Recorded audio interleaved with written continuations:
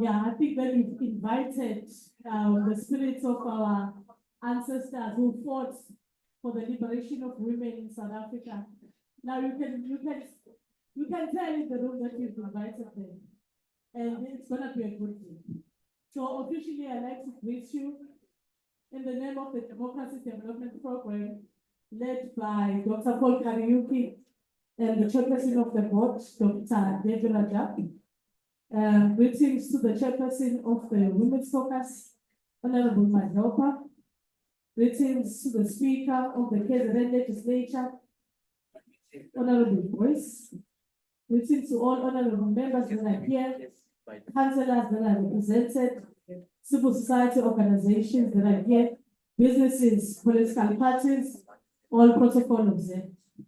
I am Baleta Mkize, DDP's Partner Liaison and Development Officer, dealing more with the stakeholders of the organization, as well as heading the women and the youth portfolio. It is indeed a pleasure to be with you all. As written in our program, we'd like to invite Dr. Polisilem Jones to come to the front and open with a prayer. Can you please give a round of applause?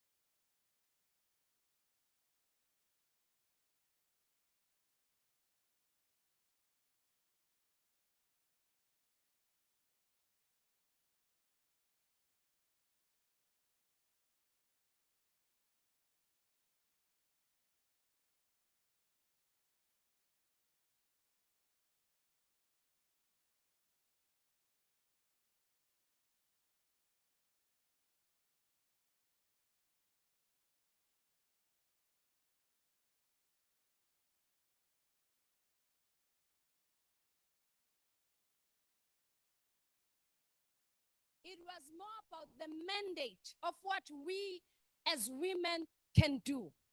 I'm going to take my prayer into Ruth chapter 4 from verse 10. The Bible there says, may you be like Leah and Rachel, who build the nation of Israel. I'm going to pray for women globally, that we arise above all obscurities and build nations. It doesn't matter what challenges we have.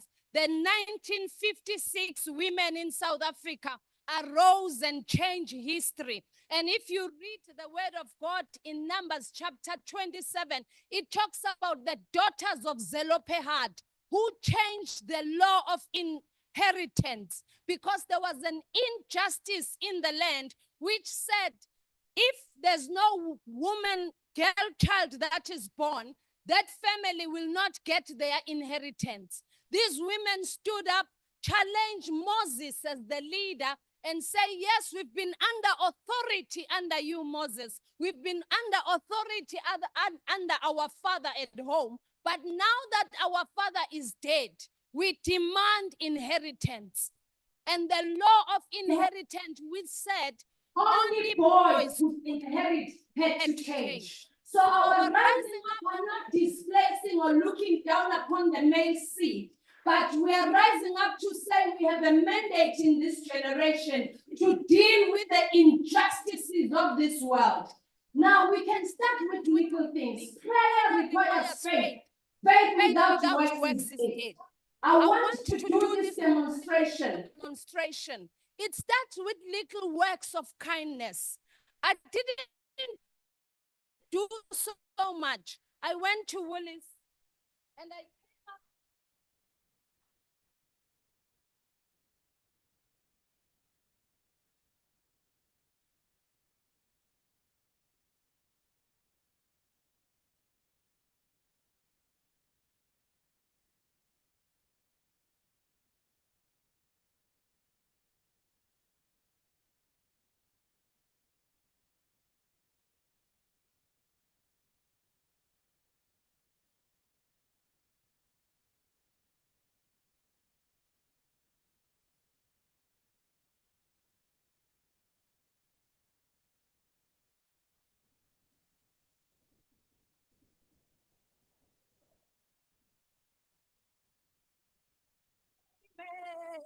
Hallelujah. Amen. Are you not enjoying how we are praying this morning? Prayer is not just speaking words without meaning. Prayer is for women who are nation builders. When there's going to be a budget speech, any presentation in the country, as women, we need to follow that up. In our rooms, in our homes, we need to pray in line with what's happening in the parliament, in line with what's happening in our mayors. When we do that, we won't point fingers to the government because we'll be taking our responsibility. Are the daughters of Zelophehad this morning who are willing to change the laws of injustices? As we say yes in our hearts, join me as we pray. Let's just bow our heads. If you want to pray with me this morning, you are free. We can all just raise our voices unto the Lord. There's poverty in our land. There's so many social ills. On this day, as we begin, we're not just praying for South Africa, but we're praying for South Africa, Africa, and the nations of this world. And women of South Africa, arise. This is your set time. You are the gate to the nations, and God has trusted you. Don't be swallowed in your depression. Rise up above the storms, and together as women standing shoulder and shoulder, we can do it. So I'm going to pray for women globally to rise up and like Leah and Rachel and build the nation. We're praying specifically to rise up above our obscurities and build the nations. Father, in the mighty name of Jesus, this morning, oh God, we come before your throne. We pray, Lord God Almighty, thank you for such an opportunity. Thank you for giving us such governments, oh God, who can give us opportunities to come and pray to you. Even as we begin this Women's Day, oh God, we pray for your Holy Spirit to begin to move in this place. Touch each and every woman above all our challenges, oh God. It is the desire of our hearts that in the challenges in the education sector, challenges in the climate change that we're experiencing, challenging in all types of injustices in the health, in economy, it is our prayer that you open our eyes to rise up and build and change, oh God, all injustices. Even as we begin this day, thank you for the spirit of peace. Thank you that none of us will live the same. All of us will live. This is not just for us here, but it extends, oh God, to the whole continent of Africa, to all other continents. As this is the global platform this morning, we prophesy, my God, that every law of injustice changes right now. Thank you, Lord. Thank you, Lord, that this day is blessed. This day, my Father is going to add value to us. In Jesus' name, amen. We can give God a clap offering as we sit down. Thank you. Thank you so much, Dr. Mhlongo. Malibongwe. Igama lamakhosikazi. No, thank you very much, Dr. Mhlongo. That was really inspiring. Of course, we must acknowledge that we have different belief systems here. And uNkulunkulu emanjalo. Of course, we must acknowledge, like you've said in this space, that we must acknowledge the women who fought in the 1956 against the systemic imbalances, fighting against the past laws, and also acknowledge the women in 1959 who were part of the Pakatomena, riots, because they were deprived an opportunity to sell their beers or umqombothi to make money for themselves. While amadoda were working in the mines, so they had to make sure that they feed their children at the time. So it's important that we acknowledge those who've led before us and who have laid the foundation for this ongoing struggle that you are dealing with as abantu besifazane.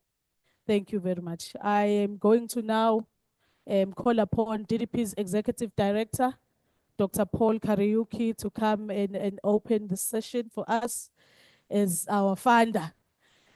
Can you please give him a round of applause as he comes to the front?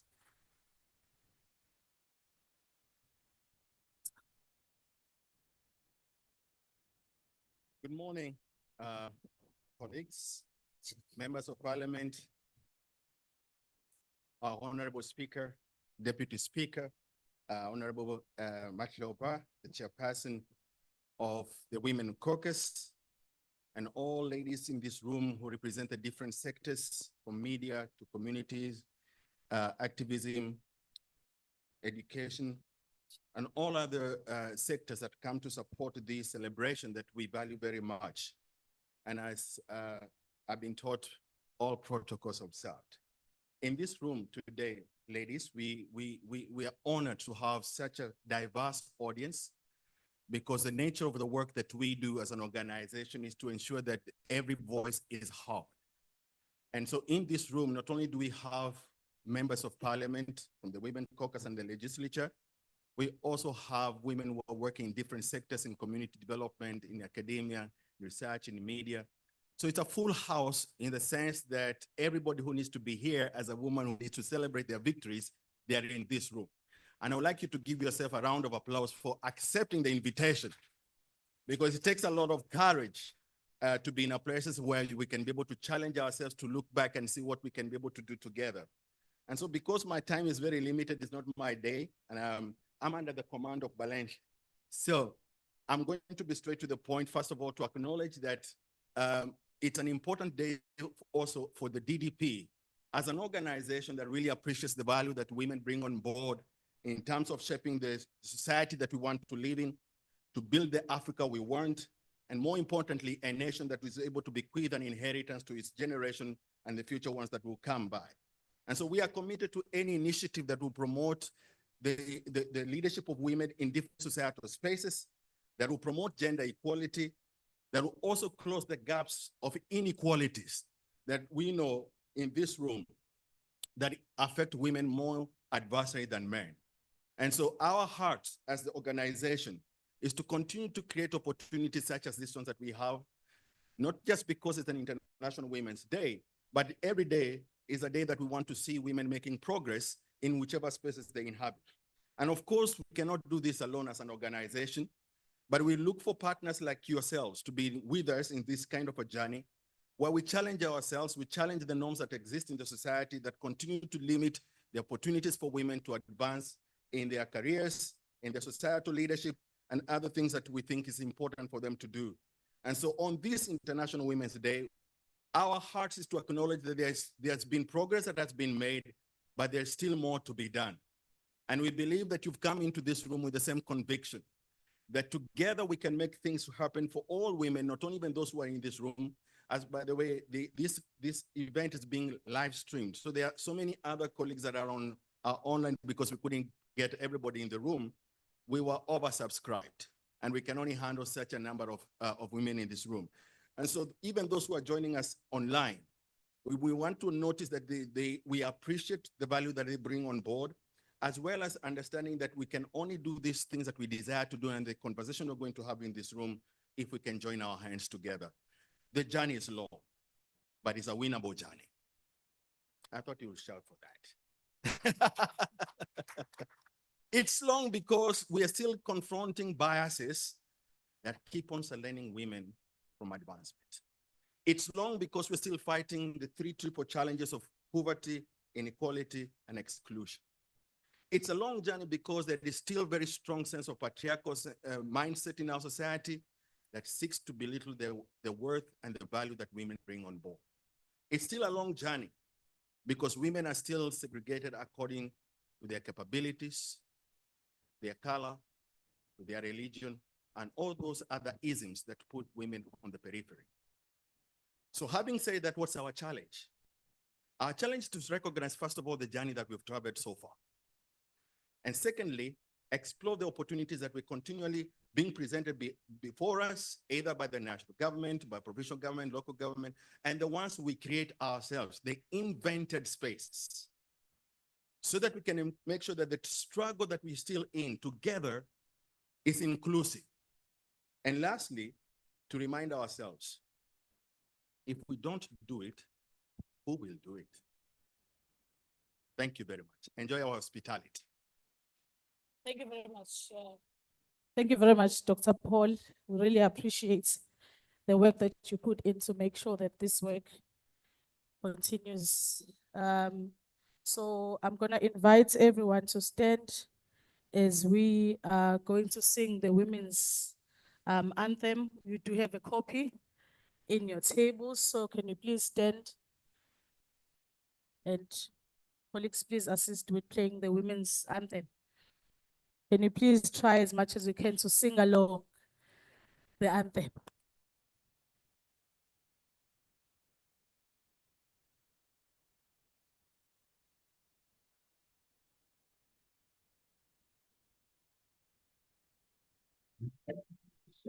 All around the world, women are longing to be free.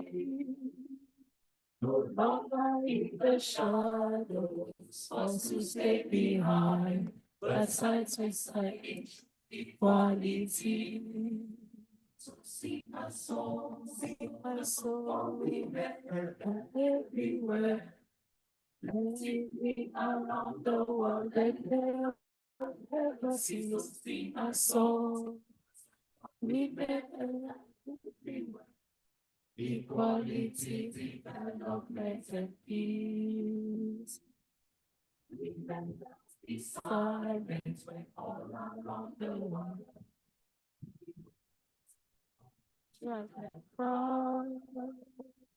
We sing out loud for justice.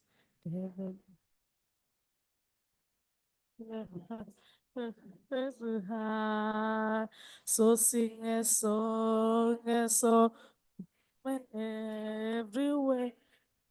Let it sing around the world and never cease. Sing a song for women everywhere.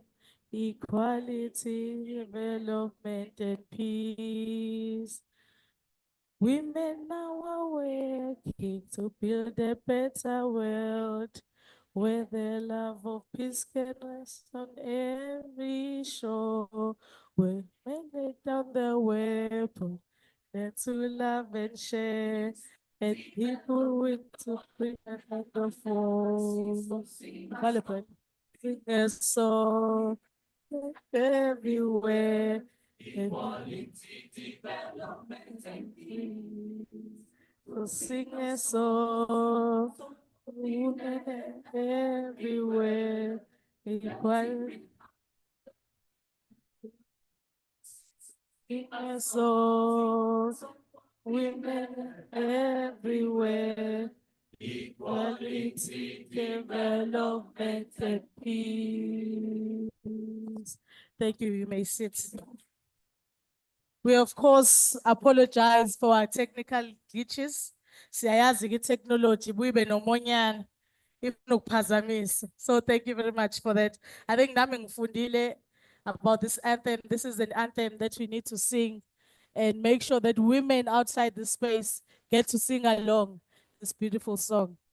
Thank you, colleagues. Now we are moving on with the program. We're going to be having an opening remarks from Honorable Madlopa, who's the chairperson of the Multi-Party Women's Caucus, a woman who started, engaging with the DDP as a civil society space. Could you please give her a round of applause as she walks in? You've persevered for a long time to make sure that the KZN Legislature's Women Caucus lives. Thank you so much. Over to you.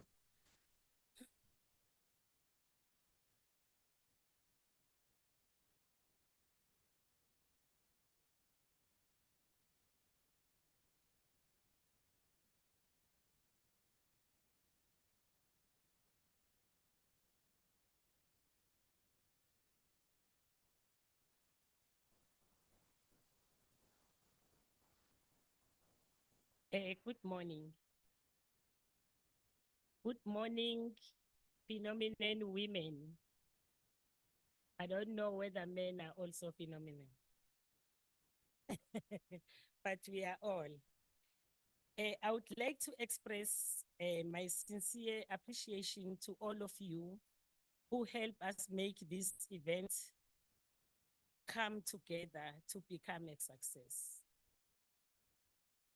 I want to acknowledge and greet Honorable Speaker of the Legislature of KwaZulu-Natal, one of the phenomenal women who contributed immensely for the success of today.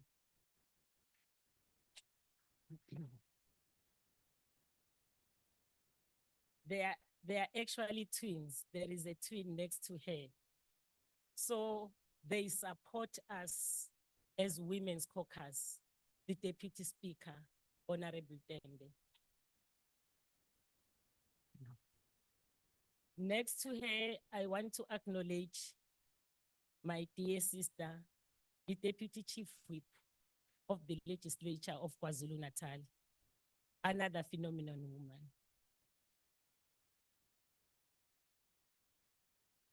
I want also to acknowledge our partners as Women's Caucus. The partners, Dr. Paul.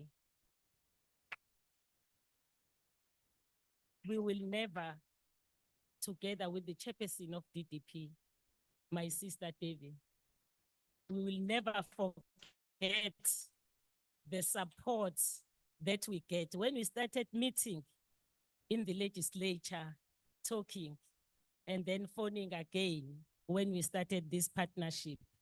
But Dr. Paul was in the forefront of supporting us.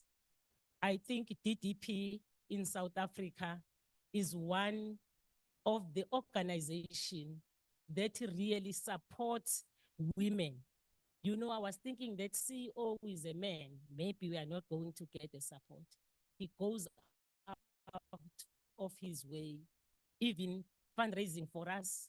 We went to Zim, we went to Malawi. We came here for the summit last year, I think October, if I'm not mistaken. But there was a summit that was here that was led by our speaker. They were with us.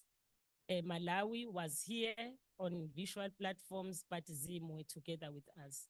We will never forget the support we are getting from DDP. And we pray that DDP keeps on doing the good job as multi-party women's caucus. We want to acknowledge our pastor,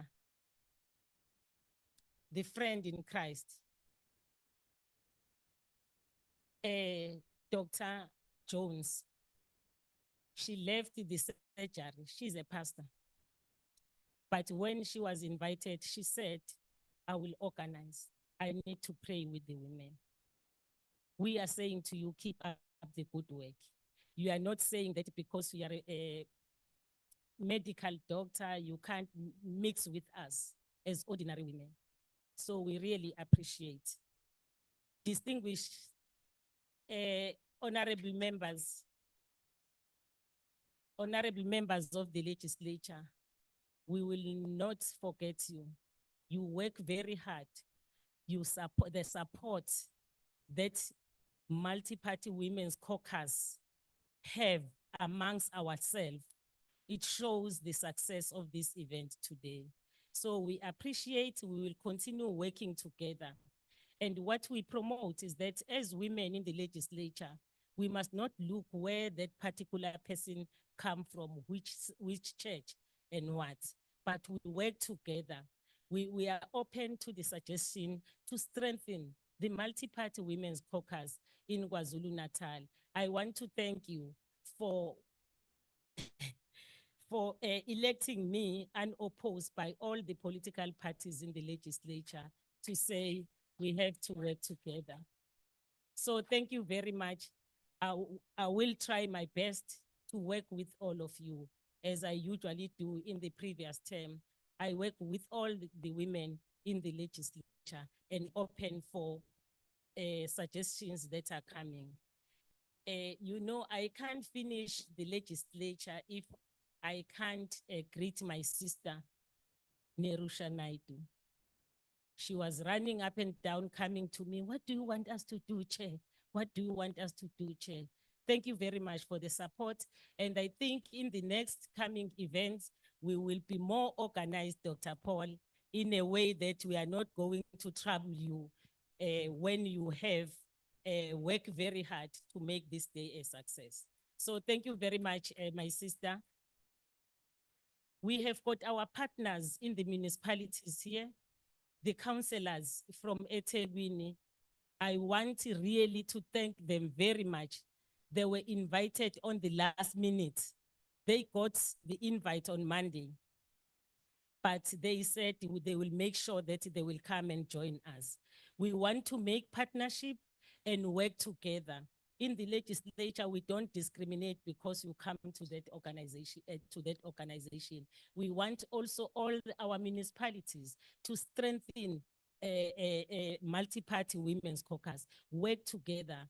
There are common things that affect us as women that we can, discuss and then raise it in the council to the things that affect us as women, because it doesn't matter which political party we are coming from. It doesn't matter which race we are coming from. As women, we are still having challenges that are common, that we have to join hands and work. To the NGOs that we always work with, Dr. Paul, thank you very much also for inviting them on the last minute, and they took a call to say that they are coming to be with us. I want to first the support that we are getting here. Distinguished guests that are here, that we have invited, thank you very much for accepting our invitation.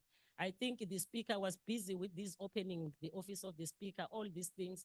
But when you were invited, distinguished guests, you just come and not complain that it's a last minute. But I think next time will be coordinated in a way that you'll be invited on time so that we can have more women that would have been here if we invited, because we want the women from all the walks of life.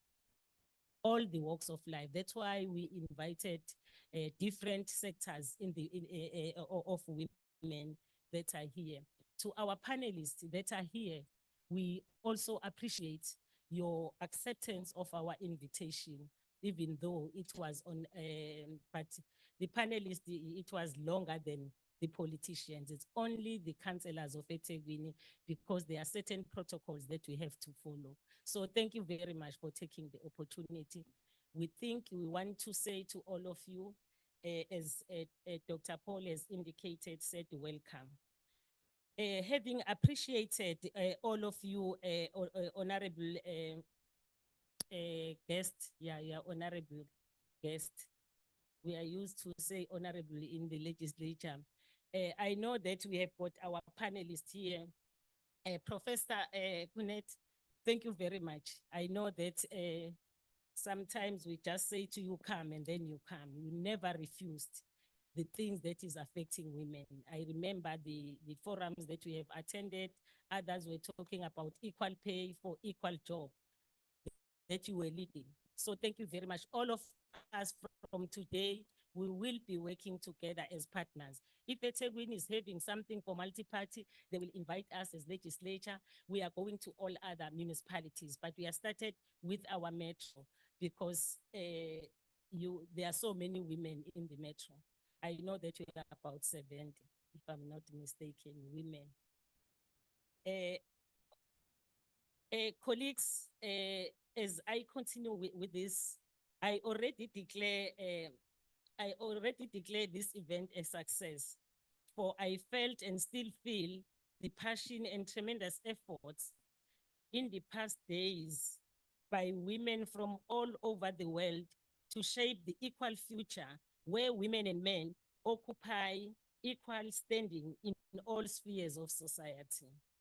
My thanks go to all of you who are here, who has made this event to be a success because of your presence. Colleagues, I know that as we gathered here today, as I stand here, I have a feel for the women in those countries that are infected by wars, like Gaza, like M23, DRC, Rwanda, and many more countries where women are bearing the brunt of these wars that are taking place. And I think as women, as we gather here today from all the walks of life, we must work together. We must have a solidarity with those women that are sleeping in the forest. Others have died, others are under raptors that are being taken there. I think colleagues, and also the women and the children that has been destroyed by the floods in our province and all other provinces. I think it deserves that we stand and observe the moment of silence in remembering those women that are suffering severely because of the wars that are taking place, in particular in our continent. Let us observe the moment of silence. May their soul rest in peace. Amen. Amen. Honorable members, this year we mark the 30th anniversary of Beijing Declaration and Platform for Action. As we all know, this formed an amazing blueprint for the rights of women and girls worldwide. It aimed to guide governments to develop policies, programs that will impact significantly on various aspects of women's lives. Against this background, colleagues, I will also deal with the overview of the 2025 theme for our International Women's Day, which I quote, "For all women and girls, rights, equality, and empowerment," close quote. Ladies and gentlemen, central to this theme is a call to embrace humanity in its entirety, with no exclusion of anyone. A clarion call to empower women, girls is their adolescents, and a future with women in leadership to drive everlasting social change. It is my view that this theme challenges the outdated and persistent view that men should wield power and that women must take a subordinate position in every sphere of society. We must challenge this view and discourage all forms of patriarchy as we seek to build society that is based on equal opportunities for all. Quoting from UN Strategic Plan 2022-25 document, and I quote, "The year 2025 is a pivotal moment in the global pursuit of gender equality and women's empowerment, as it marks the 30th anniversary of the Beijing Declaration and Platform for Action," unquote. Indeed, this theme makes a call to all of us to engage to challenge all forms of discrimination, to dismantle patriarchy, to elevate voices of marginalized, especially rural women. The view that remain the second-class citizens must be eliminated in the minds of all women so that we can realize inclusive access to opportunities in education, in the economy, and leadership positions. We cannot do this alone. We are asked in this 30th anniversary to appeal to leaders to act and invest in promoting women's rights and gender equality. This is a call for action and investment in creating equal society. It is therefore my appeal to women and men in leadership position to join us in the fight, and when they join us, humanity shall win. All those that are holding position, it can be women, it can be men. If all of us, we come together, we fight, I think humanity shall win. Because women's rights are human rights. So coming together, in particular those that are in position, we tend to forget when we are given position to draw other people that are below to our level. We make sure that we stamp on them so that they will never grow.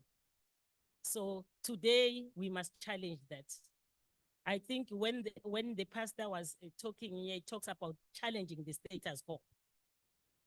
So we must do that. And we also appeal to our male counterparts to join us in the fight of this inequality that is affecting in particular women and girls.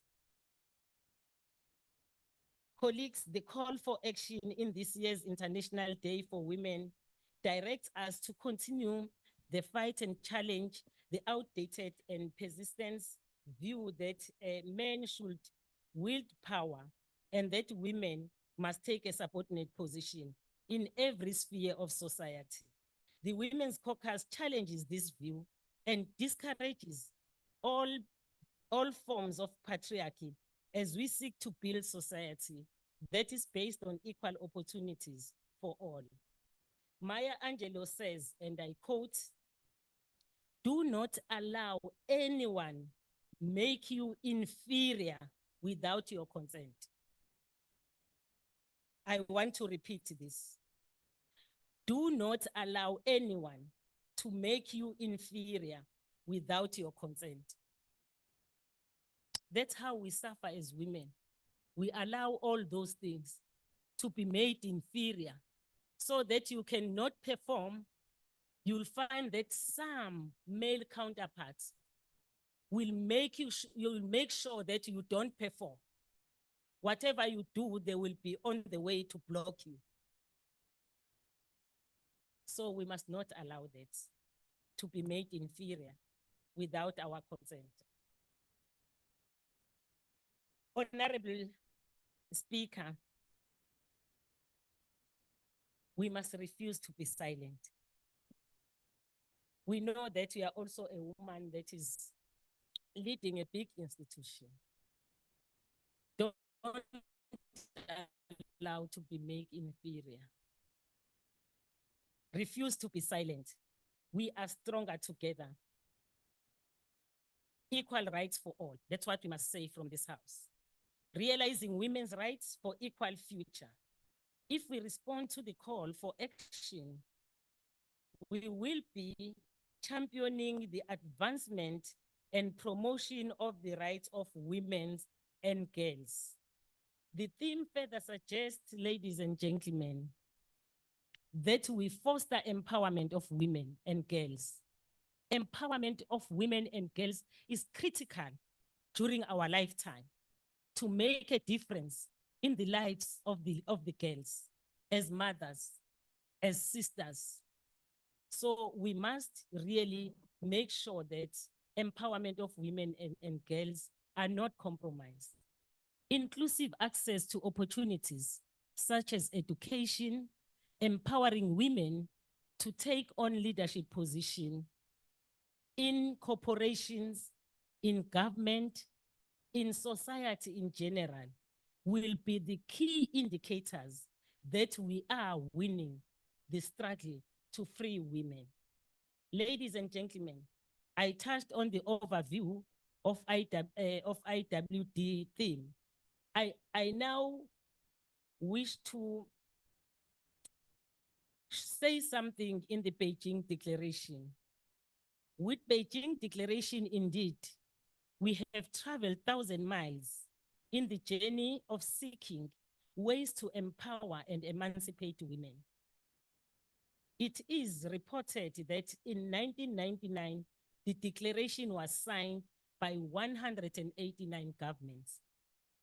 This meant that numerous programs, policies, and laws were passed by all these countries in their respective lands or in their respective countries to make an impact of women's lives.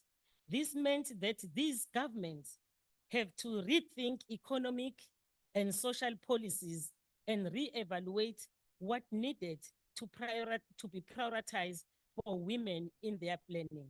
This meant that transformative policies on livelihoods, care, and the environment that are needed to build a more equal and sustainable future will be explored.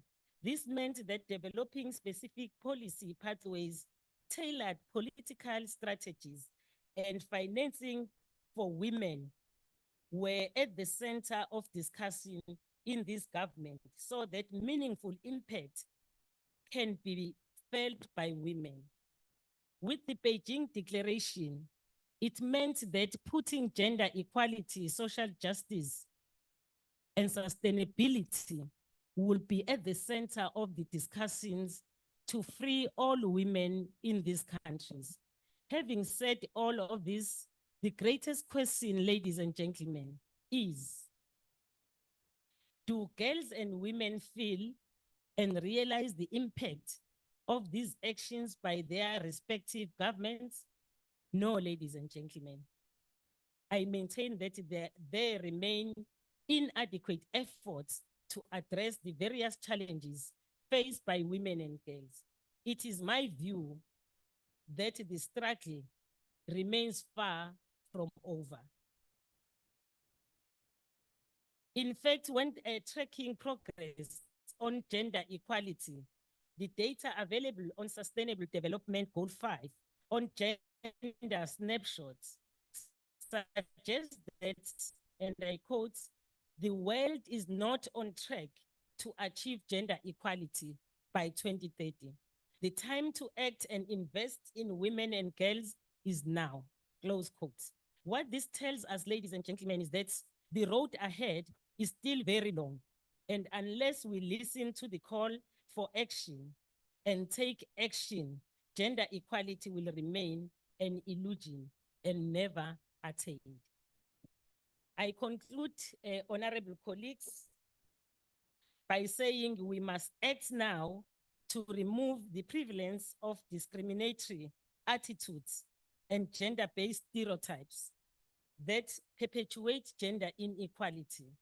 Governments, private sector must demonstrate their commitment to deal with widespread, deeply entrenched views that contribute to unequal society, for introducing legal framework to promote and enforce gender equality. Colleagues, siyafisa ukubonga sishamthetho saKwaZulu Natal. Sifisa ukubonga nemedia, our partners, ukuthi they are always with us when we meet as multi-party women's caucus to take the issues that we are sharing as women to try and come up with a program of action to say, what is it that we are doing with the gender-based violence? What is it we are doing with the hate speech? I know that Honorable Speaker started something that other people was not easy to start, LGBTQIA+, to say they are also human beings. I think as women, we must protect all the rights of other people, not only us as women, and all those that are being affected. Colleagues, I made a call to you to say, let us join hands, let us have solidarity with those women in those countries that are affected by war. Honorable Speaker, siyabonga kakhulu, no Deputy Speaker, the support that you gave us. Khabazela, sibonga kakhulu, uhlale unathi la ngazo zonke ikhathi uma ngabe kufanele ukuthi sizokwenza umsebenzi. Sizocela ukuthi uqhubeke nje ngizosukuma mase ku speaker. Ngizocela uqhubeke Khabazela. Siyabonga kakhulu. Thank you so much for your presence and also supporting this program. Thank you very much, Honorable Madlopa. Siyabonga kakhulu umsebenzi wakho owenzayo. Uyasigqugquzela kakhulu, ikakhulukazi abantu besifazane abasebancane ukuthi silwe nalama gender imbalances akhona. Indeed, humanity shall win. Njoba kade eshilo no Dr. Paul ukuthi the journey is long, but you can still win. Thank you very much. I'd like to introduce Dr. Devi Rajab, who's the chairperson of the board for DDP. Thank you, Dr. Devi Rajab, for the work that you've been doing and making sure that the women's work in the organization is budgeted for. And I think we started 8 years back to ensure that we extend this work to our communities and have dialogues with women in the rural areas especially, so that they become part of these conversations. So I'd like for you to give her a round of applause as she comes forward to give us a message of support. Dr. David.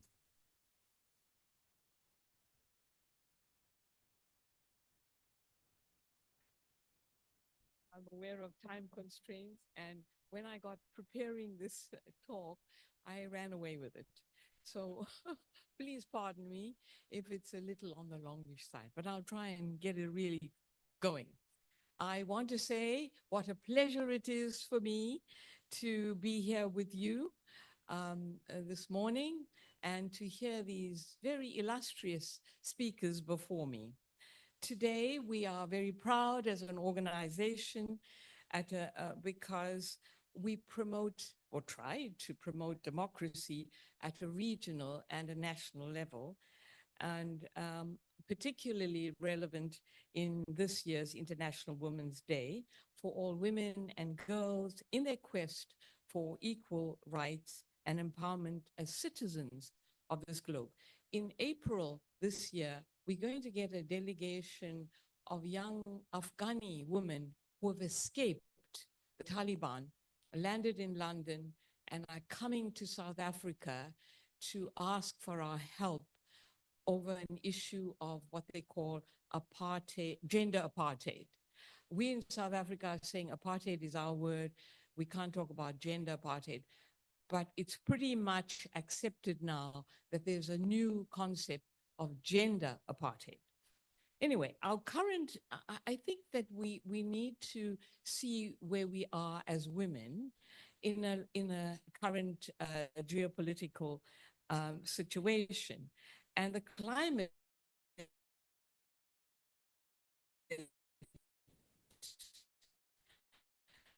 of uncertainty orchestrated by Trumpian and autocracies between capitalism and communism, where ethnic conflicts have led to genocides, racial targeting, and full-scale wars. What we are currently experiencing is an anarchic style of leadership controlled by big men with heavy pockets, little for the poor, little for the weak, and most of all, the downtrodden, like women, obliquely kind of left off.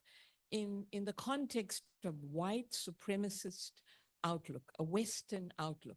And we in Africa need to understand that that gap between the North and the South is getting so big that we may find we can't catch up, so to speak. So I think that's what we need to think. There is urgency. In America, we find that the Zionist lobby controls all institutions of higher education, making dissidents into criminals. Facts and morality are bent with compunction, and democratic values are no longer heeded. Might is right has become the order of the day. In times of war and economic crises, the people who suffer most are women and children, our biggest casualty. Trumpian politics of the Wild West has affected us directly in South Africa by shutting down US aid to the rest of the world and withdrawing PEPFAR funding from South Africa. So it left us in an actual doldrum. We've had to stop research literally overnight and send women who've had vaginal insertions, take it out because the research project has come to an end.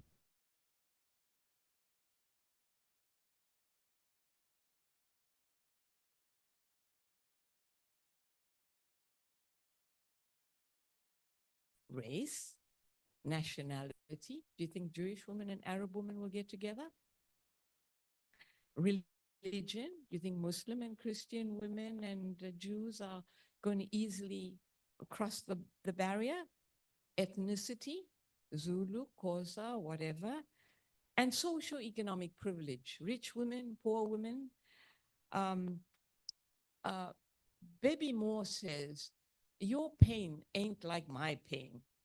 And I think that is a very crucial area that distinguishes women very easily, and we need to try to overcome that barrier.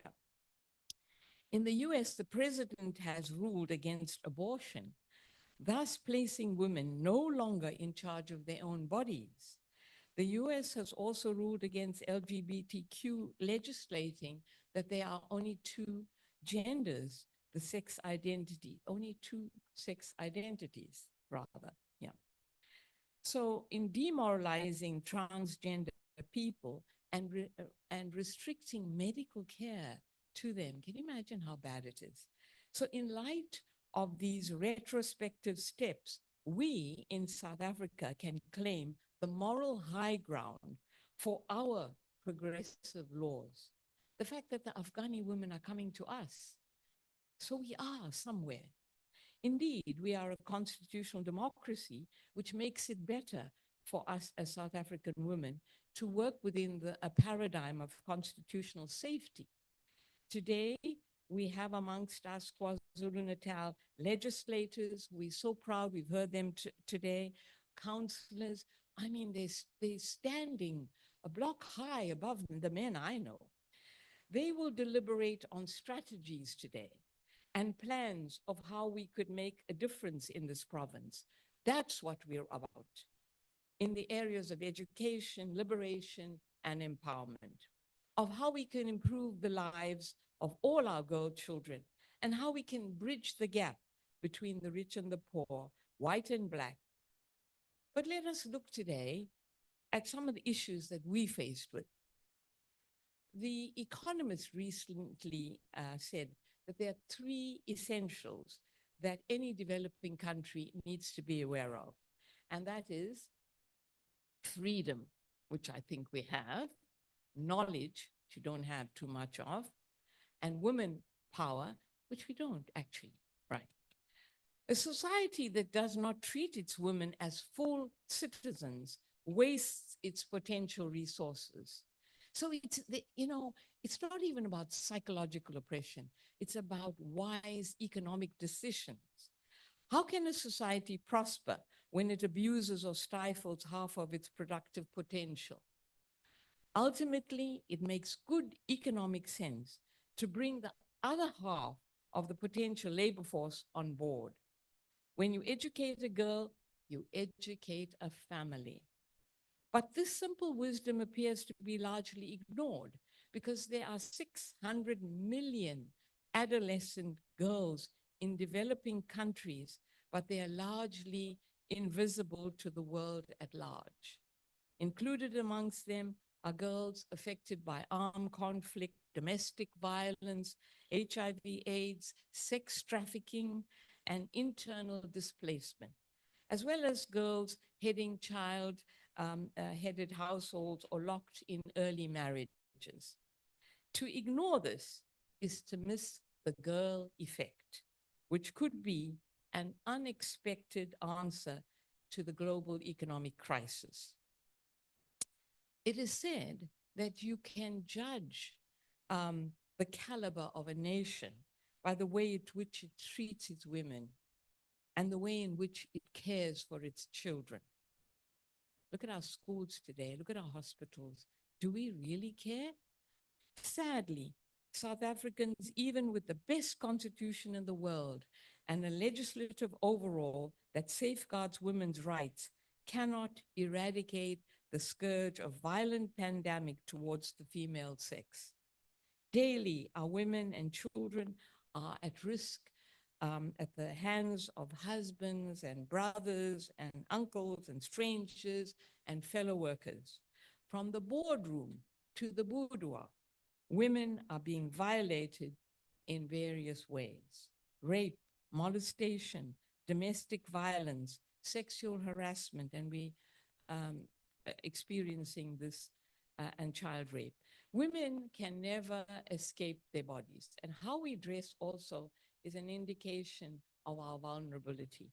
Rape and sexual harassments are intrinsic parts of our identities, so much so that an infant before its first birthday and grandmothers at 80 are not immune to sexual molestation, is indicative of how society views us. We are viewed firstly solely in terms of a genitalia. In South Africa, child abuse far surpasses any other country in the world. I think you need to focus on that. According to the WHO, gender violence causes more deaths, can you believe that, and disability amongst women than even the war situations. So although the international community has gone on record against gender violence, the battle is only beginning. In her book, Fire with Fire,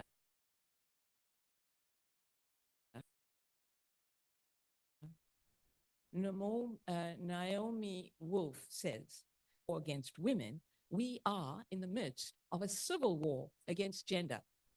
And currently, ladies, and we, or sisters, I think, we are witnessing an important case of power dynamics in the workplace.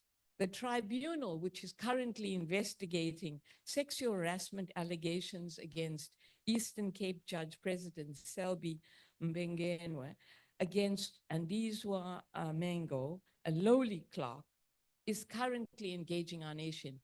And I think you need to deliberate on that.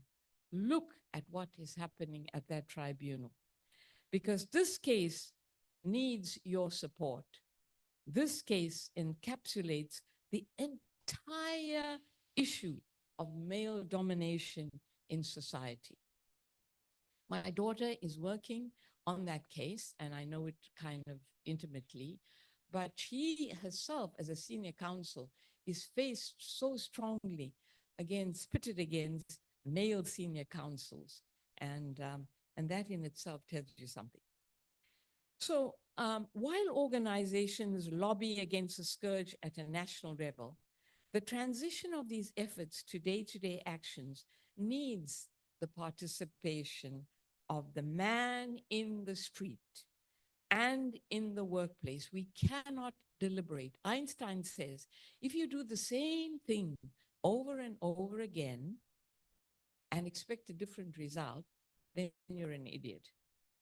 And I think that that's what we need to do today. Deliberate deliberate on a different strategy. So the first thing we say, if every father, if every son, if every brother and husband and boy child would take arms against this malaise, perhaps the poor woman suffering in the confines of her prison bedroom would begin to feel the effect of a positive movement. Ladies, someone said earlier, we cannot work alone. We need the men. As the world unites us, and men like Paul, we should duplicate them 1,000 times. Anyway, yeah. But as the world unites on this International Women's Day, let us challenge our men, challenge them to pick up the gauntlet and eradicate the shame that their sex now, um, uh, represents. Let every man speak, push them in the front through the chain of support, create circles of harmony among men and women. But lest we see ourselves as helpless victims, we need to remember the legacy of powerful women who came before us. Today is that special day to celebrate the power of women, because when women get together, it is said that anything and everything is possible.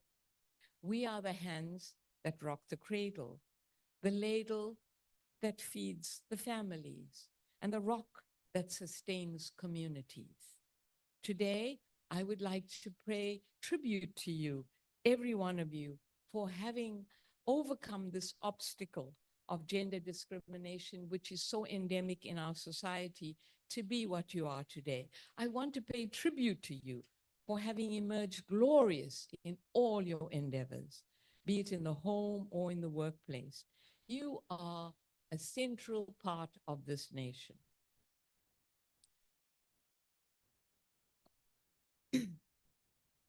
There is a simple blue dress that hangs proudly in the Constitutional Court of South Africa. It tells a profound story of the strength of one woman and of many women in South Africa today. So lest we see ourselves as victims, let us remember these stories. Emerging from the TRC is a very touching story of the bravery and the fortitude of a lesser known hero of our struggle, Pila Ndwandwe, who was tortured and kept naked for 10 days and then assassinated in a kneeling position. Her crime was her silence in a refusal to give evidence against her fellow comrades. Before she was killed, Pila tried to preserve her dignity by making a pair of panties for herself out of a blue plastic bag, which her executioners finally gave into. Her body was found naked in a shallow grave with a thin piece of plastic still covering her private parts. Judith Mason, an artist, was so moved by her tragic story that she made a dress of blue plastic bags on which she inscribed, "Sister, a plastic bag may not be the whole armor of God, but you were wrestling with flesh and blood and against powers, against the rulers of darkness, against spiritual wickedness in the sordid places. Your weapons was your silence and a piece of rubbish. Finding that bag and wearing it until you were disinterred is such a frugal, such a commonsensical, housewifey thing to do, such an ordinary act. At some level, you shamed your captors, and they did not compound their abuse by stripping you a second time. Yet they killed you. Memorials to your courage are everywhere. They blow about in the streets and drift on the tide and cling to thorn bushes. This dress is made from some of them. The celebration of women's day to day is about recognizing that although we've had a sad history of oppression, we now have a rich legacy of outstanding women like you. Post-apartheid has inadvertently produced. In their struggle for women, for freedom, women led the way and they fought bravely alongside their men, even in areas where when men were afraid or reticent to go, such as challenging the past laws. They were unafraid to do so. Indian women too have a proud history of fighting for their rights when Mahatma Gandhi called them and they came at his bidding um, in protest against the defiance and immigration laws. So many women went to jail. But since then, there have been outstanding women such as Adelaide Tambo, Ruth First, Helen Joseph, Barbara Hogan, Fatima Mir, Helen Suzman, Amina Kachalia, Shanti Naidu, Victoria Ngenge, Lillian Ngoyi, and many others. Our wealth lies in this human capital. Today, we need to derive our strength from these great examples of outstanding women in the field of art, in the field of music, literature, and science. Nadine Gordimer, Miriam Makeba, Olive Schreiner, Emily Hobhouse, Sanile Sutu, Irma Stern, Maggie Laubscher are random examples of the richness of our wealth. What message do they leave us? What message did we get? The first message that we got was non-racialism. They came from all racial groups to fight for the cause of non-racialism. The second message, they came from all religious groups, Muslims and Christians and Hindus and Jews. Remember that in our prayer, that we have to acknowledge everyone. Thirdly, they came from all social classes. The rich mingled with the poor. And they also came from all different groups. Young girls joined their mothers. The message is they led themselves and they were their own spokespersons. With such a legacy, why are we taking so long to emancipate ourselves as South African women? And so my challenge to you, my dear sisters, is given all of this, a democracy is like a new aircraft, only as good as its pilot. And you are those pilots. With good, astute, moral, and ethical, responsible leadership, we will all be safe passengers. So my challenge to you all as city councillors and legislators and professionals, go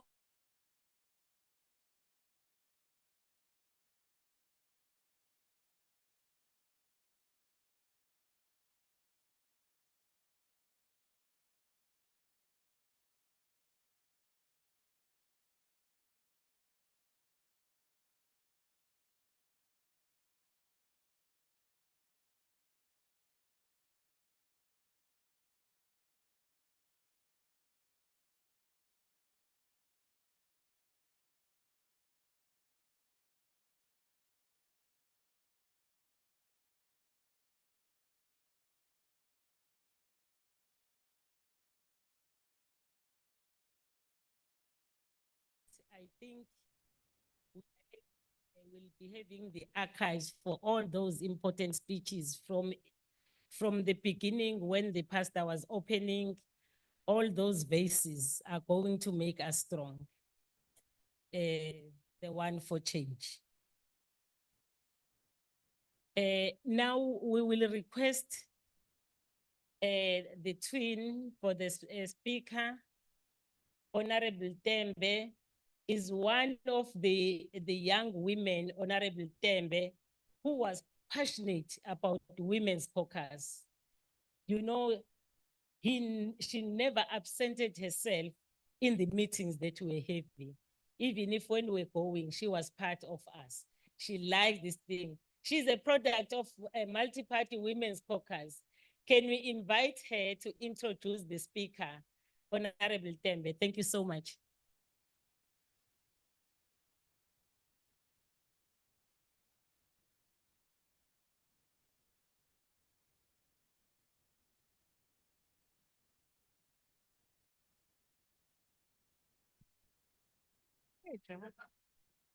Wathinta abafazi, wathinta imbokodo.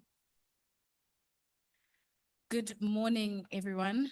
Good morning, Honorable Speaker, Honorable Deputy Speaker, Dr. Jones, Dr. Paul, DDP, to the MPLs, colleagues, councillors, stakeholders. I will say protocol observed. Mine is just to introduce the speaker, but I was reading an article this morning that made me very angry. One of those things that we do when we take 10 steps forward and we take 20 steps back. This article was just about how women are still wronged. Just to state or to quote the article from the Citizen, is in parliaments around the world, female representation has more than doubled since 1995, but men still comprise about three quarters of parliamentarians. The number of women with social protection benefits increased by a third between 2010 and 2023, though 2 billion women and girls still live in places without protection. Gender employment gaps have stagnated for decades. A total of 63% of women between the ages of 25 and 54 have paid employment compared to 92% of women in the same demographic. So colleagues, all I can say is we still have a long way to go. And we are not going to be able to do it ourselves. We have to do it as a collective because we can't be reading statistics like this in 2025. I think we should still be angry and we should still be picking up the torch and the fight against gender inequality. Just on also a random note, I was speaking to a male friend of mine saying to him that it's not rare to have conversations with friends and tell them that I know between 1 to 2 friends of mine that either been assaulted sexually or abused. I asked him, how many of your friends have actually been perpetrators of violence? He said he didn't know any. So for me, I think that is also very scary that we as women know people who've been abused, but men don't know each other as abusers. But I'd like to introduce someone that I think very highly of, even before she became my colleague as the speaker and I became the deputy speaker, someone who always champions women's rights, LGBTQI rights, gender inequality rights, and anything that is remotely seemingly unfair in society. She was sworn in as a member of the KZN Legislature in 2014, and has been deployed as Deputy Chief Whip and Chief Whip of the ANC in the legislature. During the 5th legislature term, she has represented the legislature in various international delegations, including the CPA, Africa Regional Meeting in Nigeria, as well as the Commonwealth Parliamentarian Conference in Bangladesh in 2017. Following the 2019 general elections, Honorable Boyce was elected as the Speaker of the KZN Legislature and served as the National Speakers Forum Core Business Reference Group. She also led the KZN Legislature delegation to the CPA Africa Regional Meeting in Zimbabwe and Zanzibar, as well as the CPC held in Uganda. She serves as the Project Advisory Group as a chairperson representing the CPA and the associated organizations. South Africa Parliament Institute representing speakers of the 6th term. She has been re-elected as the 7th-term Speaker of the KZN Legislature following the 2024 general elections. Honorable Boyce is currently elected to the CPA Africa Regional Budget and Finance Subcommittee representing Southern Africa and is part of the facilitators in the CPA residency for HQ, where she has been presented on the scrutiny of subordinate legislation, presiding over and being part of introducing the Zambian parliamentarian as part of the CPA post-election seminar organization by CPA headquarters.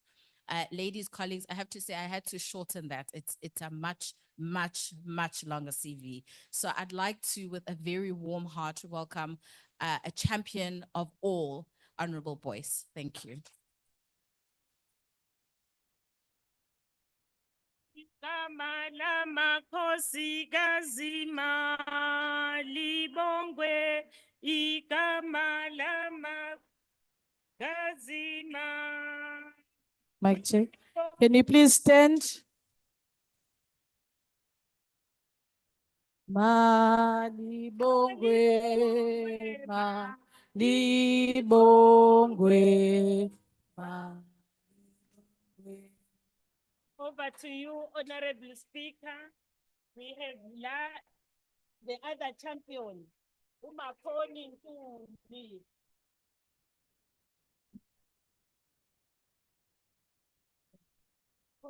No, I don't want. Thank you, Deputy Speaker, Honorable Dembe. I know that the Deputy Chief Whip, when you are not here, they call you Maps, and I also forget and call you Maps at work. Thank you.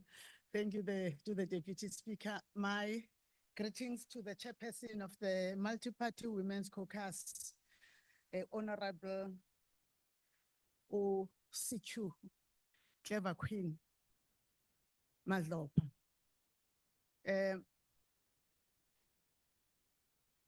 My greetings to Dr. Davy, the chairperson of the DDP. I learned that you are a mother to that beautiful lawyer that I've been seeing there, the advocate. I'm glad that our daughters are following in the footsteps of the mothers. To the CEO of DDP, Paul, the Deputy Chief Whip, the members of the KwaZulu-Natal Provincial Legislature here and those connected online, the panelists. I see someone that, I will say this, I don't know whether she says it or not. I am serving, there is a subcommittee I serve in. She has been part of the technical team. Technical teams are basically the brains. That was while she still had one master's until now that she's a professor. Part of the panels, my sister, Prof. Halima, to Intokazi Yasemarisbek, the secretary of the KwaZulu-Natal Legislature, Umanaidu, to all the, I think I see Jenny somewhere who's representing the PEC of Salga in KwaZulu-Natal. And yes, to the Salga representative in the province of KwaZulu-Natal, and the members and chairpersons of the women's caucuses in municipalities throughout the province of KwaZulu-Natal, but particularly from eThekwini. All the delegates, even those from the civil society that are here, we want to greet you. I am having an honor today to speak to you in this session that has been organized through the sustained, maybe it's sustained, when it has been long, Doc, the sustained relationship between the Multi-Party Women's Caucus and DDP. It's a relationship that predates even us being in the legislature. It comes from the time that Honorable Madlopa was representing the South African Communist Party and her political party, the ANC, in the progressive women movement. She decided to start working with civil society at that age. She became a councillor, a deputy mayor in one of the districts at North, but she still worked with DDP. And she saw the benefits of the time and ensured that when she became a member of the KwaZulu-Natal legislature, she brings that relationship and negotiated on our behalf. And if we don't clarify that, we might be part of stealing the real work of women, and that's discourage women to innovate and also exercise leadership wherever they go. So I am very happy. I am happy because we started with a prayer that spoke, Doc, you spoke about a verse in the Bible that I will digress and go to. I call that verse differently. I call it the empowering verse. I am sure that even if sometimes we may think that the Bible is and religion is presented to us in a discriminatory and patriarchal manner, I say to that person, hey, you haven't met the book of Numbers. If you've met the book of Numbers, you never went to chapter 27, because that's when warriors were being rewarded. But warriors were also rewarded in a negative way. If you were not fighting for the Holy Army, that would also affect your children. But it is women, the daughters of Zelophehad, who changed that. So I always feel that you started with an empowering verse. A verse that when I was coming here, I also saw it from a different angle, from a woman who was preaching about the diversity of women. I'm sure because where she was, it was not yet about Women's Day. She was preaching about something else, preaching to those who are Christians about the presence of two women. You must know that even when we're gathered today here, we have two women. There is Mary Magdalene here. There is Mary, the Virgin, the mother of Christ. I know that I'm not Mary, the Virgin, the mother of Christ. I am not. But the challenge is that many of us want to be her.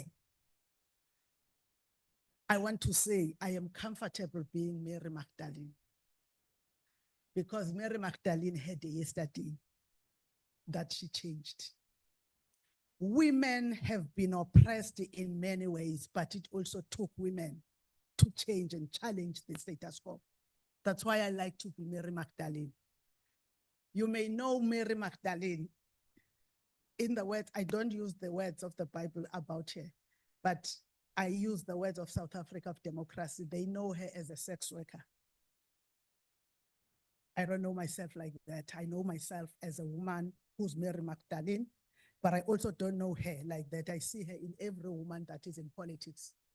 When I see you, when I look at Sis Makoni, the founding chairperson, the one who lifted our women's caucus as a member in the legislature, but also public participation as chairperson of public participation, I see that it doesn't matter that she might have been a woman who was prior 1994 excluded, but when she was included, she made a difference.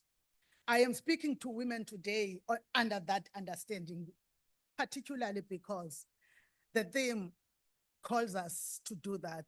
The theme I quote for all women and girls are rights, equality, and empowerment. And this is a call for me to action, for us to unlock equal rights, power, and opportunities for all. And of course, to ensure and guarantee us a feminist future where no one would be left behind. That is also a feminist future that is inclusive. Central to this vision is empowering the next generation, which is youth, particularly young women, adolescent girls as catalysts for lasting change. I would go back to the verse that Doc used. It's women who changed if you are a Christian. But also, I want to remind us that girls have throughout history been catalysts for change. Be it that when they wanted to go and during the time of lack of rains, drought, they would pray and take along Mujaji, the rain queen. It was a woman. Be it how the Zulu nation was founded. At the center, there was a woman. Now, 2025 is a crucial moment in the global pursuit of gender equality and women's empowerment. Because besides it being the 30th anniversary of the Beijing Declaration and Platform for Action, where it adopted at the Fourth World Conference by 189 governments. That platform remains the most progressive and widely endorsed blueprint for women's and girls' rights worldwide. That platform guides policies, programs, and investment that impact critical areas of our lives, such as education, health, peace, media, participation, economic empowerment, and the elimination of violence against women and girls. When we speak of education and you hear that there are challenges in education, you know that the majority of people that will have a problem with access are young girls, especially those from the rural areas. Be it in areas of health, we are in a democratic era, 31 years into democracy in a month's time, but it's a reality that women's health remains a challenge and a bit lagging behind Dr. Devi.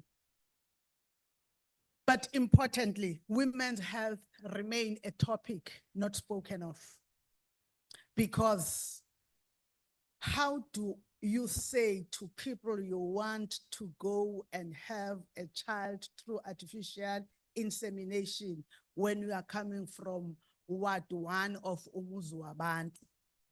Who do you tell? Because even the nearest hospital may not understand.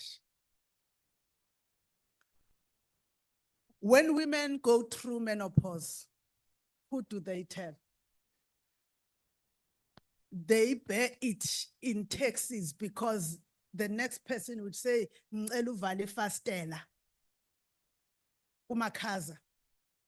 In your own and our own living rooms, we cannot have the ability to open or to install the air conditioner. Yet you know that by 12 o'clock midnight, you will have it. But importantly is that issues of women's health are also raised as issues of shame. As if you are a woman at that particular age, it's because you no longer matter in life. I matter. I know, oh guys, I know hot flashes. Honorable members that don't know hot flashes, I know hot flashes. They make you remember the 7 days that you would have period pains and you say, bring them back, oh Lord. I know hot flashes. But the essence is that is women's health. When we speak of peace, we know that the most highly affected women in war-torn areas are women. The most affected people are women and young girls. The displacement also comes with a sexualized assault on the rights and dignity of women. I am saying this because whilst we might be having an issue as South Africa and Africa about the DRC, but we haven't found ourselves in a common understanding as women on why we need to have peace in every corner of the world, including here in Africa. We may not find each other on why we need to have peace, including at Gaza, because as women, we have not really looked at how it affects women. How many women have been displaced? How many women have not been able to bury their own children? How many women have watched why their own children were dying before them? Why their shelters were destroyed? Because there is no peace. But also when we speak of political participation, we always think that when you are a woman that is active in politics, you have no role to be a woman that has a family. I want to say women that were activists politically have always been the women that were coming from the largest of families because there was support given by the family. So in the political participation for women to emerge, we need support of women. Hear me, and I know that it may not sit well with all of us. Hear me, including DDP. It does not mean that every woman that is a political activist is a progressive woman. Because being progressive or regressive knows no gender. Being progressive and regressive, of course, knows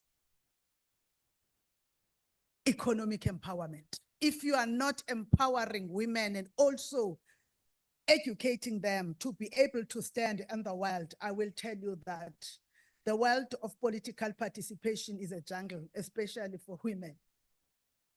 But when you have women who unite beyond what divides them, unite on an agenda of progress and of ensuring that Generation Next is brought up in an area that is conducive for the advancement of women's and girls' rights, whereby we will fight together with men relentlessly for women's and girls' full range of human rights, including those who are in the LGBTQIA+, including fighting for women who want to undergo gender-affirming surgeries, be it transition, be it me and others of my age who want to go and have hysterectomy, but be it also women who have challenges and want to have other parts of their bodies to be fully affirmed to how they feel and see themselves.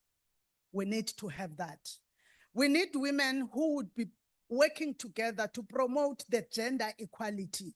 Now, beyond only thinking about women, but also understand that the world is having binaries and non-binaries, but also in the binaries, it will mean that we take care of the boy child.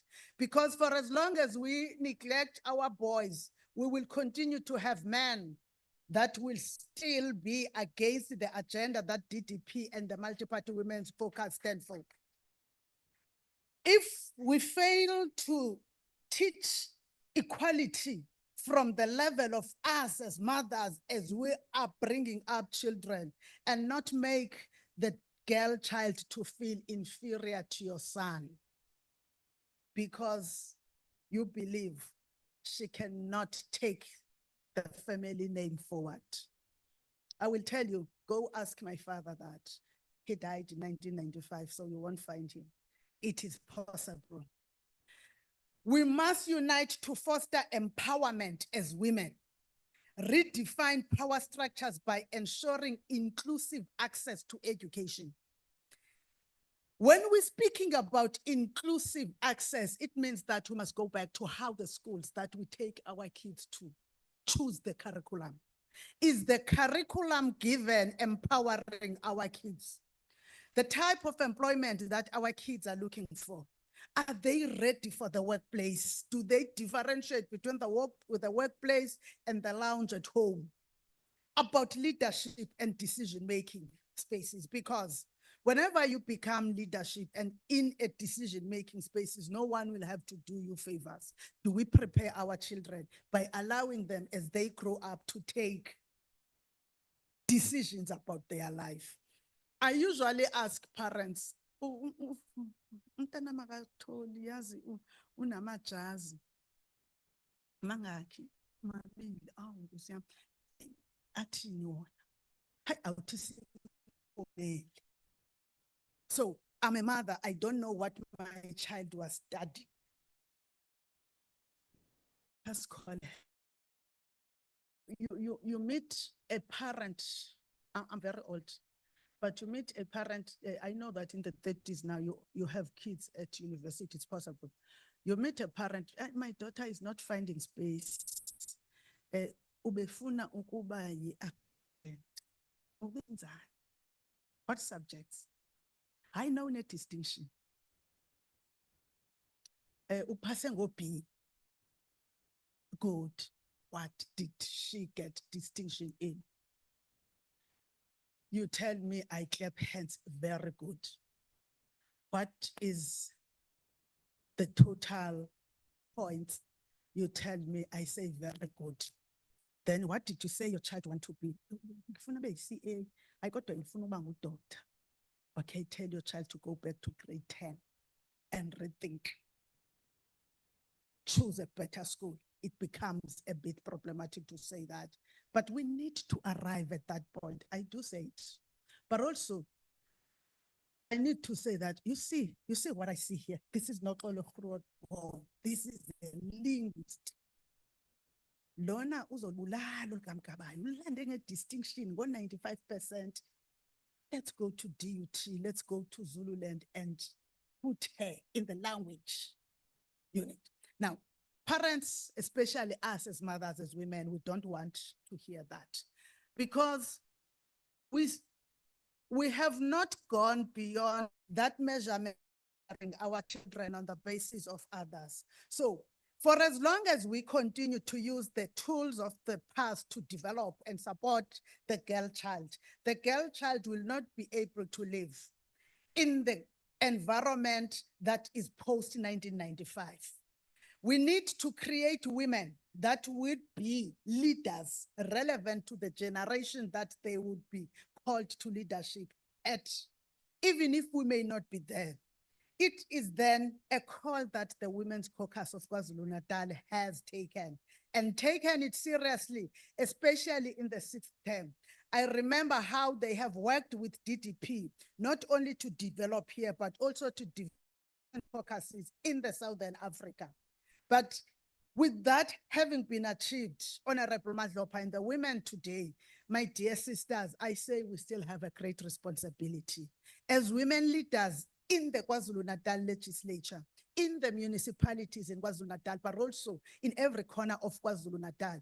Ours is to ensure that we lead on accelerating gender equality and women's empowerment, which are essential components of women development. Basic human right. It means that we need to focus not only in inclusion, but we need to focus intentionally on the advancement of women's rights and the education of girls are critical preconditions for effective and sustainable development. With uneducated girls, we are breeding a future of women that will be dependent on men who would be raping them on a daily to survive. We are breeding an environment of women of the future who would teach their girl child that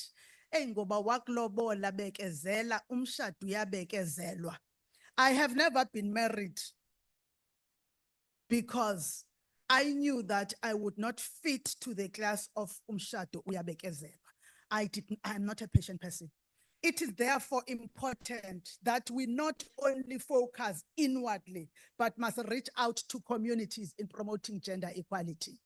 We must do this as members of the legislature first in our constituencies and be able to promote gender equality. I tell you, my sisters, once you start in your constituency where you are working every day, you will have guts to raise it in the meeting of your political party the next time you attend a political meeting. Because most discrimination also happens in organized political parties.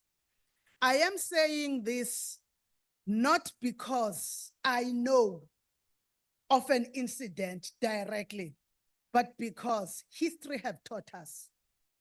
Isn't it history that taught us that during the Scottish suffrage time, internally political, the women that were there leading, but they still looked down upon the women that were of different color, but also of different capability education-wise. I am making an example of a political party that is not here because I don't know many here. But what is also a challenge that we look on as we move forward is the dependency on international aid. We need to bring a future of women and leaders that would be self-sustained. The leaders to be self-sustained need to know the skills to negotiate, but also the skills to network. I don't want to make an example of a woman that did that for us, but I am compelled to make an example of the Women's Caucus that had been able to undertake various activities where the KwaZulu-Natal legislature was not necessarily,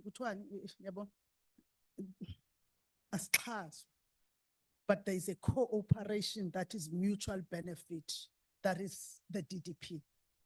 It's because of the ability to have leadership of that are women in the Women's Caucus that are able to go to a level of making relationships that would benefit the future. Of course, we may not be silent on what we have seen regarding the issues of aid that is targeting in the South African landscape, targeting those that are with HIV and AIDS. Especially in the civil society, those who are working in that space have been severely affected by the decision to end the aid that was linked to PEPFAR. But as we battle with this, we must remember that anyway, PEPFAR was a presidential decision of a president of a particular term. What is important is that it took a man to see that we need aid. We should not then, therefore, band all men in the same category. It might be ended by a man, but this is a program that was started by a man.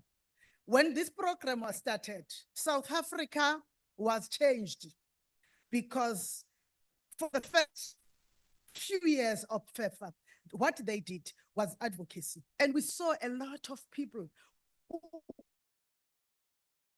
infected, witnessing other people being educated and were saved. We saw a lot of people being able to have access to medication, but it may have ended now. We must not cry like when the Xhosa people do when a cow has died. There is a poem that I like called Lament for a Dead Cow. Siyalila, siyalila, inkomo yethu ifile. Then they go on to speak about the cow. The cow's name was Wetu, and it was a cow that was beautiful, if a cow can be beautiful. But the beauty of the cow, when you listen, it's because it provided them with milk and the calabashes were dry. Whilst they were still crying, a young boy came back and told them that the first calf, inkonyane lokuqala lika Wetu, liyazala ezantsi. Meaning that when one door closes, another one is opening, but it needs someone to open it.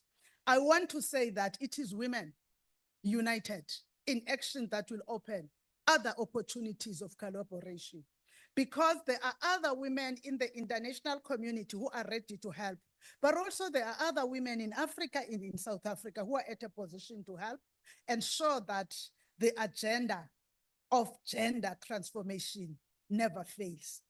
Honorable Chairperson, I want to call to you, especially on behalf of the Women's Caucus. This work of opening doors starts with us.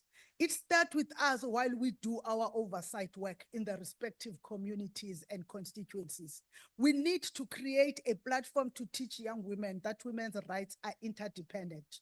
Being empowered by finishing education means that they can make meaningful decisions about their well-being, which will open doors and lead to women playing a vital role in the economic participation of our country. Therefore, we need to particularly educate women and societies, including all across genders, about the importance of empowerment and education. We must move away from the notion that education is only measured in terms of how many points or whether you got a B, a D, or C. But education must be about how the human is developed. We must focus in encouraging our younger people to focus on skills building. South Africa needs a skilled nation, and skilled nation is the one that will provide the opportunities of employment that are lacking, because these ones will not need to be employed anymore. But for them to be sustained, they need women parliamentarians that would know that in their budget for every department, there must be a particular gender lens used. We call it gender budgeting, but sometimes we can call it intersection of gender issues in the budget. How appropriations must be aimed to enable the society to live long after we have gone as current generations. If we don't do that, we stand a chance of having enacted laws that will be good on paper, that would be heralded everywhere, but will not transform the landscape of our country. That is what we need. We need to enact laws that would create people that can be able to take not only their households, but also their communities forward. Once every community is taken forward, then South Africa would have been taken forward. Flag of women and the flag of unity and the flag of equality would be flying much higher than any other flag. South African human rights activist Fatima Mia once said they fought, open quote, they fought because they did not want to carry a pass. I carry my pass every day in my heart because as a woman, I can't walk freely on the streets. We can't claim our freedom as women in this country. And so we must continue the fight. We must continue the fight. So our children and the future children do not have to run distances that they should walk. Not have to walk distances that they should be basking in. We must ensure that our future generations are truly emancipated, not by the ballot day. When we go to the voting on the ballot box, we not only emancipate and hear a voice there.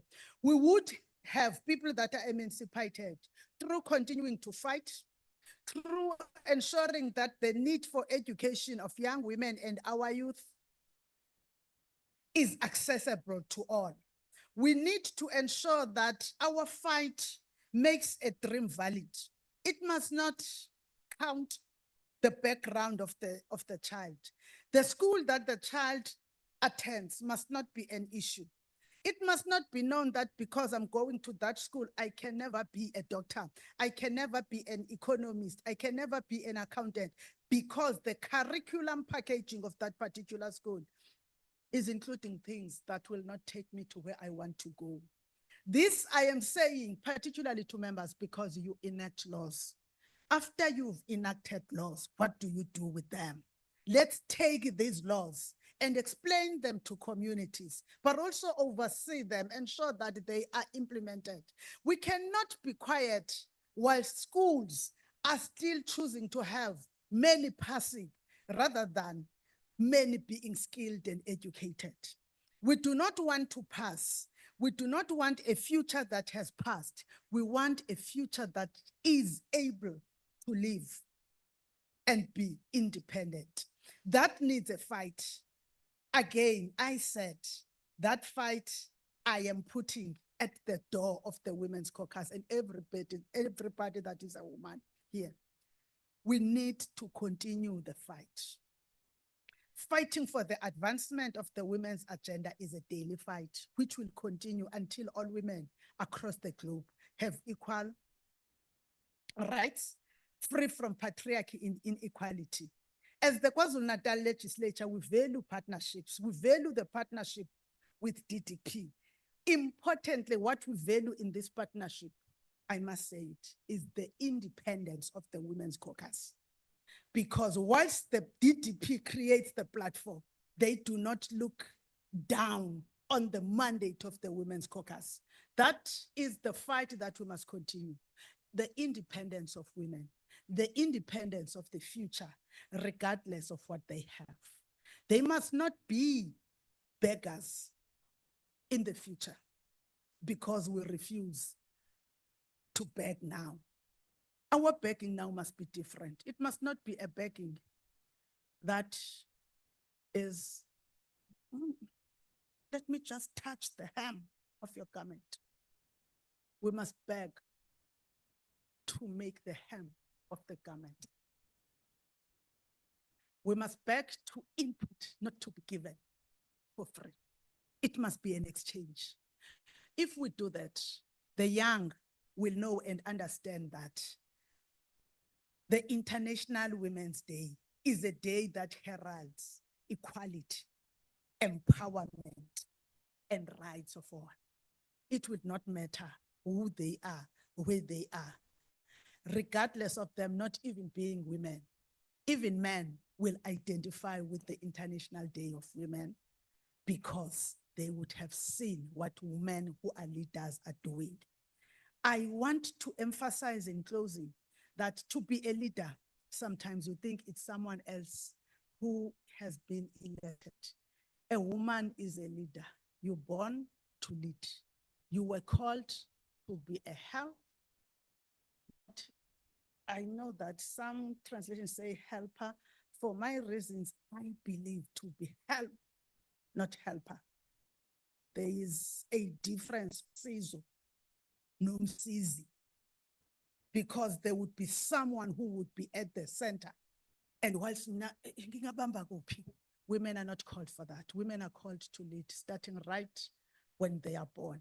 But we need to give our children a chance to lead by developing them, ensure that they get access to all opportunities that we preside over, especially those who are lawmakers. Thank you.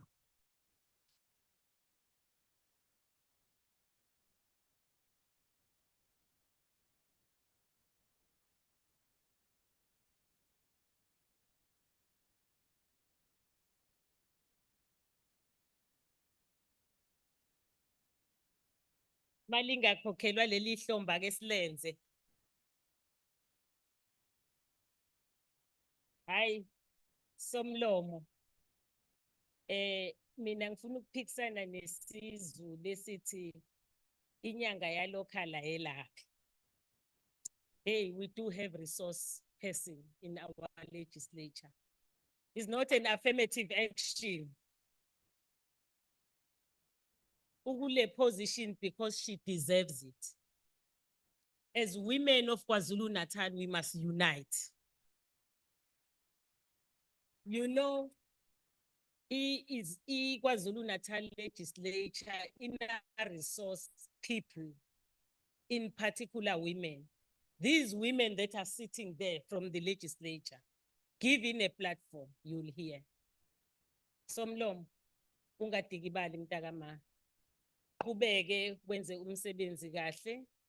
Siyabonga thina si multi-party women's caucus. Umenge inyawo kulokhu. Wamange inyawo ukuthi uvale nje into ezovimba ukuthi sigcine singahlangananga. Kanye no Manaitu. Sicishe saba nenkinga. Somlomo siyakukhulekela. Ihhovisi lakho nosomlomo omncane, because we know how passionate she is ngomsebenzi we-multi-party women's caucus. When she joined the 6th administration, she showed the love of multi-party women's caucus, fighting for women, supporting each other. Somlomo, you are exemplary. Mahubela, dadewethu siyabonga. Siyabonga kakhulu. Ngiyafuna nje ukusho ukuthi la izinto ayiqali kumina. It did not start with me. Ngimeme umhlonishwa uMakhoni Ntuli, who was a chairperson of multi-party women's caucus. We must remember each other. Ingabi khona lento ukuthi umuntu mangabe sekuseva wena awusakhumbula ukuthi where it started. That's why she's here. Ngicela uphakame dadewethu bakubone useretire usesekhaya. Wayevondla mina ngasebenza naye ngakabikho kwi-legislature. I was not working because I was in the legislature. Being outside as a religious sector, siya kuyena avula iminyango. Multi-party women's caucus, siya kuyena avula iminyango. So those people esibalandelile, ngoba khona abantwana abancane, khona basilandelayo thina. Ugokhulu ukhona wayethe unenye i-commitment.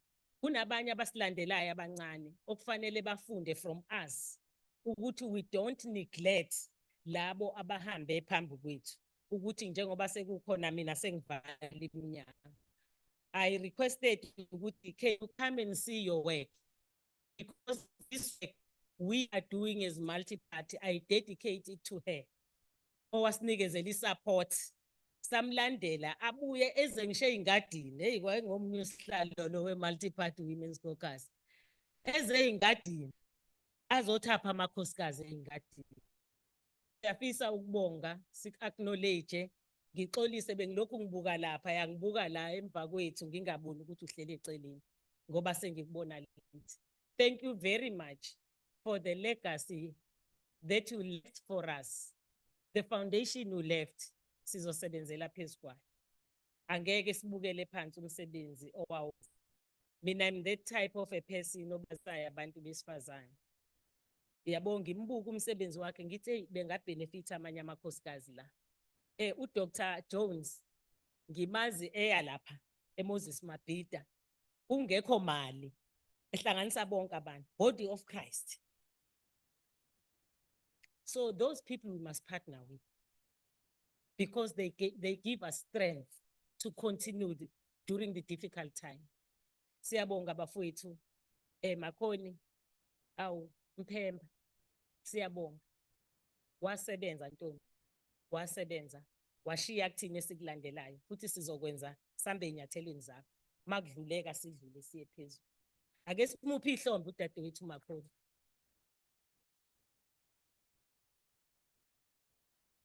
Bengicele nomama uHappy. Ngiyamazi omama uHappy nomama uGasa. May her soul rest in peace umama uGasa.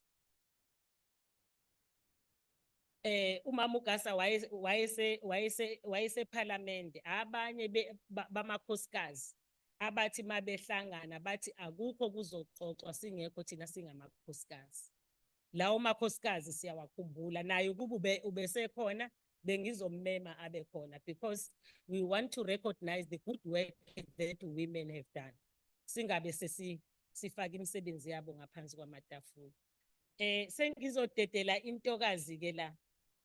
Hey, Khabzo, siyamazi ukhabazela ngenxa yokuthi isikhathi sesithe ukusala ngemuva kanti abanye bathe bazohamba nje nge-lunch time. Besifisa ukuthi ama-panelists uzowenza ngendlela ajwayele ukwenza ngayo. Uyabona nje lo msebenzi awenzayo ngeke limmeme nje nani. Is very good. Umbalenhle igama lakhe. Yonke zonke izinto zenza professional nesikhathi uyasazi futhi isikhathi ngoba sifuna ukuthi ama-presenters abe short sinikezele kube khona thina njengabantu abazobe belalele esifuna uku-inputha khona. Siyafisa futhi eThekwini ukusho ukuthi uSpeaker ukhuluma nge-gender responsive planning, budgeting, monitoring, evaluation and auditing. Njenge-multi-party women's caucus, sine-DDP, our partners, sike sawenza ama-workshop. Ngoba nani sifuna ukuthi mangabe kubekwa nje i-budget nibuke at a gender lens. Saya eLembe, sayobenzela ba-contributor, sathola abantu abaziyo ukuthi mangabe ngoba kufanele ukhulume nge-budget, uthi i-gender responsive budgeting. Kufanele ukuthi gender responsive planning ngoba i-budget ithi sishiwo kodwa isuka ama-plans esenziwe sibone ukuthi izinto ezi-affecta thina siyifaka kanjani kwi-agenda in the center ye-agenda la kuthathwa khona ama-decision. We are going to work together as partners. Over to you, Kabazela. Thank you so much. A round of applause. Thank you very much, Salo. Siyabonga. Siyabonga, Salo. No, we're just going to break for tea for 5 minutes. Please go outside, grab your tea and come back. We're going to have a working session so that we combine these two panelists or panel discussions, especially for those ladies that need to dash. So, Valanjege lunch. We are aiming to end it at 2 o'clock with the lunch. We are not going to come back. So let's please work together. Grab tea, come back. We're going to have a working session. Thank you. Doctor. Mike.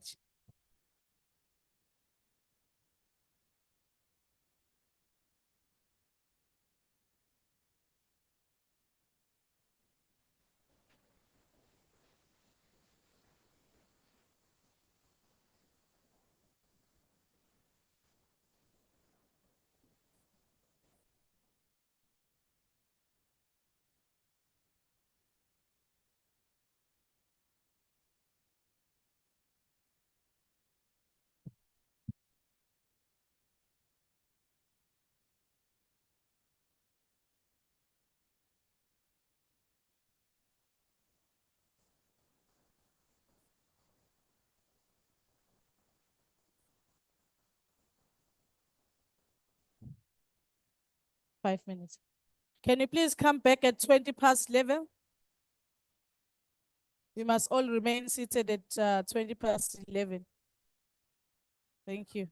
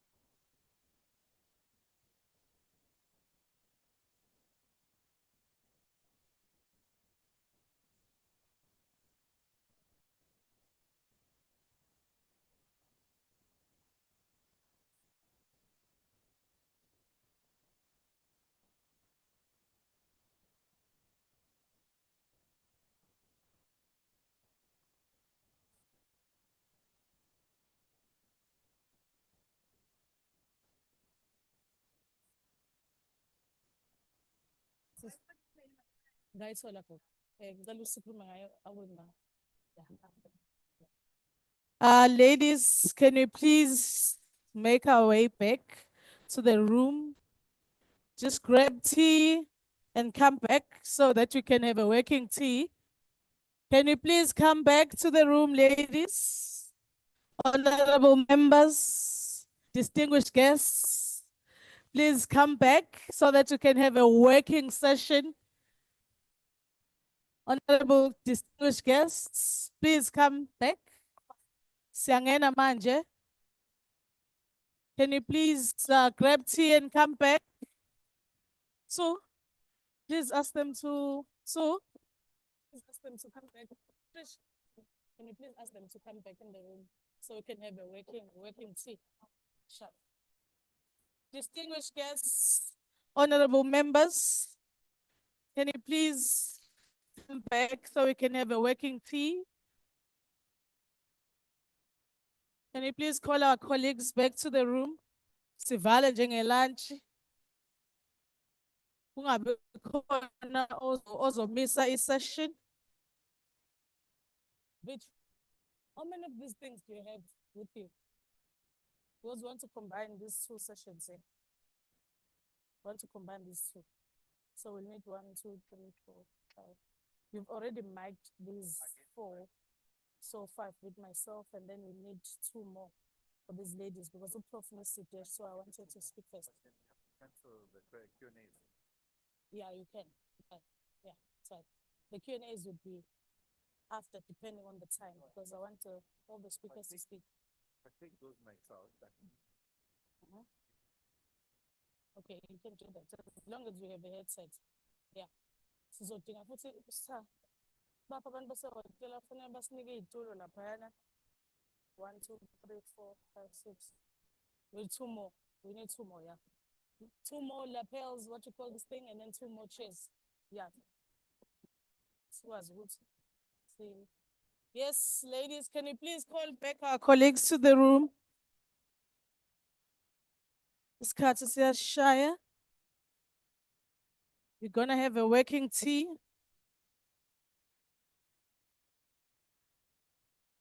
Ngicela singene. Ngicela singene, ladies, distinguished guests. Please, let's make our way to the room. We have a working tea. All right. How am I? So. Singeneni, beautiful ladies. Honorable members, let's have a working tea. Unyasha. Yes. Yeah. Hi, Segyalu.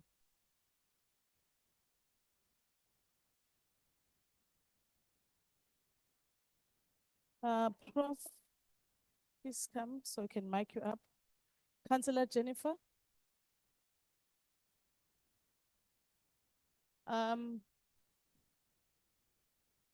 Yeah. So Uvijen. Please come back, ladies, honorable members, distinguished guests, please come back to the room. I'm going to ask Councillor Jennifer to come through at the front so we can mic you up. We are about to begin. Councillor Jennifer, please come to the front so we can mic you up.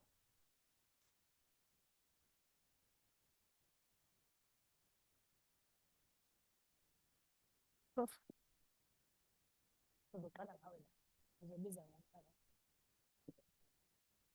Yes, please. Yeah, we're gonna mic, yeah, we're gonna mic you up just now. If you want to, you can stand in here. Podium's perfect, yeah. Brian.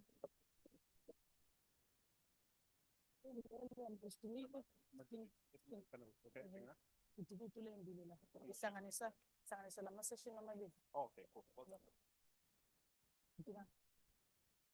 Yeah, listen.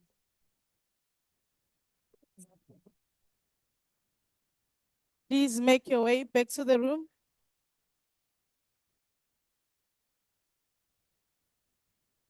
Ngizwa moderator. No, ngizomamela, it's fine. Yeah. Okay.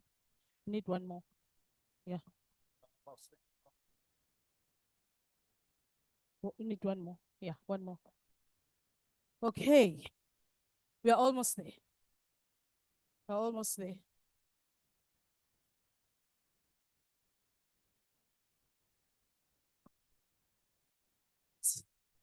Ladies, please, honorable members, please come in. Yeah. Yeah, sorted. Yes, we are here. Yeah. Okay. So, hello. We are going to combine the two sessions so that we can have enough time for the engagements as possible. So we're going to combine session 1 and session 2, and also combine session 3 and session 4, so that we might end with lunch. So that is the plan now moving forward. Ladies, can you please now settle down so that we can start with our panel discussion? I'd like to apologize in advance to our panel speakers. Unfortunately, I would not be able to read your bios due to time constraints. So ngiyaxolisa kakhulu, please forgive me in advance. Ngingashawa emva kodwa sesiphuma la. Just to accommodate to Prof Halima, she needs to go for an interview, I think, straight after this session. So I'm going to ask her to speak first. But what I'm going to do, I'm just going to ask all our speakers to come to the front. Then we'll give you 5 minutes each to just give an overview of your presentation. Unfortunately, we cannot display the presentations, but we'll ask our colleagues to share the presentations with everyone so that sizokwazi ukuhambisana sonke. So I'm just going to call upon Prof Halima, Councillor Jennifer Valen, Dr. Gabi Mkhize, Miss Babalo, Dr. Nombuso, and Miss Shanice to come to the front. We have 6 chairs, so we'll ask you to come to the front so that we try and manage time. But we're going to start with Prof Halima to give her input on the second session about promoting gender equality in local government and the role of the local government in fostering gender equality and dismantling systemic barriers. Colleagues, can you please come back? Can you settle down? We are about to begin with our panel discussion. Siyadla, senza njalo. So I'm gonna give Prof Halima an opportunity to speak. Ladies, Do we sit? ladies, Oh. so that we end with lunch, can you please settle down and then allow our Oh. panel speakers to present. We're gonna give you 5 minutes each. Mase ngiqala ngisondela, then it means your 5 minutes is almost over. So can you please give a round of applause to Prof Halima as she comes to the front. But you can, yeah, whatever you're comfortable with. Some people like to come in and speak. Some would like to stand at the podium. So whatever you're comfortable with. Over to you, Prof. Good morning, ladies. Good morning. Morning. Thank you so much. Ngicela ukubingelela ngokukhethikileyo the Honorable Madlopa, Honorable Boyce, Honorable Tembe, Dr. Rajab, Dr. Shongo Jones, Dr. Paul Kurinza, the former chairperson, Madam Dooley, and all you beautiful ladies, honorable guests here today. I think my topic really resonates with what I do in terms of women, youth, and marginalized communities. And I want you to just listen to this acronym as I say it, because often than most, it gets shortened. It's LGBTQQIP2SA. Lesbian, gay, bisexual, transgender, queer, questioning, intersex, pansexual, two-spirited, and asexual. I think I want to do this comprehensively because one of the key areas that I focus on is gender equality, and ours is to incapacitate this within the context of its fullness. In terms of my work and the work within this area. The comprising or premise is from a research perspective, and you can understand and appreciate the components, which eventually leads to evidence-based decision-making, which is quite important. And I think when the Honorable Madlopa and of course the Honorable Boyce spoke, they spoke about the basis of how we go about planning for gender inclusivity. The research that actually brought me to promoting and actually presenting a strategy for the province, one of its first in the country, which was then elevated to a national level for the whole country to actually champion. The municipalities are a key base for any service delivery. And as you look backwards, you need to understand that service delivery is about ensuring that services for every component of our society is actually a reality. One of the key elements that really resonates with the work that I do is the partnership in advancing the equality. And in anything you've heard this morning, we need to have partners that we work with because we can't do it alone. And this is one of the cornerstone of having to achieve in any area that we are in. So I'm really happy to see the diverse panels that are here today, because it is in understanding what each of us do that we are able to then formulate a comprehensive approach to what we are doing, because we all are in different sectors, and the cohesion sometimes is a miss because one does not know what the other is doing. Key interventions. I want to talk about the interventions because this for me resonates with what we've done, but also has an impact on how we can move forward, which is another area that I want to really impress on in my presentation. So on gender-based violence and femicide, in terms of response, we use the municipality as a base. And as we know, it's about resources. And the most important element of resources in the municipal space is the IDP, because that is the roadmap. That is where the budget gets defined. And if the gender element of the budget is not docketed in at that point, we would have lost the plot, because as much as you would have wanted inclusion, then you are actually amiss. And one of the key drivers that we work with are the gender platforms within each municipality, which we monitor, because as you would know, most of the elements in government are on a monetary basis.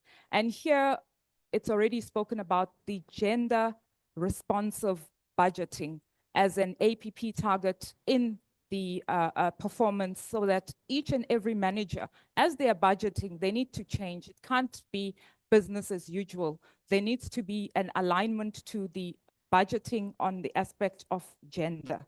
In terms of the activities in line with the focus, you have the municipal managers, and you also have the councillors, female councillors, but more importantly, we also have the women Amakosi, whom are key strategic drivers within this space. And here again, I'm happy that Salga is here, because that is one of the key components of sectors that we work with in terms of cultural and societal empowerment. Here, we often find that it resonates when we transcend it to the community engagements, because it is the communities that is the monitoring and evaluation to ensure that what has been said, it's indeed becomes a reality. In terms of institutional support, we have 119 training programs. Now, these programs are based on the assessment that has been done. All 64,000 employees within the province and councillors have been audited to understand where the gaps are, and so that the programs are fit for purpose. And it's not just a thumbs up of who wants what to happen. Institutional and international partnerships. I'm saying international partnerships because we need to actually function at a macro level, including the world in what we do. We are a first world country in line with Africa, but there are first world countries in terms of the world. And herein, we have platforms that are existing already, which are the BRICS. We have the G20 in this country this year. And my challenge to the province is, what are the elements of gender that this province is driving around gender aspects for the G20? And there is a committee of the G20 which is already being proposed and interventions. And my take is that we need to step up, we need to present ourselves. And this room alone has so much of content which could be infused in terms of driving what is relevant out there. In conclusion, around the strengthening of local governance through partnership, local government is the first point of service delivery, making it essential to embed gender responsive governance at the municipal level. And I always say, wherever I go, I need to understand how I can fit in and present my skills. All of us have skills here. And I want to challenge this platform, as the chair had spoken, to say, what are we doing about the content that we get out of this platform? And I'm presenting myself as a resource, because that's what we need to strive as women, to collaborate with each other, as a resource to put together the content so that others who are not here, because it's not about us, it's about the bigger platform understanding what the conversation is about.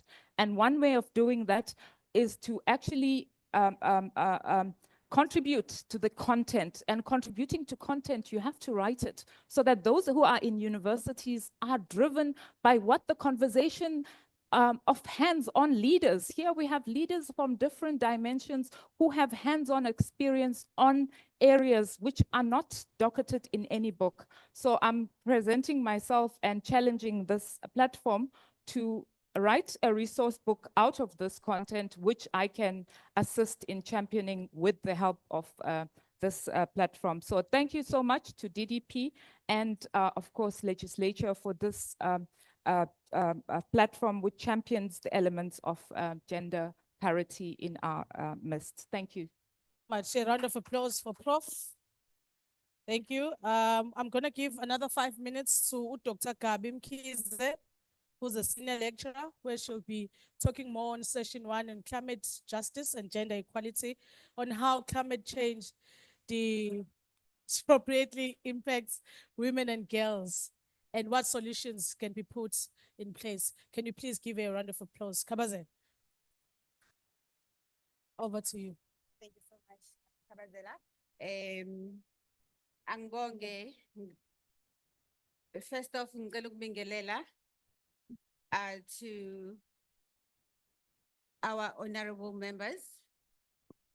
Kabazela, I'm not too sure if the greeting is included in the 5 minutes that you allocated to us. It is. All protocol observed. Okay, all protocol observed. So our provincial legislature, the multi-party women's caucus for inviting us. Thank you so much. And I'm not alone. I'm going to be presenting this session on climate change and how it impacts women with my colleagues, Babalo and Dr. Zanele. We were hoping to have this presentation displayed and use PowerPoint. So for looking on my phone, I'm going to be reading just like making reference to my phone.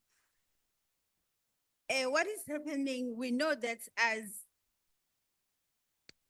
first off, thank you so much for having us and making us present on this topic, because of late, especially in KZN, we've been hit so much by climate change. We've been affected. We've seen Izikukula. We've seen a lot, droughts. A lot has been happening. And I remember in the morning listening to radio, they were talking about climate change. It has become a huge challenge in our country, in our province, also globally, not only in South Africa. And we want to make it clear in our presentation that we focus on women, how it impacts women, not because it doesn't impact males, not because we are excluding males, but for the purpose of this presentation, we're going to focus on women.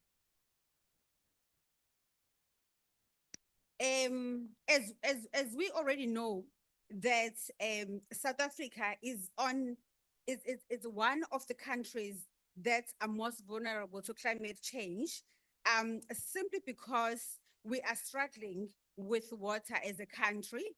We are struggling with a lot of issues as a country. Though climate change crisis is a global phenomenon that affects everyone. I'm sorry about that. My phone just moved. That affects everyone. But as the country, we are faced with this one. We have a problem of climate change and gender inequality. Climate change is not only an environmental issue. It's a social issue that amplifies gender inequality, women especially, because of their vulnerability and also marginalization. I think the speakers, even our honorable boys talk about that, and also Prof just talk about that as well, how girls are always vulnerable to so many social issues. In terms of what they face is different from what other genders face, especially males or men. We have girls, young girls, having to go through their periods. And then when we face such issues that are presented by climate change, for example, water scarcity, what happens to that young girl that is going through the periods? You go home from school, you want to take a bath, and there's no water. And what happens in that case? And we always say that the water scarcity is an issue in rural areas because they go and fetch water from a mufuleni, from the river where they fetch water. But also because of the way that we are as South Africa, we've got our townships, we've got our informal settlements in Mijondoro, right? And when we don't have water, what happens kuma townships, informal settlements? We have running toilets, excuse me, to mention that. But in rural areas, they already have settings where they go outside, they have outside bathrooms. What happens in the case of township, where we have running toilets? If kune water scarcity, what happens in Mijondolo? Let us think about that. That's how climate change is affecting us. And then we end up having the pollution, where people are helping themselves. And then it affects our health. And that affects women and children mostly. Bazokula abantwana, they're going to get sick, right? And then when children are sick, who is first to take care of the kids? Women.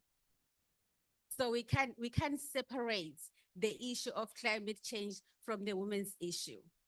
On this day of International Women's Day, even though in South Africa we have the most wonderful, the most beautiful constitution that constitution here to acknowledges gender equality, acknowledges everyone. But we want to single out women in this case of climate change. How does it affect women? The impacts it has on women. And it's not just about that. Also, as we are here, I think the honorable members already talk about how is it important for us to come here and talk about our issues. I like spaces like that because to me, they're like the consciousness raising spaces where one teaches one. where we come together as women. So this is what we are contributing. We're here to contribute to the issue, and we're here to teach each other. It's one teaching one. So to raise awareness in order for us to be able to contribute to the issue that's what we are facing, all of us. So let us challenge ourselves. I think Prof said that we are resource, and I like what Honorable Boyce said, that we are the help. We are not helpers, but we are the help. We are also resource. We are not like here to be saying that we are helpers, but we are resource. Let us work together. Let us see what we can do. And we're gonna try and link our presentation to the G20 as well. We are about to be hosting the entire world. And with the water scarcity, with the droughts issues, with izikhukhula, with all the problems that are presented by climate change, what are we going to do? What our honorable members are going to do? What are we going to do as the citizens? What are we going to do? Because I think Honorable Boyce talk about, it's not just about the leadership. It's also about us as the citizens. It's also about us as individuals. What can we do to contribute to the situation? How can we better the situation? How can we make sure that we respect our environment? How can we make sure that we keep our cities, our places clean? It's what can we do to contribute to the situation? So I'm gonna take this time, Kabazela, and give it to Ms. Zanele or Dr. Zanele to continue, and then after that it will be Babi to finish up, to wrap up this presentation. Thank you. Thank you. Zanele, a round of applause as she comes to the front. It's 5 minutes, ladies, please.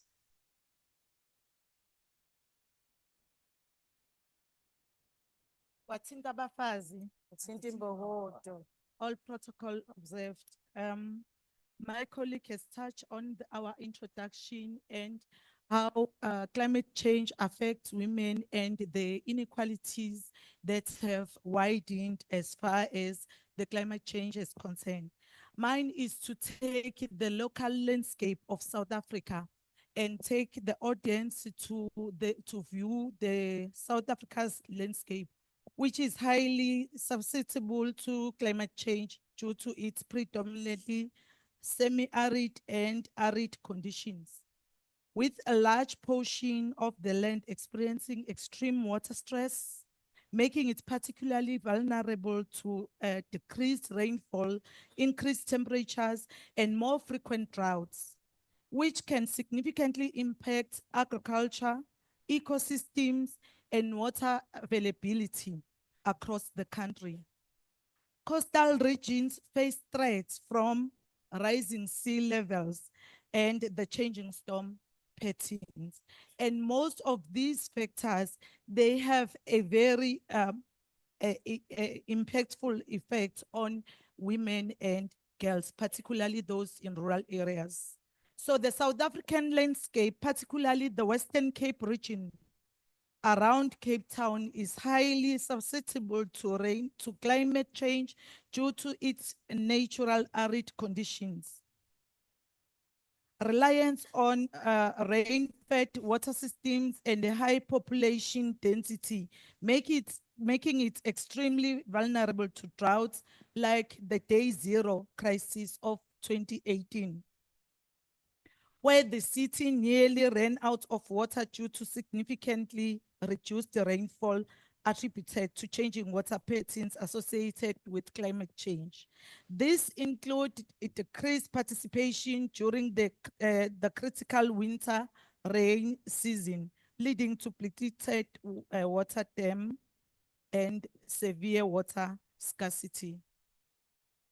So the threat of Day Zero in Cape Town, it highlighted the potential social and economic disruptions that can arise from extreme water scarcity. In South Africa, water scarcity is considered a gendered issue, mainly because women and girls disproportionately bear the burden of collecting water, spending significant time and energy fetching it from often distant sources, which can expose them to dangers like sexual assault, limit their access to education and employment opportunities, and further marginalize them within their communities, essentially placing a heavier domestic responsibility on them compared to men. I guess most of the speakers will leave this room having mentioned the suffering that women and girls endured in the space of global warming and the climate change. So water scarcity in South Africa directly impacts menstrual hygiene by limiting women's and girls' ability to properly clean themselves during their period time, increasing the risk of infections due to inadequate hygiene practices, and often causing them to miss school or work due to lack of access to private clean toilets, which my colleague has alluded to, with water for sanitary products disposal.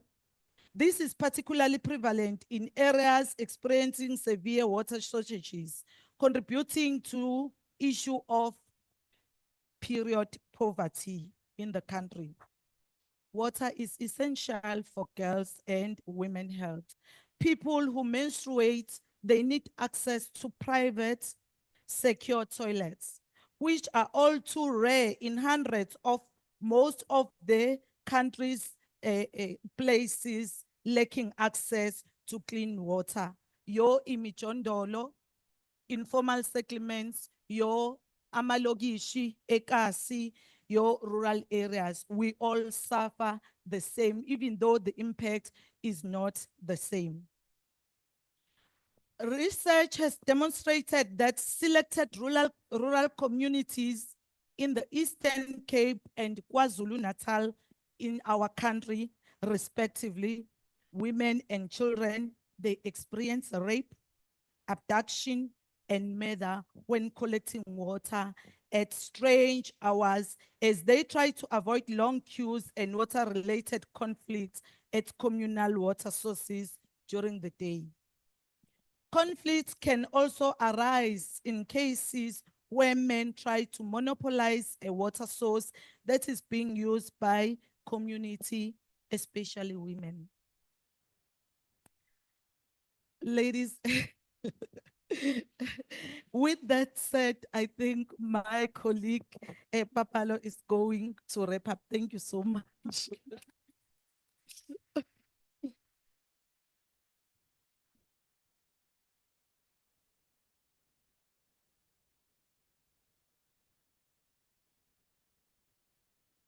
Kabazala, I'll make sure I'm within the 5 minutes. My colleagues have said a mouthful.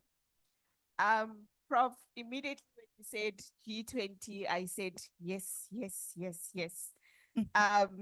We are hosting G20 in November as a country, and it is settings like these that we actually need in order for us to position ourselves as a country and as a province as well. Because in these G20 discussions, gender inequality or gender equality is going to be one of the aspects that are going to be touched on. And it is therefore important that we actually establish our climate policies and our climate stance. And it is in this G20 that we are going to also speak of our gender responses and our finances. Our speakers spoke about budgeting and planning and finances. And we know that we actually need the money and the resources in order for us to combat all these issues that come with our climate change. As my esteemed colleague has actually spoken about South Africa being an arid country, rather, yes. It's already there that we suffer from water shortages. That is why we actually get water from Lesotho as well. So the same way we have these energy power, or rather the energy issues that we have in the country, the water resources and drought, we are prone to that simply because of the setting of our country. And these are the same issues that we need to position ourselves in when we speak of the G20. right? And the country has positioned ourselves internationally as well, because we speak on the Paris, or rather we are part of the signatories in the Paris Agreement, which is also a commitment that we are making as a country to speak to the climate impact that we actually have.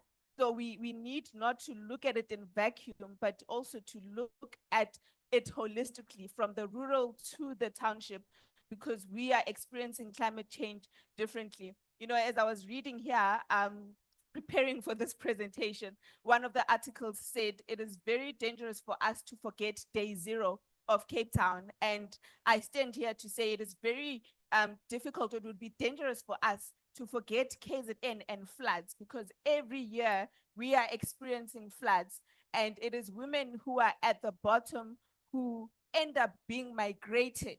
You know, so part of our solutions and us being here, and Prof, as you spoke about positioning yourself as a resource, we are here also as resources to say we've studied these communities, and here are the solutions that we need to provide. And each and every one of us here as women, we have a responsibility to speak to climate change and its impact and finding the solutions, simply because we follow Vision 2030 as we are here. And these are the development goals that we have.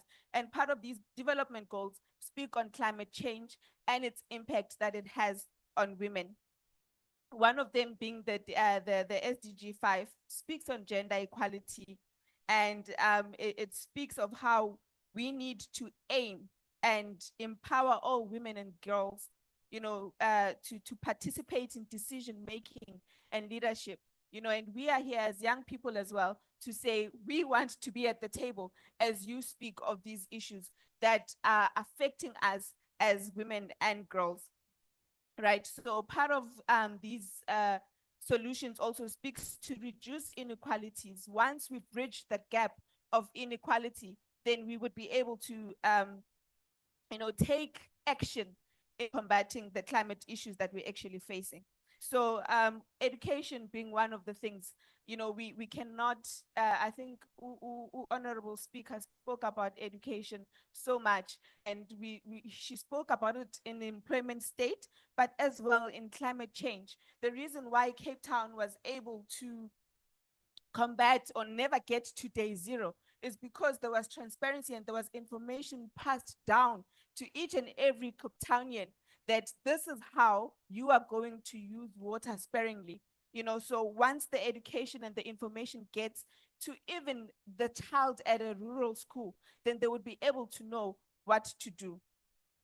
And yes, most importantly, finance, money, money, money. And besides money as well, there'd always be grassroots solutions that each woman, in whatever position that they're actually in, to speak to their problems and have these solutions. So we need to use that as an empowerment, you know, to empower these women to actually speak. Kabazela, I think I'm within my 5 minutes as I conclude.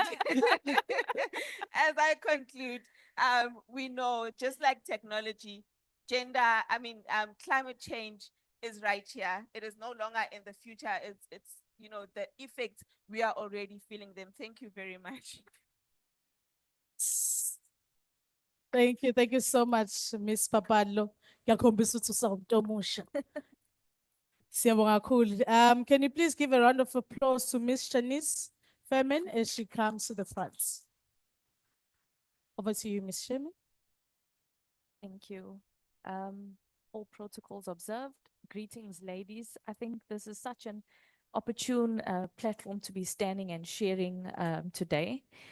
So thank you for the opportunity. I do not want to rehash what's been spoken, so I'm just going to capitalize on the other elements that we are looking at when we talk about climate change and gender. And I'm going to focus it specifically on the KZN province, which we reside and have responsibility over. We have 10 municipalities within the KZN district. And just to zone in, I think this is really critical to understand what is the information that currently exists in the space that says, are we taking into consideration climate change and gender in these conversations, in our documents, in our reports, and in our policies. What is the current status of that? So we have 3 districts that do not mention climate change at all. And we can talk to Amajuba, King, Wayo, and the Tukela District Municipality. Harry Gwala District Municipality mentions climate change, and only insofar that it relates to a climate change plan, but does not describe activities towards achieving goals of their plan. The Ilembe District Municipality mentions a number of women-focused activities, but does not link them to climate change.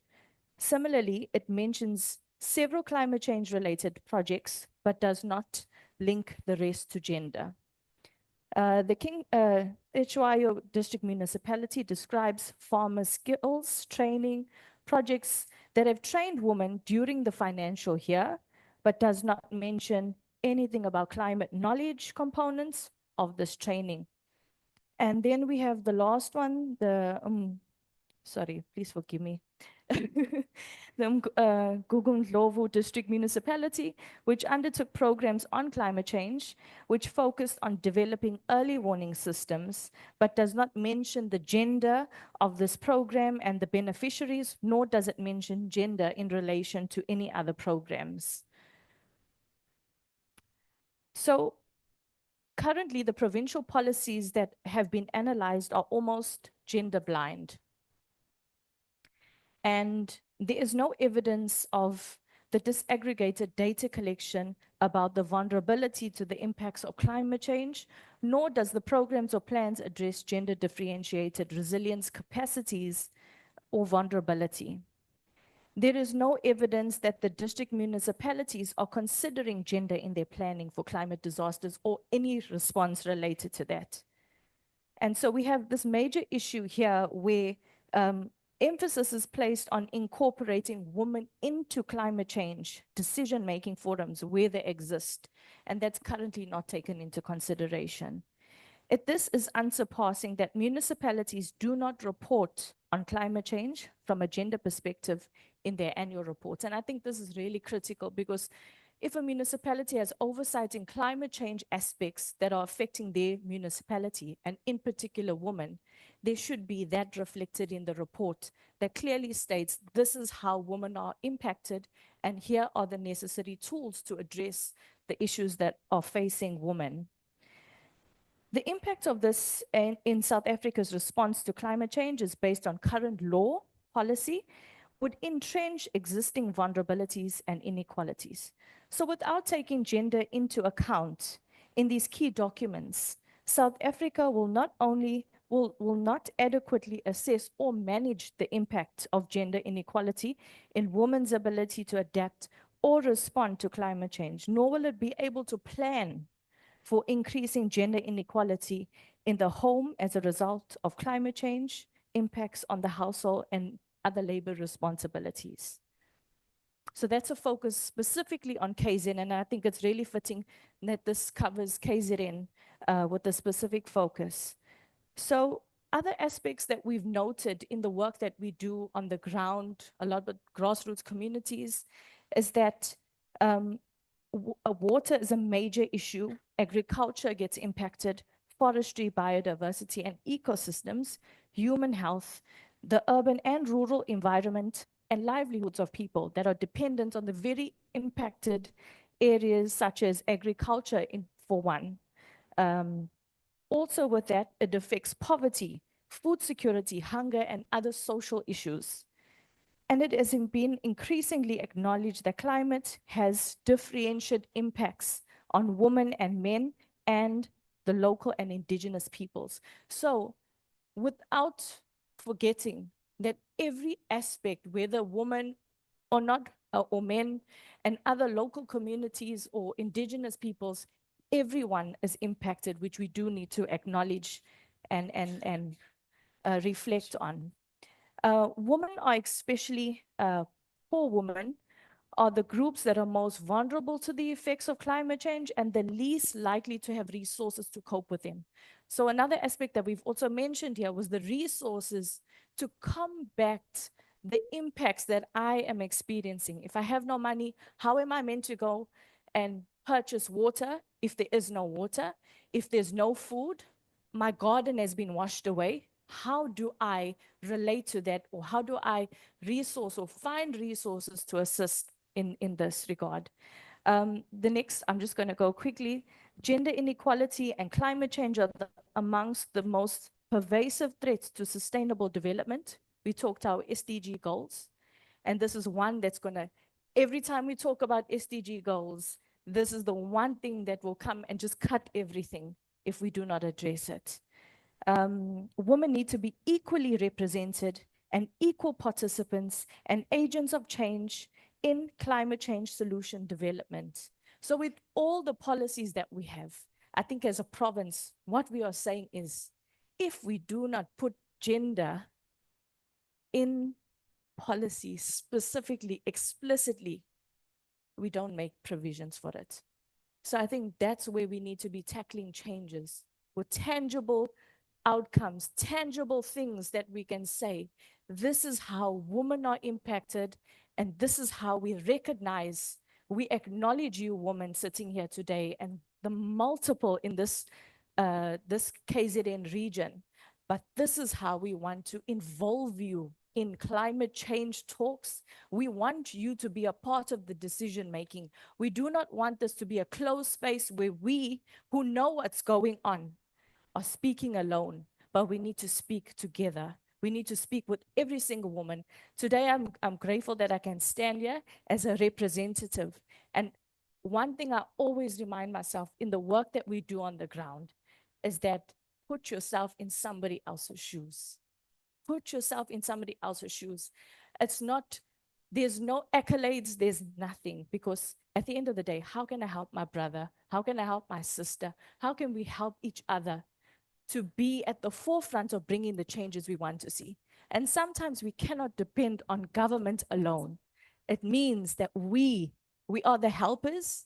We are the ones that can aid others who are strategically placed in the legislature and in all the platforms that we serve on, to say, here's a voice, this is what needs to be done. Can you action?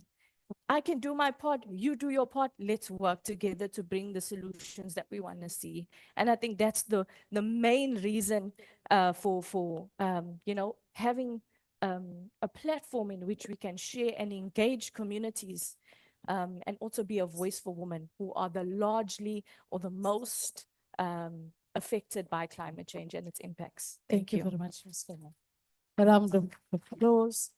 Thank you. As we wrap up the first session about climate change, it is important that women like Ote, who own businesses, that we have policies that will protect, especially the young women, should ever they become then victims of this climate change. So Siyabonga kakhulu, we are wrapping up this session, and now we're going to go straight to Councillor Jennifer Vellen as she comes forward to wrap up the session 2 about promoting gender equality in local government. Can you please give a round of applause?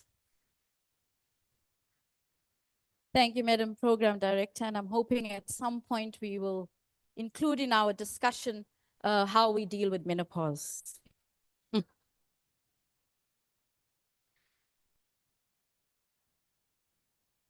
Madam Program Director, Madam Mkhize, I would not be doing justice if I say all protocol observed.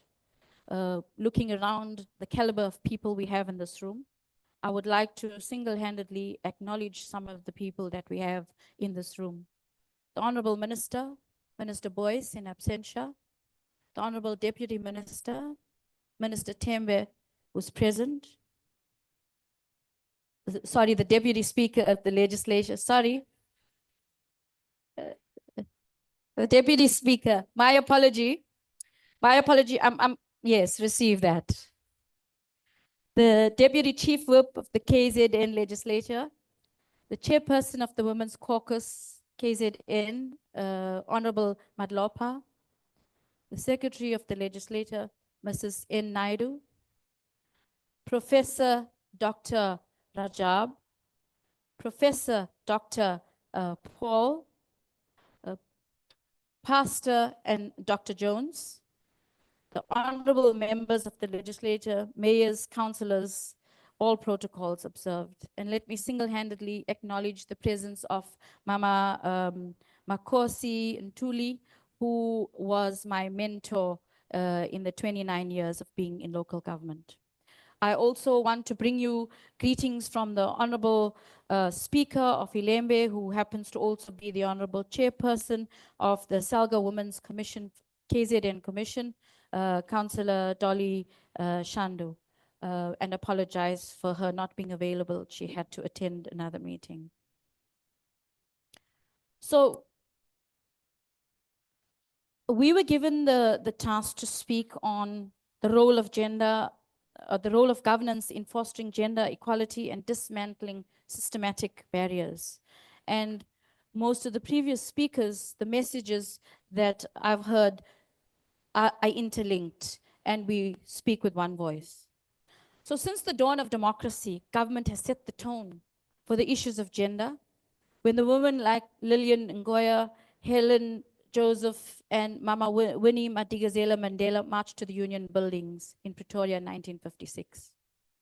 The National Women's Month program is based on ongoing interventions across the work of government, civil society, and the private sector within the context of the national priorities. Now, ladies, we are 30 years into our democracy. The platform has been set. It is now the opportunity for women to take advantage, and the onus is upon you and I to take advantage of the opportunities that are there and to capitalize on all the programs that government has put in place. Now, I want to believe that South Africa is one of the very few countries in the world that gives priority to women's issues, to issues of gender, and we also link that with the global world. Now, the question is not what the role of government is, like the previous speakers have said. The question is, what has government done to date? Who then monitors the programs and the legislation and the policies and the budgets that are in place? Who holds the various role players accountable? How are we getting the various role players on board? And how are we linking what government has put in place with the global world? And over and above that, how and who measures the impact and the outcome of what government has put in place? There are various champions like the Commission for Gender Equality being one of the key role players that are in place, and they're advocating forcefully for gender issues and women in particular. And they link that to government programs and the budgets and the various role players like the business sector, the parastatals, the NGOs, the CBOs, etc. Now, what has government done to advance the gender issues? Government has fostered global relations through policy and legislation to strengthen gender issues. Government has ensured that safe mobility and access to all territories are in place. Government has developed programs to protect women from violence and allocated resources to such programs. Government has developed public campaigns, and one such platform is the Women's Caucus, the Women's KZN Caucus, that government has used to advocate for gender issues. However, despite the significant advancements made by government, women's participation in the social, economic, and political sphere, women continue to be underrepresented. Women have not been fully occupied in the space of politics, while men make up the 62% of the South African population. Now, gender equality and inclusion is what government has preached, government has implemented, and the champions must now take what government has put in place and keep the train in motion. Government has set legislation, government has set policies, government has set aside budgets. There are programs in place, right from national, provincial to the district and local, and filtered into the communities and brought back to platforms such as these. There are job opportunities and many other programs that are in place. So I want to believe that there's no need for us to reinvent the wheel, but to follow up on the milestones that government has made, to start holding accountable whether it's the Women's Caucus, the Gender Commission, SALGA, and all of the structures that are out there on the ground, and to make necessary and to hold accountable and amend where necessary to make relevant with the current situation on the ground. There has been resolutions taken previously, and when we come to places such as these, or platforms such as these, we start to reinvent the wheel. And like I said, there's no need to do that. Let's go back to those resolutions. Let's capitalize on what government has put on the ground. Now, these programs, the other question we must ask ourselves to date is, have these programs reached the disadvantaged women in particular? Those in the rural areas, those in the semi-rural areas, which SALGA is mandated to enforce, where there's non-compliance. Do we still have the resources, or it's just on paper? And that is something we need to look at today as we sit here. So I want to focus very quickly, Program Director, because I wouldn't be doing justice to the topic. I want to focus very quickly and zoom into what government has done at a provincial level and link that up with all the structures of government. Gender equality and women empowerment in KwaZulu-Natal is addressed by the Provincial Gender Strategy Plan 2021 of 2025. At the level of the district, and Madam Speaker, I come from Ilembe district. The commissioner that I mentioned is the speaker of Ilembe district. And I want to assure you that we take gender issues very seriously at Ilembe district. We will be going back, because I have seen some of these documents. We will be going back, and I want to assure you that we're going to link all of that up with the climate change. We also take climate change very seriously. So at the level of the district and local municipalities, they have their own plans that address the issues of gender. Budgets are set aside, and these budgets flow from national, provincial to the district and locally, and it is then filtered down to the grassroots at a ward level. The programs that government has put in place to address the gender equality, they are programs of women that address the issue of women, youth, and people with disabilities. The province is currently working with local government to address these issues. There are structures in place, like the provincial women parliament, the women's caucus, to ensure women and youth and people with disabilities are considered in senior positions. Their gender desks, their policies and legislations, like I've alluded to and the previous speakers have alluded to in their presentations. When it comes to economic empowerment, local economic development entities are assisting local municipalities to bring these programs that will equip women economically in business and other spheres. There are bursaries that have been provided by local municipalities for the youth, and annually the youth in the rural areas. And there are policies set aside to allow business opportunities. There's also, in terms of the access to health and education, there's HIV and AIDS and other sexually related diseases. There are structures at the level of the district and local municipalities to deal with these programs to reduce the infections. The awareness campaigns, continuous awareness campaigns, right from national, provincial to the district to local at a ward base, and then bring back to these platforms for us to then look at those resolutions. I'm going to wrap up just now. And then there's the district task team structure to coordinate, never give a politician the platform. There's a district task team structure to coordinate HIV programs. The government has also looked at accommodating the elderly, where there's the Golden Games that is done annually. I'm wrapping up. The government has also made it a priority for women and youth and disadvantaged to access basic services, land, water, sanitation, housing. And government has also made that as one of their core priorities. The freedom of violence and social protection, I think the previous speakers have spoken about that. Government has given that priority. Priority in that there are gender-based violence programs, as well as child protection awareness campaigns. The 16 days of activism against GBV are done annually, and there are budgets set aside for that. There are gender desks, there are caucuses, and there are commissions in place.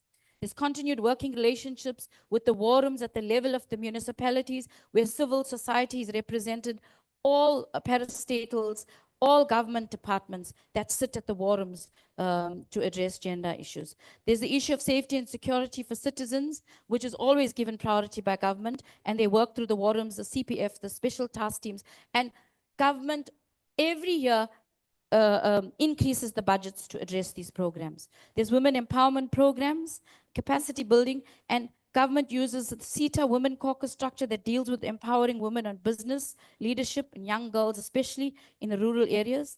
And most women have assumed positions of leadership in our society. There's skills programs, and that is ongoing. I'm just going to wrap up with the last thing. The government has, unfortunately, I crave your indulgence, Madam Program Director. The government has put in place gender subcommittees that sits on a monthly basis to monitor these programs and the plans for gender. Now, these programs are monitored at a national, provincial, district, local level, brought back to platforms like this and filtered down to the grassroots. SALGA, the Women's Commission, that was launched to advocate and process the voice of women in local government and supporting women to ensure gender equity and equality. What needs to be done? We need to integrate the programs that will filter into communities where women will participate. We need to create a conducive environment and opportunities for women to participate at the ground level, taking that particularly to the rural areas. We need to continue to advocate for budgets to be set aside to support Black-owned businesses. We need to continue to advocate for skills development, monitor and measure the impact. Government and all role players need to create a safe environment for women, youth, and the disadvantaged. And interventions must be monitored. And the strength, and all of us here together need to strengthen the voice of women through education and awareness. Thank you. Thank you very much, Councillor Jennifer. And just to wrap up the session, it is important that in the pursuit of a just you and can't cut equitable this. society, the importance of gender equality and women empowerment cannot be overstated. Whilst there have been improvements made over the years, women still often find themselves worse off than their male counterparts. Closing this gap requires a comprehensive approach that not only addresses individual needs, but also tackles systemic balances. Can you please give our panel a round of applause, ladies? I'm just gonna now hand over to Ustalo to just give thanks to the panel. Over to you, Ustalo. Thank you, Kabazela. Siyabonga kakhulu.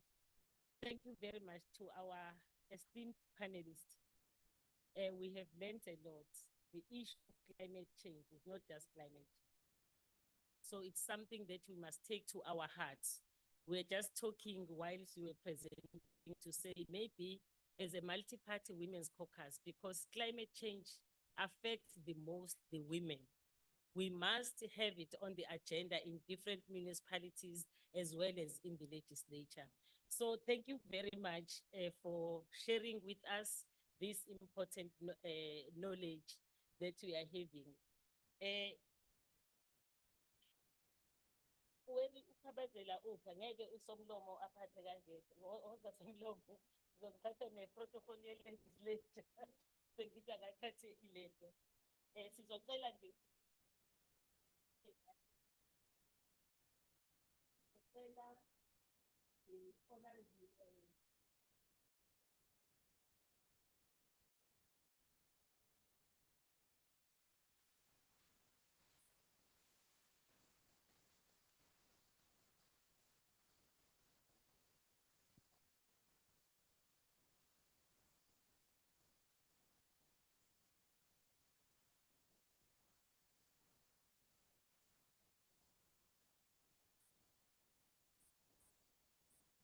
A round of applause. And please.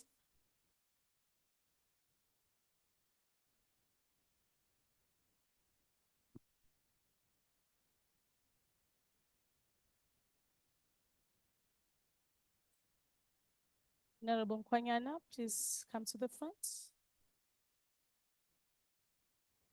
Yeah, can be in the middle, Councillor, in the middle. Yeah.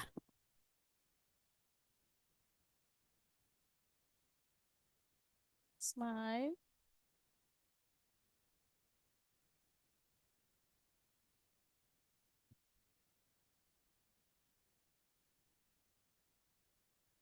A round of applause.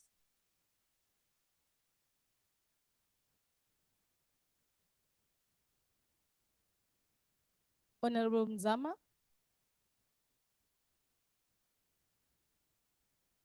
A round of applause to Dr. Kabazela.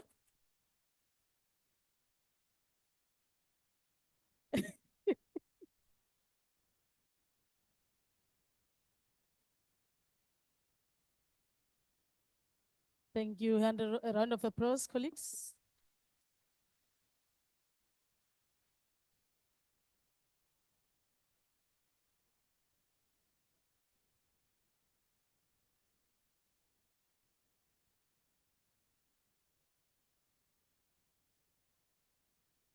Dr. Rajab, please come to the front. Ms. Pabalo.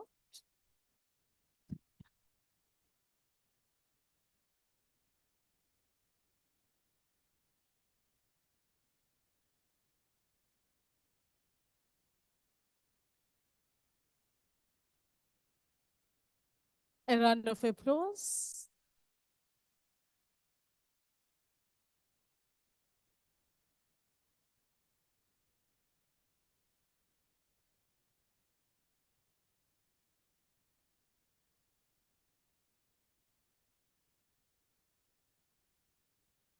Honorable CQ. Honorable CQ.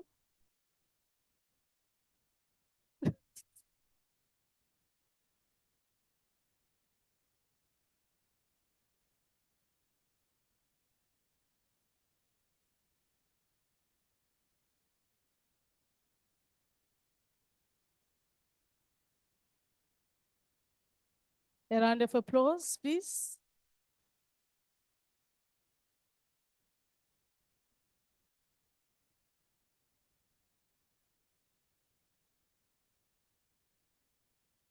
Councillor Sole.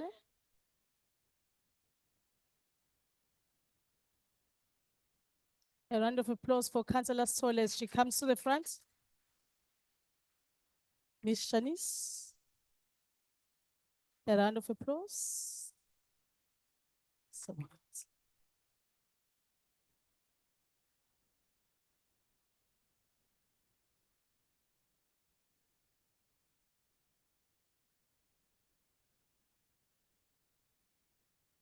Thank you.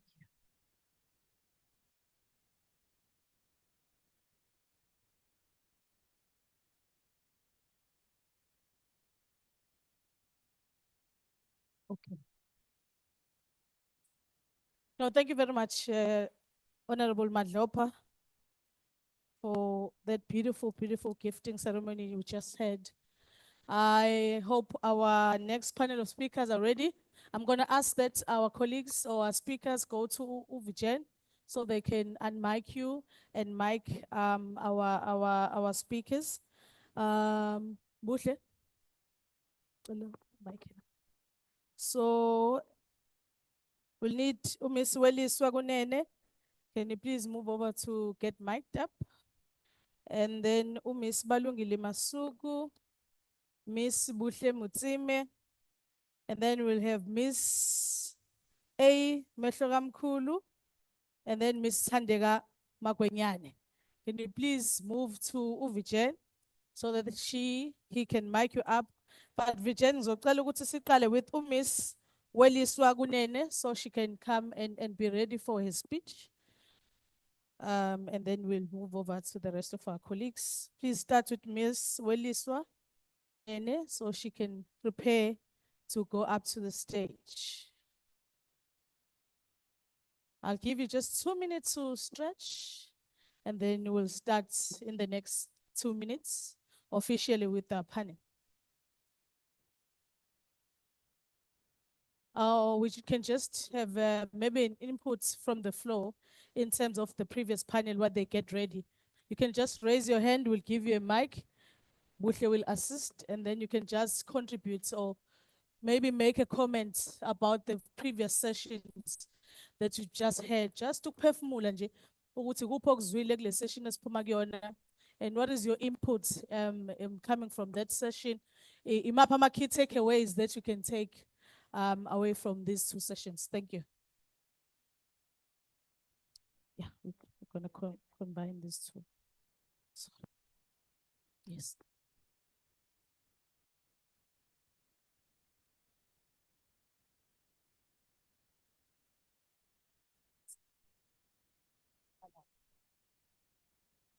Anyone can, yeah, please stand. Miss Maria Makosi, our previous chairperson of the Women's Caucus in KwaZulu-Natal. Can you please give her an ear to engage on the two sessions that we've just had? Sizocela ukuthi sehlise umsindo, and then we give you an ear. Mic check. Jen? Bitch? Jen? That mic is off.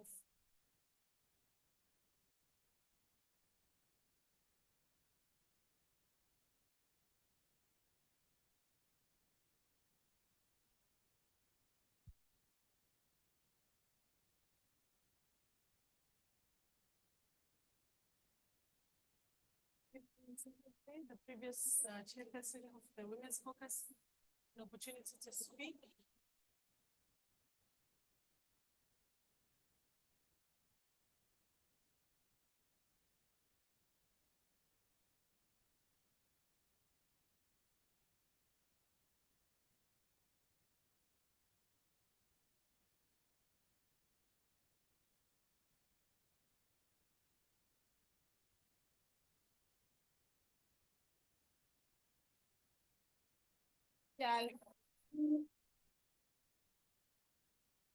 Are very crucial, but unfortunately we had that time constraint. Starting with Professor Halima, I want a dwell much, but she mentioned a very crucial issue of implementation. Indeed, from Beijing platform and other platforms, we had our Millennium Goals, Women Decade, etc., etc. But what do we have at hand? Because we should be sort of having that introspection of these platforms as women. And one other thing that is very crucial is that as women, we can't have a gender equality issues on our own. We can't be protecting ourselves. We need that inclusivity so that when we speak women issues, it's not for women only, but it's for the entire community, and particularly our hierarchy should be fully understanding as to what is meant by this gender equality. I might not be having names of other presenters, but I would love to touch on the climate change as well. For the climate change, as KwaZulu-Natal, we are the victim of the disasters. Each and every year, you know that something is going to happen in KwaZulu-Natal. And indeed, women are at the center of those tragedies. And I think, Honorable CQ, I think something should be done, particularly in educating and taking women up on issues of the climate change and the global warming, because at the end of the day, we as women were at the center of whatever outcome. And the water, one panelist mentioned the water scarcity. And for that one, I think for the entire of KwaZulu-Natal, the outcry, there is an outcry of water. And I agree, Comrade Jennifer, I agree that districts are doing their level best, but it shows that the problem is deeper because you will be told about water tankers and you'll find along the rural roads, you'll find the empty containers, and people will tell you that we've been waiting for the water tanker for almost a week. And so water scarcity is still a very problematic area. In fact, in the entire country, not just KwaZulu-Natal. And Jen and the entire house, I think municipalities should be speed upping the way of assisting our communities to say at least one home tanker for water harvesting. Again, Jen, you mentioned the issue of accountability, and really, by now, we should be saying as this body, what did we achieve from our millennium? Where are we in terms of the sustainability of development goals of the sustainability to 2030? Because right now we are in 2024 and we are left with only 6 years. Where are we? We had that women decade, that was 2010 to 2020, if I'm not mistaken. And what did we achieve as women from that women decade? So all the presenters, whatever was presented there, the women are at the center of whatever problems that we are facing as the country. Thank you. Thank you. We'll have a discussion after this panel so that we get a chance to have a discussion in our groups to digest the information that you've been receiving from the morning. I'm just going to ask now.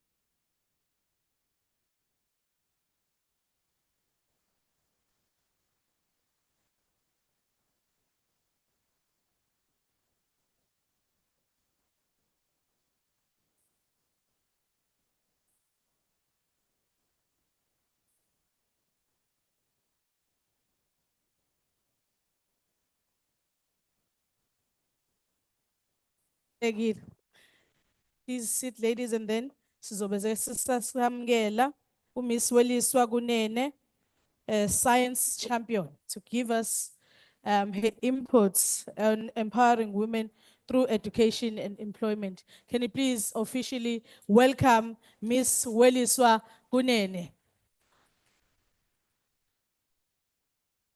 You have 5 minutes, Miss Kunene. Ladies and gentlemen, oh, sorry, ladies. I don't know if I'm audible. Am I audible? Am I audible now? Okay, great. Sanbona, ninjani, ngiyaphila. I don't belong in any particular organization. I am just a girl trying to make a difference in her community. I happen to be a social entrepreneur in the space of empowering women through education. So just a little bit about myself. I am a UKZN alumni. I come from a township called Kwadabeka in Claremont. It's just next to Guamashu. It's one of those townships that are known for all kinds of social ills. And when I completed matric, I applied to go to university. At the time, I had no idea what I wanted to do, but I just knew I want to go to university.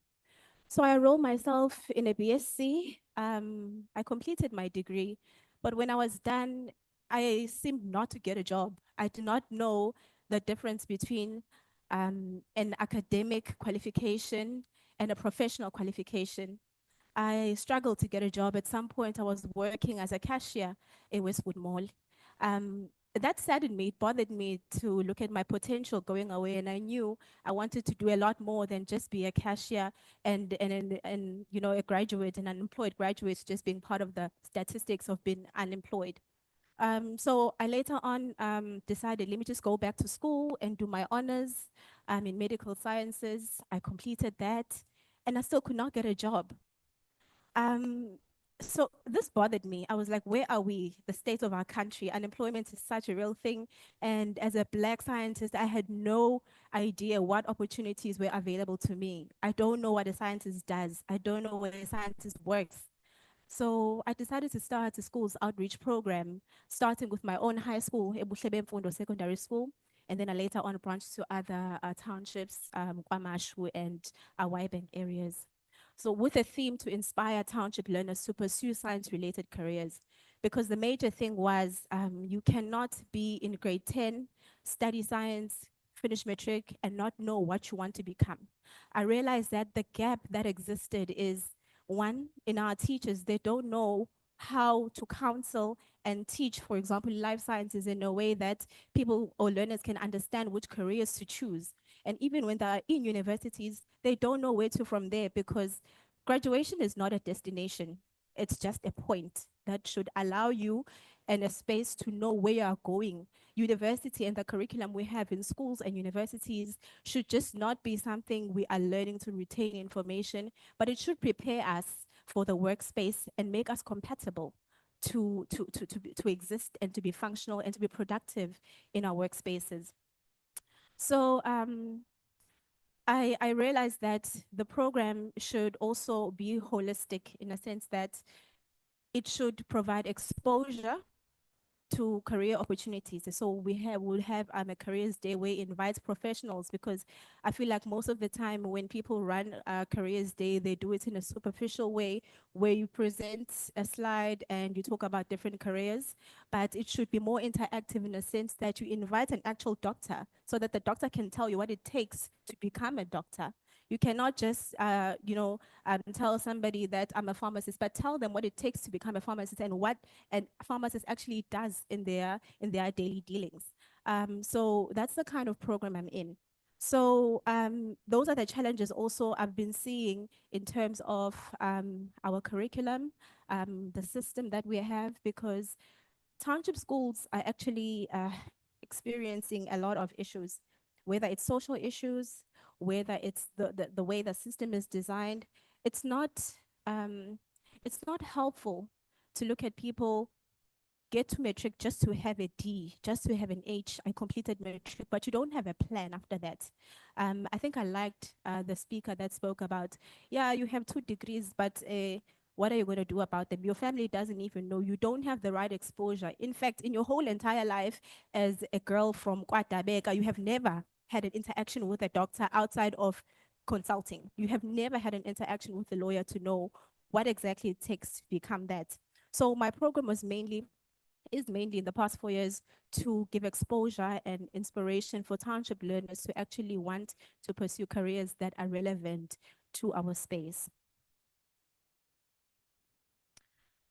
The current challenges that exist in schools, I'm going to compare township schools to affluent schools. That affluent schools will have better infrastructure, they will have enough resources, and they'll have qualified teachers, but they will have enough staffing, which is not the same for a township school that is overpopulated in the classroom and doesn't have enough infrastructure.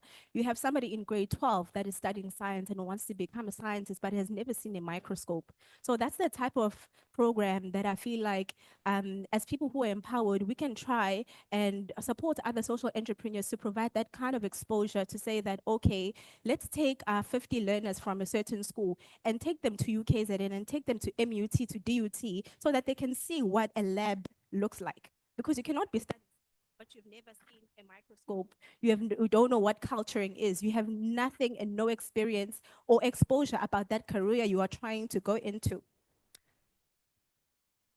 Poverty again and socioeconomic statuses are a thing. You would see a child from Thomas More at grade 4, they're already learning how to do coding. which is something a girl in Kwamashu would never see until they get to university and realize that there's actually a course called coding, computer sciences and IT. In a rapidly changing world, we need to be able to equip our learners to be compatible in the fourth industrial evolution that is coming up. So in closing, because I think my time is up, I feel like we are the space and the people that are enabled, and we are the ones that have the responsibility to change our system and make it better for the next generation that is coming up. Thank you.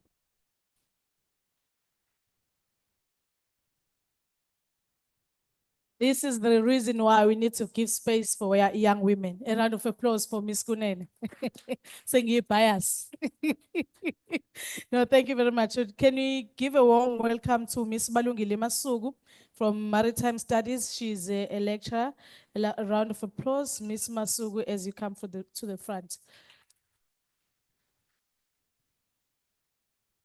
Good afternoon, ladies and gentlemen, and all protocol observed.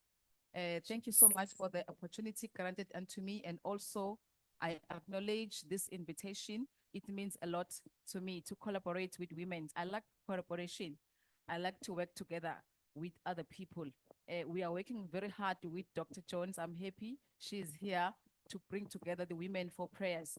So I believe in collaboration because you cannot stand alone. We are not an island. You cannot even do things alone. So I believe in collaboration. My passion is to empower people because I was empowered myself. So I'm returning a favor. I'm plowing back. I'm empowering young women, older women, and the graduates which are not employed, youth while they're at school. I'm busy doing empowerment. So this topic suits better for me because I have that passion. I'm driven with a passion to empower other people. So our topic, we are discussing about the equal access to education and opportunities for women and girls in this changing global or landscape. First of all, my name is Balungile Masugu, a maritime lecturer. But before being a lecturer, I was a teacher at Sitengile High School, same township. The last speaker came from Watabega. It is a very small township with a lot of challenges, but God helped us to draw something out of them. So by profession, I was a math and science teacher, graduated from Ongoye. When I go to Sitengile, there was this subject called maritime studies, of which it was a new subject coming to our local schools. The principal just trusted me and said, Mrs. Masugu, just teach the subject. Do you know, I didn't know anything about maritime. For me, it was being thrown in a deep end. I was supposed to sink or swim. God being on my side and a very bold woman, I pushed myself through. I used to study at night and teach the learners during the day. And the learners did not pick up that myself, I was not aware of this thing. I used to teach myself and ask the Holy Spirit, who knows everything. God, you are the one who created the first ark, the first ship on the world. Teach me, what is this thing? Maritime is all about ship, maritime, the international trade where we move goods from one country to another using sea transport, using ships. So I was thrown in the deep end, but God being on my side and the prayerful woman, I used to download things from God and I was able to teach students. Today, I'm a lecturer, I'm a researcher, I'm a maritime economics author. Aha. I am a pioneer of maritime education in South Africa. If you can go around, there are some schools who are offering maritime economics. Go and ask who came with this maritime economics. I introduced maritime economics in school. Not that alone, I even author books, maritime economics textbooks. Remember, from something that I was not aware of, the power in women. As women who are powerful, don't look down upon yourself. We can do things amazingly. And this industry I'm going to talk about, maritime industry, is not transformed at all. Is male dominated and it is not easily accessed, but I've pushed myself forward. I pray and pushed myself. Look where I am today. This year, I'm doing my final year in a doctorate PhD in maritime education. Can you imagine? Can you imagine graduating as a doctor of philosophy in maritime education, something that I didn't even learn about? I taught myself with the help of the Holy Spirit. So women, stand up, be counted, pursue your dream, be relevant, pursue your dream. Don't limit yourself. We are a powerhouse. We are resource people. So maritime industry is more about the trade, international trade, where we trade with other countries. Maybe have you ever asked yourself, when you go to Pick and Pay, Checkers, wherever you push that trolley, you take all the goodies and put in your trolley. Have you ever asked yourself where all these things comes from? It doesn't come from your country. It comes all over. It came with a sea transport using container shipping. So there are a lot of careers in this industry. Unfortunately, our people, they're not aware of this. I don't know even why our government is not talking about maritime, because 80% of our economy comes from maritime. Those ships who are loading containers, they come with all the goodies and pack them and offload them in all our ports. We've got 8 ports in South Africa: Port of Durban, Port of Richards Bay, Kruger, Port Elizabeth, East London, Cape Town, and Saldanha Bay. All these ports, they receive from other countries, import and export. So where the ladies, where are the females? Nowhere to be found. This industry is male dominated. So this is a challenge to you. Because of time, I can see this lady is drawing near to me. We need more time, guys. The organizers of this, please organize another day or maybe 2 days or a weekend. We need to sit down and talk, because I think most of you, we need to ask questions. I can't talk everything that I've prepared. I've prepared presentation, but because of time constraint, I cannot even tell you a single opportunity that is there. There is a lot of opportunities in this maritime industry. You can be a maritime teacher, you can be a maritime lawyer, you can be an officer and a captain, you drive the ship, you can be a port operator, you can work in the port, you can be anything, you can be a maritime specialist, you can be a maritime engineer, you can be there's a lot, maritime surveyor. There's a lot of opportunities that female does not aware of, because of this industry is male dominated. As I'm closing, there's also ship logistics. Those who are doing supply chain, you can divert into maritime. And also there are cruise liners, there are passenger ship, whereby you can go and be a nurse or a doctor in those passenger ship. You can be you come and do the massage over those ships. Who are there are people who are traveling all over the world with the cruise liners, going to Mauritius, all over the world. You can go there and do people massage and do hospitality. There is a lot, good people. It's not about driving the ship only. You cannot anything. There is a lot of opportunities there. There is a lot of career opportunities inside the maritime industry. So in the maritime research as well, maritime lecturing, and also curriculum development. And I think previous speakers did talk about the content, because it's high time, guys, to transform our education. Our content, our curriculum need to be transformed. We need to specialize in those skills who are in demand. It's high time that we follow the supply and demand. We shift our focus. We need to transform even our mindset, because the main problem is not about maybe the poverty and whatsoever, or the skills gap. It is about the mindset of people. They still look down upon women. They say, okay, this thing, women cannot go there. Women cannot go there. But if we are together, hold hands together, and we are united, we can achieve more, good people. As I conclude, pursue your dream, women. Be relevant. Be relevant. Stand up and be accounted. Thank you so much. Thank you so much, Ms. Masugu. A round of applause. Siyabonga kakhulu. Can we, just to wrap up, we have a final speaker in session 3, Ms. Buhlebiyeza Mutsime, a young activist as well as a DDP associate facilitator. A round of applause to you, Ms. Mutsime, as your 5 minutes starts now. Good afternoon, everybody. As Mbali mentioned, my name is Buhlebiyeza Mutsime.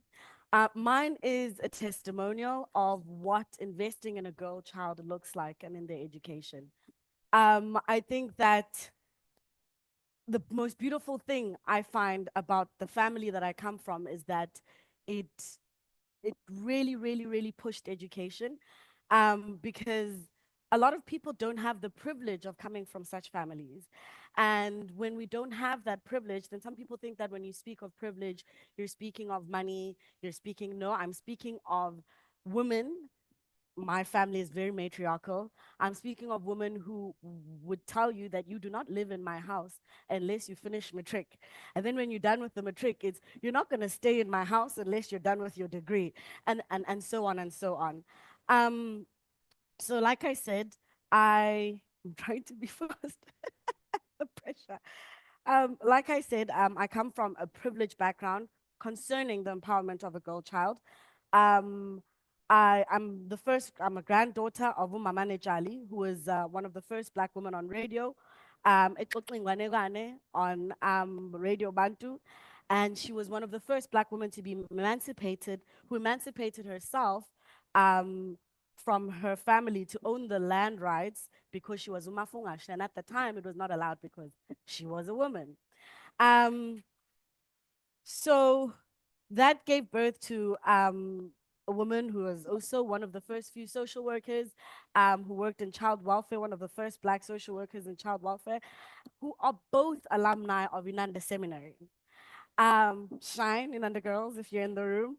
So the reason I'm using my own educational background as a means to prove how much power equal access to education and opportunity has in changing one's trajectory and how we invest in the girl child, how that can break generational curses and create legacies that we pride ourselves with from our homes to the world. The first time I personally sat next to a male body was at the University of Cape Town. I was lucky enough to be in a girls' school from grade R all the way to matric. Um, and I think that the most beautiful thing, especially, I went to Gordon Road Girls' School, then I went to Inanda Seminary, where I felt so empowered. And this is where my activism began with women and children and education. Um, we need to, when we look at education, I think that the first thing that when we look at taking the girl child to school is what are the barriers that we find ourselves in? Like, what are the discriminatory laws that are there that make it hard for the girl child to go to school? We also need to invest in our education, campaigns where we promote gender equality, and we work with women and girls who and advocate their rights. We also need to promote gender equality in schools to ensure that both boys and girls have equal access to education. Although I'm biased, as I said, the first time I sat next to a boy in school was in university. I do believe 80% of my confidence comes from being in a girls only school. Um, and then also holding teachers account, because we don't think of things like your periods on your skirt. You don't think of who this boy likes. You're there, you're focusing on sisterhood, you're focusing on your schoolwork, and you're focusing on empowering yourself. So I think that's a point I just needed to, yeah. The pandemic in schools at the moment is where teenage girls are being affected by the issues of early pregnancies.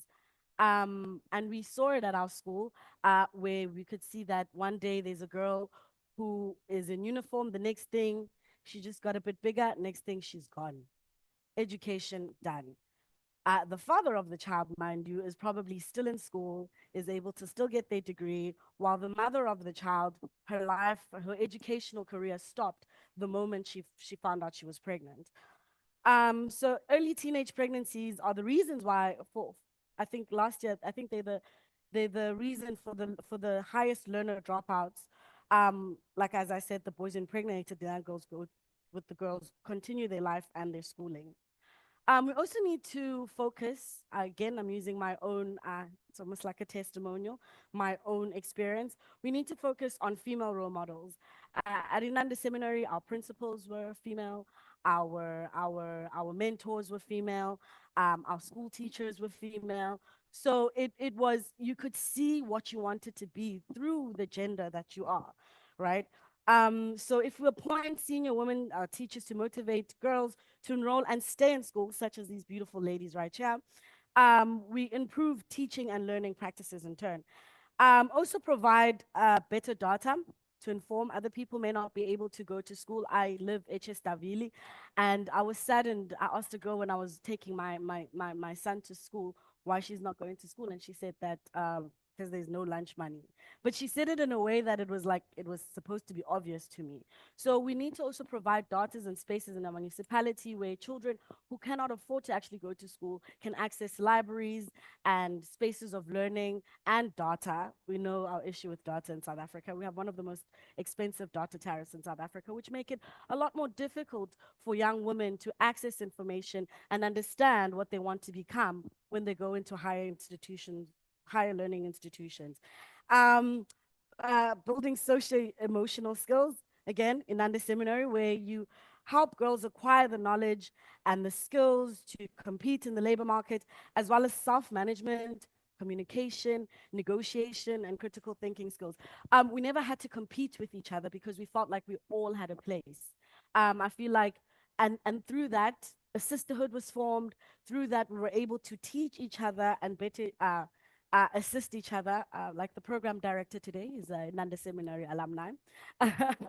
And according to the UN, women and girl scholars represent half of the world's population, and therefore that means that's half of the world's potential. Um, Gender inequality persists everywhere and is stagnant in social progress. But on average, women in the labor market still earn 23% less than men globally, and women spend about 3 times as many hours in unpaid domestic and care work as men. And the reason for that is because we're not exposed to things such as maritime economy and all of that, or construction, things like that, because we're now stuck, we know we're domesticated, it's fine. If I don't have a university degree, I'm gonna go work at another woman's place who will also abuse you. Let's be kind to each other, ladies. Let's be kind to each other. I think it's very important. When you see another woman in a space that you could have been in yourself, be kind to them and give them a platform where they can rise from that situation. Just to close, it says that, again, from the UN, at the current rate, this is ridiculous. It will take an estimated 300 years to end child marriage, 286 years to close gaps in legal protection and remove discriminatory laws, 140 years for women to be represented equally in positions of power and leadership in the workplace, and 47 years to achieve equal representation in national parliaments. I say, if you educate the girl child and invest in her future and sense of self, the same way in under seminary did for me, it can take 30 years instead of the estimated 300 years to end child marriage. It can take 28 years instead of 286 years to close gaps in legal protection and remove discriminatory laws. It can take 14 years instead of 140 years for women to be represented equally in positions of power and leadership in the workplace, and a decade instead of the 47 years to achieve equal representation in national parliaments. We are capable at getting the job done, especially if we equip the girl child with confidence at an early age through our education system. Also, in my biased opinion, take your girl child to a girls' school. Thank you. A round of applause to Ms. Mutime. Thank you so much, Ms. Mutime. As we wrap up session 3, more about education, it is important that we look for education outside the education system, where we talk about the civic education, where women will understand what it takes to lead in your community and also contest, councilorships and all the spaces of leadership. So education should then exist outside the basic education and the universities, so that we are equipped to challenge our male counterparts. Ngoba siyabazi ukuthi banjani. Can we please give a round of applause to this session as it ends? But please remain seated, ladies. Now we are going to session number 4, Sasibambe Mpeliskati, which is about advancing women and girls' rights. We're going to be having Miss A Mehlomakulu, to give us her perspective as a legal practitioner from Legal Aid South Africa. Can you please give her a round of applause? Over to you, Ms. Mehloga Makhulu. Thank you very much, Mam Kize. Good afternoon, ladies and gentlemen. As mentioned, my name is Atengosi Mehlomakulu. I'm a legal practitioner with Legal Aid South Africa based in the Durban office. I am quite honored to be speaking to such an audience this afternoon, strong women which are in this room, who are the cornerstones of our communities and our country at large. And they've done a lot and strived a lot for us to get to where we are today. In commemoration of International Women's Day, wherein we celebrate the achievements and successes we have had globally as women in all spheres of life, such as social, economical, cultural, political, and in the legal framework, which is the main focus that I'm before you this afternoon. We will explore areas critical for the advancement of women's rights and children's rights, or particularly the girl child in South Africa.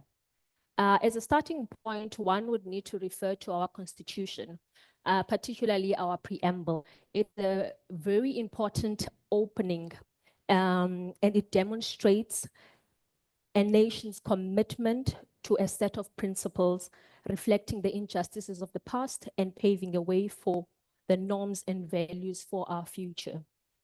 In trying to achieve this main objective, our legislature has enacted various legislations in order to advance the rights of women and children in our country.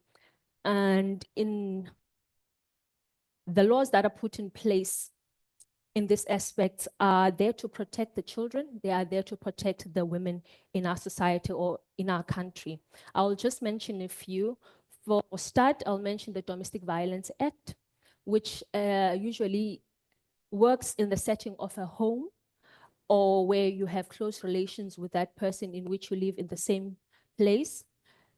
People who have experienced abuse, or women who have experienced abuse, and children who have experienced abuse can approach our courts in order to apply for protection against any type of abuse which is defined by the Domestic Violence Act.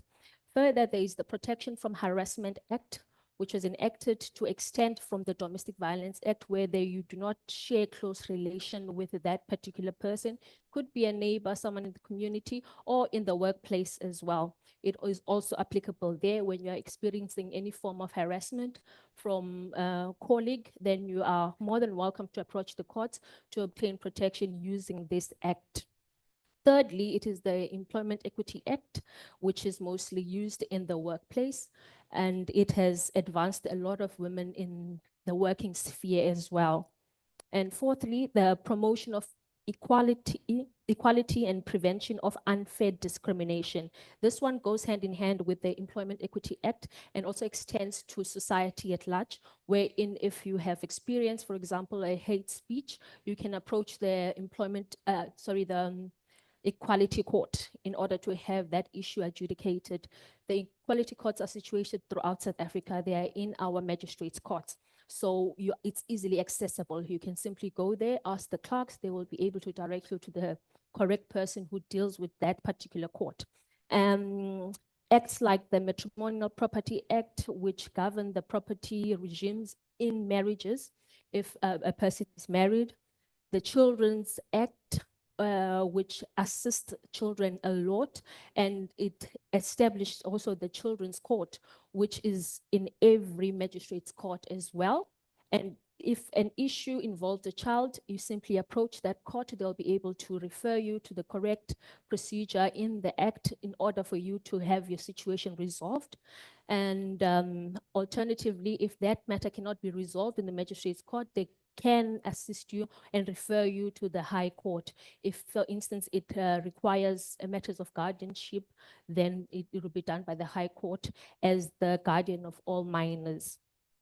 More recently, there has been a bill basically signed in May 2024, the National Council of Gender-Based Violence and Femicide Bill, to ensure the safety and protection of women and children from abuse and violence. In doing this, legislature has established organizations such as ours to give effect to the rights in the Bill of Rights and to the legislation that is there to assist women and children. So our organizations are built up in a way that we now need to ensure that these rights are realized for all women and children across the board. So if anyone is at miss, they can go straight to our offices. We will advise them correctly on procedures to follow, procedures to be done, the correct forums that one can approach in order for them to be able to realize their rights. Some of them are lacking in knowledge because they do not know, firstly, from the ground level, that there are institutions that are available at their disposal that they can use for free without having to pay anyone. And or in order for them to be able to get to a court of law and have their rights protected. So we are there and established for that reason, so that everyone can be equally represented before the law and that justice is served for all.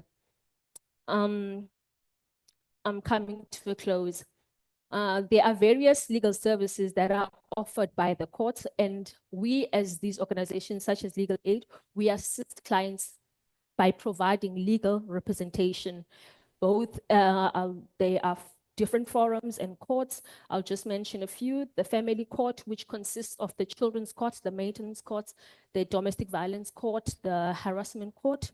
We also assist in the high court in respect of children matters, where I've made an example already, where the issue involves guardianship, then it will be referred to the high court. We are usually asked to intervene in such matters where there's abuse against children, more especially the children's court will specifically send out a notice to our officers to represent the child in those situations. The equality court, we are also there to assist clients in there. It's the labor courts, and then it's the magistrates courts, both in the regional and in the district offices. Just in closing, our legislature has come a long way to try and correct the ills of the past in our societies in combating GBV and abuse in general against women and children. And such gatherings as the one that we are here in today are a positive indicator of where we are going as a country, and that we will improve and do more for our people. Thank you very much. Thank you so much. A round of applause for Ms. Makulu. Siyabonga kakhulu. Can you please welcome Ms. Sandega Magwenyane as she comes to the stage? She's a legal practitioner from the South African Commission for Human Rights. A round of applause for Ms. Sandega Magwenyane. Your 5 minutes will start now. Ngiyabonga makhabazela kuthiwa wena ukhanya amaseswini. Sicela ukuwabona lamasi. Ngiyabonga kakhulu. Angeke ngisabingelela nami. Kuthiwe sithi nje all protocol observed. We're noting all the phenomenal women that are here, and we acknowledge you all. My name is Thandeka Magwenyane. I am from the Human Rights Commission. Now, I am a legal practitioner as well, and Ms. Makulu has taken all the legal frameworks that I have prepared to share with the House today. But nonetheless, that is giving me time to speak about who we are and what we do as the Human Rights Commission. Thank you. Okay, so briefly, the Human Rights Commission is a Chapter 9 institution that was established to support constitutional democracy. It is independent and subject only to the law and the Constitution. We perform our duties impartial, and we exercise our powers without fear, favor, and prejudice. The mandate of the Commission is to promote respect for and a culture of human rights. We promote the protection, development, and attainment of human rights. We monitor and assess the observance of human rights in the Republic. The powers that we have as the Human Rights Commission is derived from the Constitution. We investigate and report on the observance of human rights. We take steps to secure appropriate steps to provide redress where rights have been violated. We carry out research and we educate. And this is done through 3 programs that we have as the Human Rights Commission, which is the promotion unit, the protection unit, and the monitoring unit.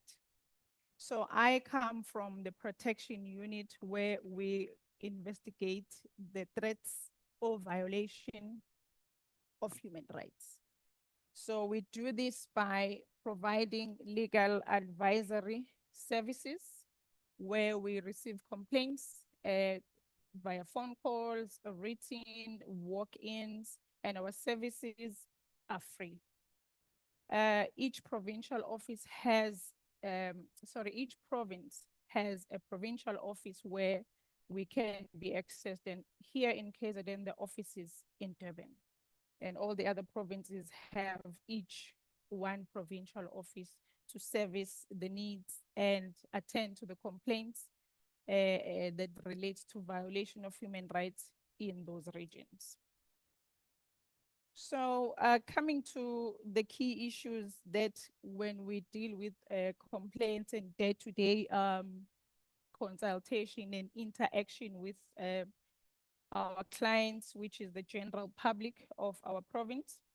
It has been mentioned by mostly all our speakers, my fellow panelists, the unemployment rate, the issues of gender-based violence and femicide, the prevalence of teenage pregnancy, which result greatly on school dropouts, the issues of economic inequality, the challenges on child-headed households and families headed by single parents, the issues relating to violation emanating from culture and religion, racial discrimination, the violation of rights or threats that emanate from complaints relating to climate change and the natural disasters as we are seeing and experiencing currently in our province and the entire country. The plight of women in farming communities who are refused access sometimes to services, and the impact on those women and girls living in farming communities that they face on a daily.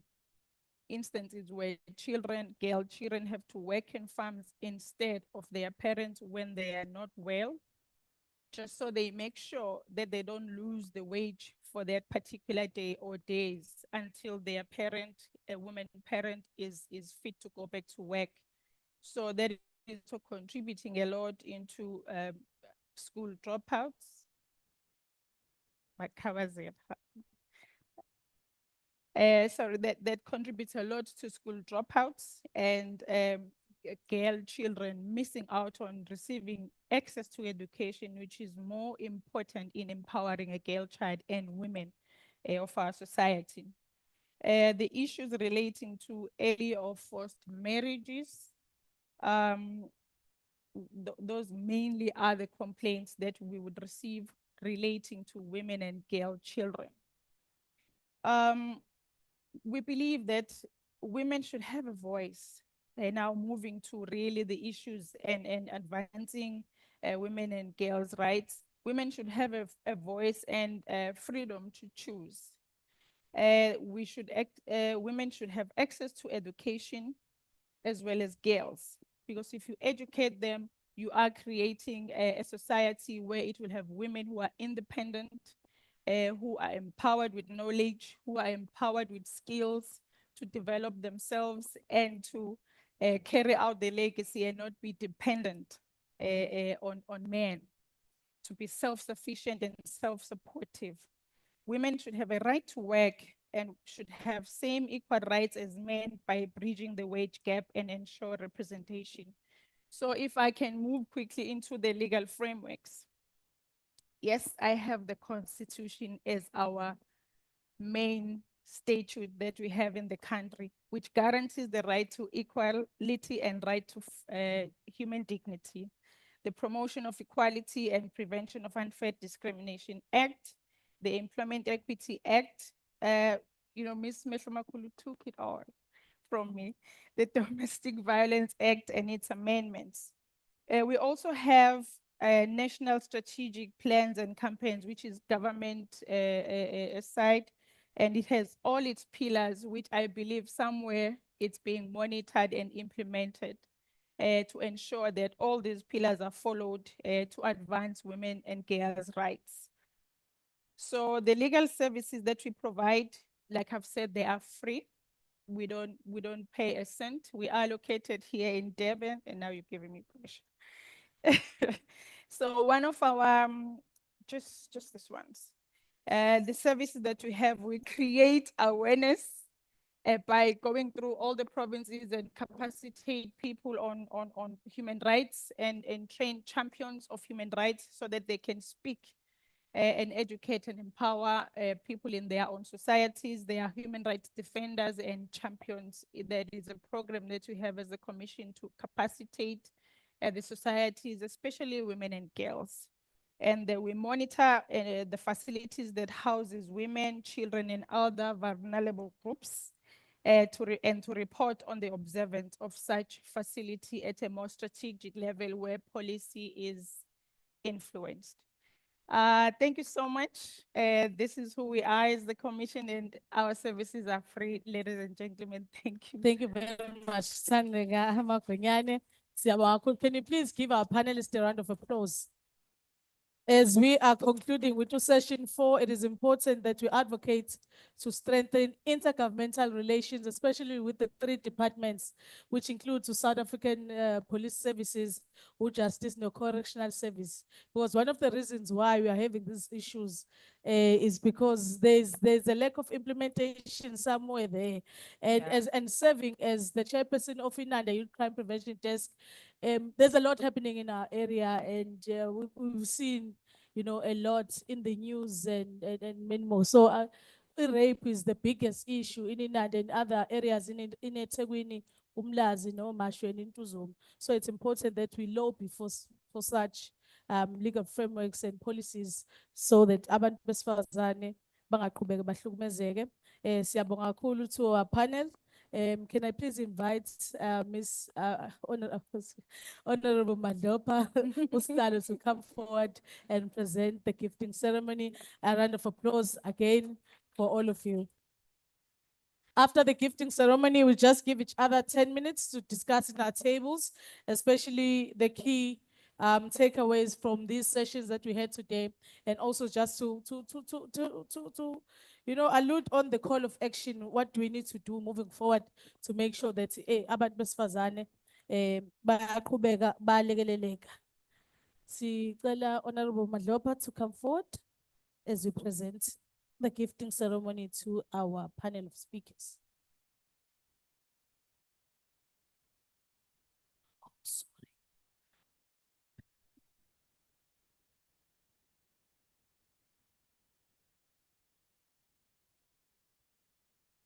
It's Willie Swagulene.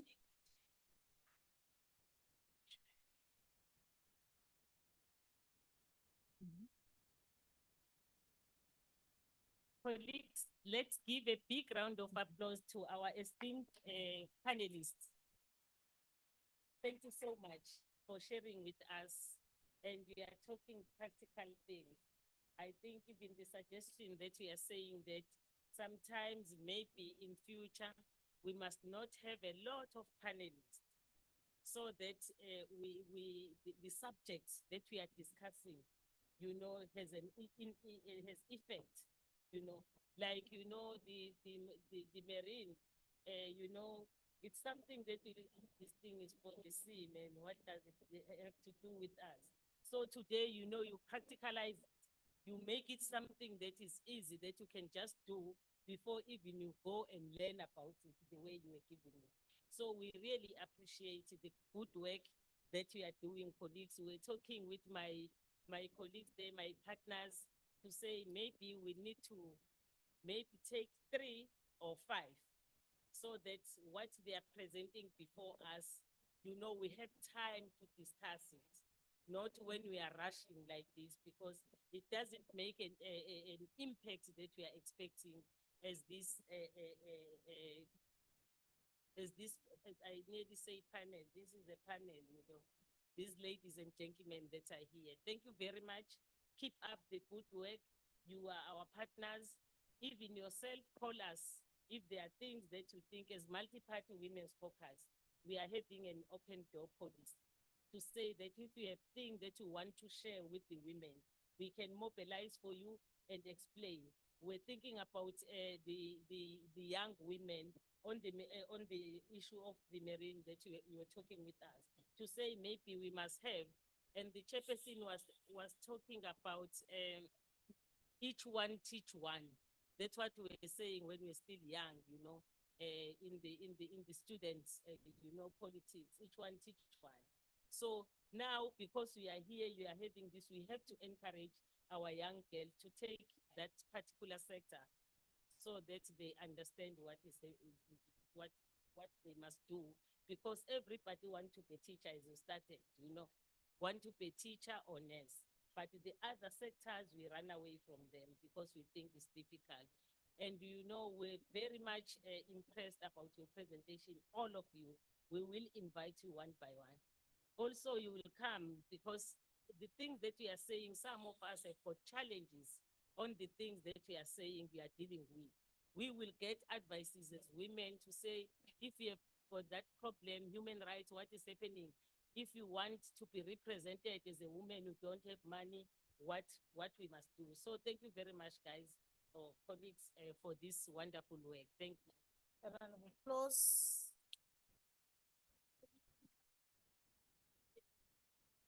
Deputy Chief Whip.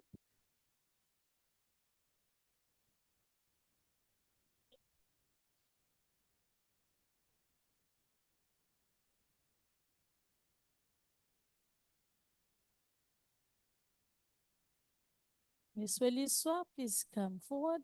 A round of applause for Ms. Weliswa as she comes through.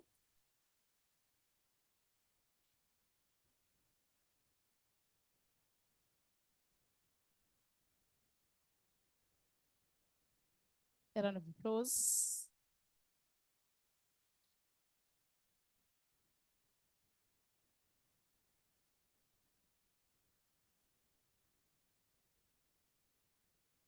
Spalangile.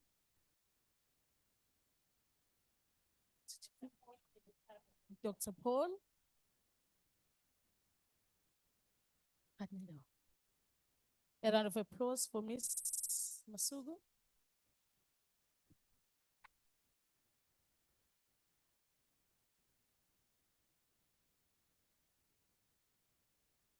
Siyabonga. A round of applause for Ms. Masugu.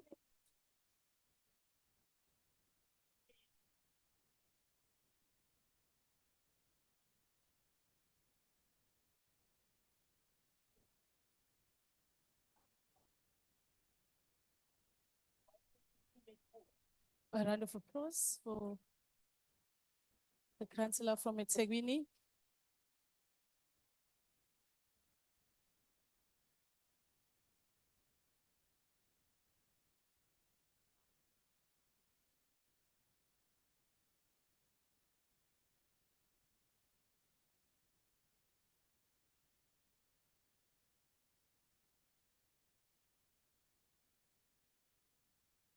A round of applause for Ms. Mitsime. Siyabonga.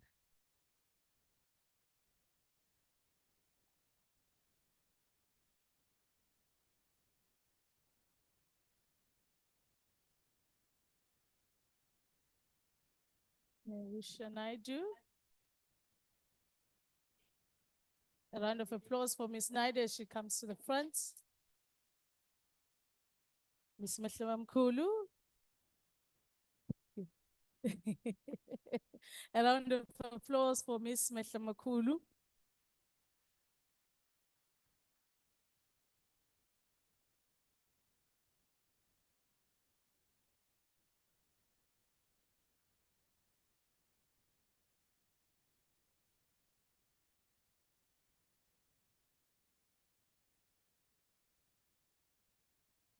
Honorable Makoni, Julie.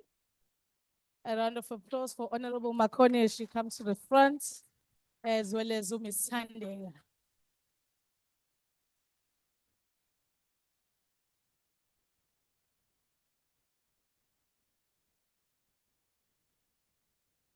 Yeah. But who's doing this?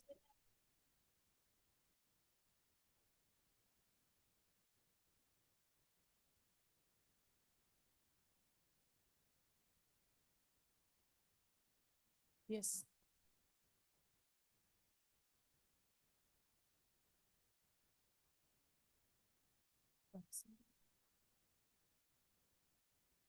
The president, please.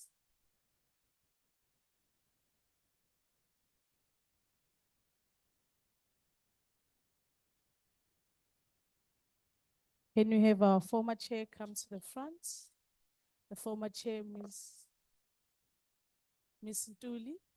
Our former chair, can you give her a round of applause for laying the foundation in the work of the Women's Caucus in the province of KwaZulu-Natal? Can you give her a round of applause for the work that she has done in the past? And we are continuing to yield the fruits of your work. Another round of applause as we wait for her presence.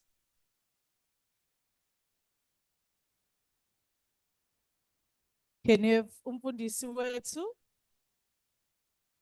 Dr. Jones, come to the front.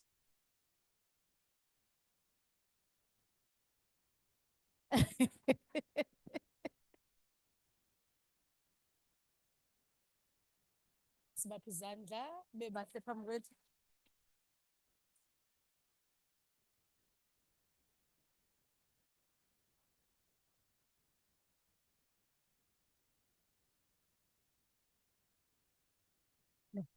Siyabonga kakhulu Sihlalo. Siyabonga.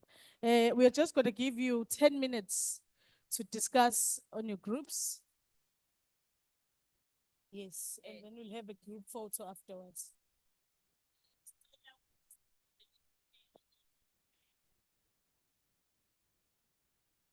Izandla enkulu kwipanel yethu beseza ngaphambili. Siyabonga kakhulu. We're just going to give each other 10 minutes maximum to have our discussion, and then we're just going to take 3 hands from the floor to just give your key takeaways and of course the call to action. Just 10 minutes, will be by 22, then we'll conclude with this session. Ushaye nje u2 says ham. You must remember that in our group discussions, we prioritize listening, reflecting, inquiring before we speak, and we give other people a chance to speak in our groups. Siyabonga.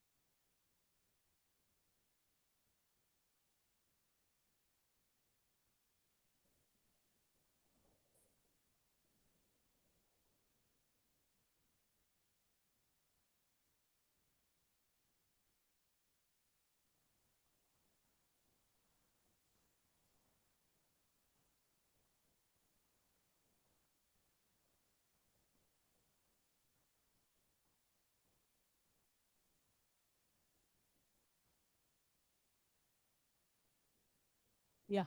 So please write your thoughts on the small cardboard cards that you've received from my colleagues, so that Sizwe Kepcharisha is part of our report. So you can write your thoughts here, and then you can leave them in your table. We'll collect them after the program. So we'll just randomly pick 3 people from different tables to give us their key takeaways for the day. Siyabonga. Sibuye.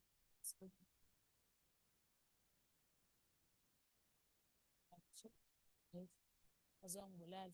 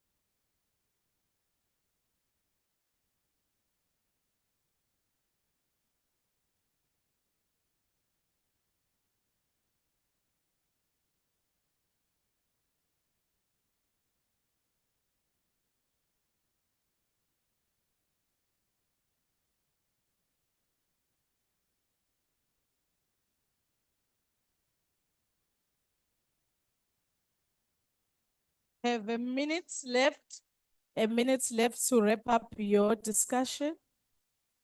Please don't forget to write your thoughts and key takeaways in the cardboards, the colored cardboards that you received. Then we'll collect them after this session.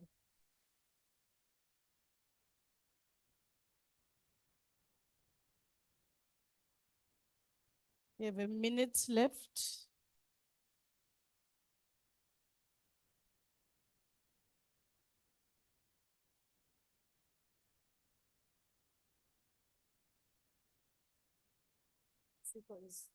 We need to come after the session. Who's gonna give me the name and surname so I can introduce them? Unless Honorable Maglopa. We're just gonna have 4 hands and then go to that session straight up. Because we have 15 minutes left. Okay. Your time is up. Your time is up. Don't mind our colleagues, they are setting up for a group photo after this.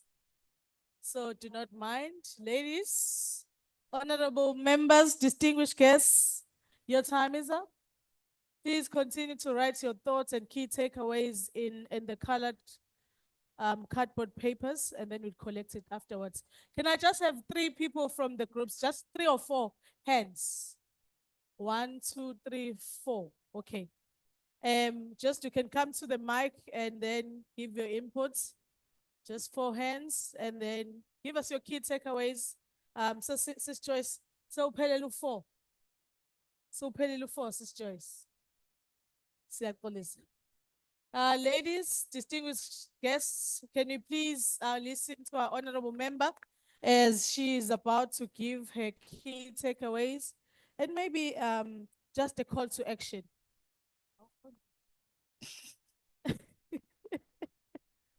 Over to you, Honorable Kamete. Our group, greetings to all honorable members and our partners. Our group discussion, the first thing that we looked at was to embrace challenges. That is what we've learned, that we need to embrace the challenges. The other thing that we have found is Sorry, Honorable, can you allow Honorable Kamete to give her inputs and give her an ear? Siyabonga, Honorable, over to you. Oh, thank you so much. Okay, I've said, taken from the maritime, that is where we have came up with embracing challenges. And then the second thing that we came up with is to institutionalize Ubuntu. In our constitution, we don't have anything about Ubuntu, and Ubuntu comes as one of the things that are very, very important. That is a builder. One of the things that we have discussed is that with Ubuntu, the Ubuntu is all about the self-reliance, taking full responsibility for oneself, and continuous self-improvement. So that's why we think as a group is very important. And the other part is to know the law, that we need to know the law and we need to know our rights. The reason why we have to know our rights, it's because it is in order to help others. You know, if we know our rights, we can implement in our communities. If I know my rights, I can be able to help a woman. I will just, before I sit down, I will say, in my constituency, this is what has happened. An old lady was beaten by a pit bull. And because she didn't know what to do, she was like bending towards the owner who is saying, we are not going to remove the dog because there is no law that say I must remove my dog. And it was fighting not to give the old woman her right in terms of taking her to the clinic or anywhere else. And one of the things when I came to check, I found that that old woman has diabetes. that old woman, you know, the wound, the dog wound and diabetes and the hypertension, she's old, she's a pensioner. And then she's just sitting at home, she doesn't know how to be helped. But, you know, when our secretary was giving us that point of we must know the law, to me, it just came, you know, to say, yes, we need to know the law. We need to know how we implement the law. Thank you so much. Honorable Gamet Sebo. Then I'll give to Dr. Ngidi to come to the front. Oh, I'm going to give you 2 minutes. The other ladies, please come closer so that we manage our time before we do our vote. Thanks. Thank you. Giving all honor and praise for those women who have been here before us. Giving all honor and praise for the women who are here amongst us. And giving all honor and praises for the women who will come from us. So the reflection from us comes from our speaker, Honorable Speaker Boyce. How can we consolidate unity on agenda of progress? Do women in this room really understand what is the agenda of progress for women in the country at this moment? Can we give some more narrative and language to that? And so relevant leadership was also mentioned, but who is monitoring, evaluating, and reporting on the state of women leaders today? When was the last time we had a leadership conference just for women? And when was the last time we had women really questioning those who are sitting in parliament, are you really following our agenda? Or you've become selfish like the other gender and following your own?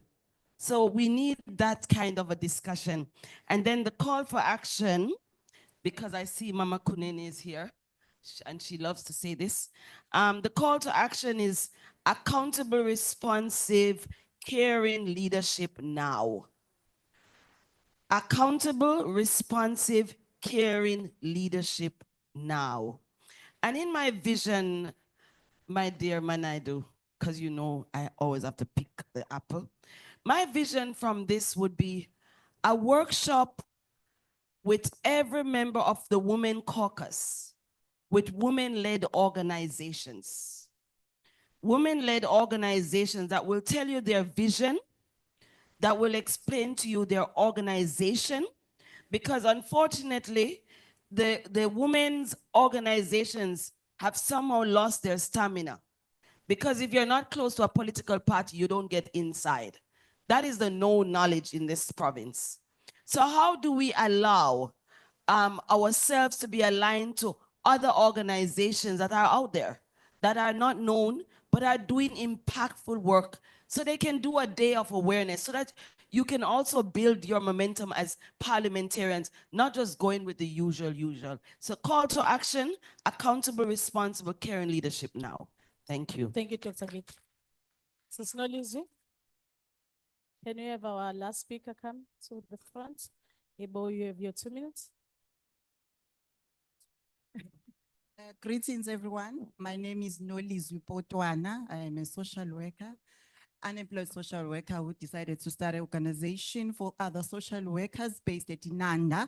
I'm also a founder of a women's forum and also a chairperson for a South region women's sector. What stood out for us today is that what I realized is that when the speaker was speaking today, they mentioned a gap where they said that something like education is not enough. So everyone was saying something like, I had to do something else in order to upskill myself. So I saw a gap while I was sitting down. Imagine that I also come up with a program. Thank you for this session.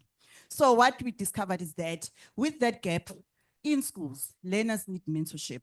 They need the skill development training where they will be taught what are the skills, what are other skills they can get. Not everyone will be successful through education, through finishing matric. Remember that we have a high rate of children who finish even university, but they're not employed, just like me. So it's very important for us to do that. It's either we advocate for mentors or for teachers to put this a curriculum as one of their subjects in schools where they can learn practical skills as well, especially in schools local schools. I know that with schools, private schools, they are skills because they offer they have many resources. Another thing was access to industries. Ushilo balungile ukuthi naye waze waqala into ebizwa ngokuthi i-maritime. So with that as well, we're just hoping ukuthi with that we need to take these children and put them in the places like this so that they will get exposure and then bakwazi ukukhula lapho. Enye into ayishilo yokugcina i-fear. They mentioned fear as well. That Black people, most of them, they fear the change. They were taught that theory is enough. Therefore, they fear the change of practical things. They fear independence. They fear starting new things. Therefore, it's very important for us to build that gap and also continue supporting them. Our organization is SWET, SWETS. If you're willing to support us with our forum as well, with our organization of social workers rendering these services in schools and community, we'll appreciate that. Thank you. I'll end with you, Councillor Mackenzie. You have your 1 minute. Thank you. Thank you. Afternoon, everyone. Yeah. Nolwazi CBC here. In the seminary member also. Shine. Our group, we noted that a highlight from all the speakers that women are born leaders. And we are empowering that through various activities, as we have heard from our speakers. But we also noted that opportunities are there and structures are implemented. But unfortunately for young women, we don't know how to access these opportunities. It's so difficult for a girl child. How are you gonna penetrate through the system? So as Ms. Masugu has also indicated that time constraint limited her for us to hear more from what she had to say. So we would appreciate in the future if opportunities can be displayed and ways of achieving or reaching those opportunities can be clarified for us. Thank you. Thank you. Shine, Inanda, shine. Miss Councillor Mackenzie, you have your minutes. You know how dangerous it is to give a politician a mic. Over to you, Councillor Mackenzie. I think it's afternoon. Good afternoon, everyone. I'm speaking on behalf of the eThekwini councillors and the women in general in our city. Women support each other. Supporting each other is important. Women are born leaders. This is what we've taken away from this program or this event. How climate changes impact women. Implementation is key to fight the challenges. We need skills development at a very early age. We need to value and embrace our independence. Multi-party approach is important because we are diverse, irrespective of our political affiliation. Every woman's voice matters. GBV does not have any political affiliation, culture, or religion. Health is very important. Disseminating systematic barriers is also important. We need to reflect on the importance and focus on the goal that we aim to achieve, which is to win the fights against GBV, and our call to action, working in unity in order to deliver, and at a local level to introduce the multi-party caucus. Thank you. Thank you very much, Councillor Mackenzie. Thank you, thank you. I'm just gonna allow Honorable Polly, who's the Deputy Chief Whip, to give us a vote of thanks for the day. Can you please give Honorable Polly a round of applause?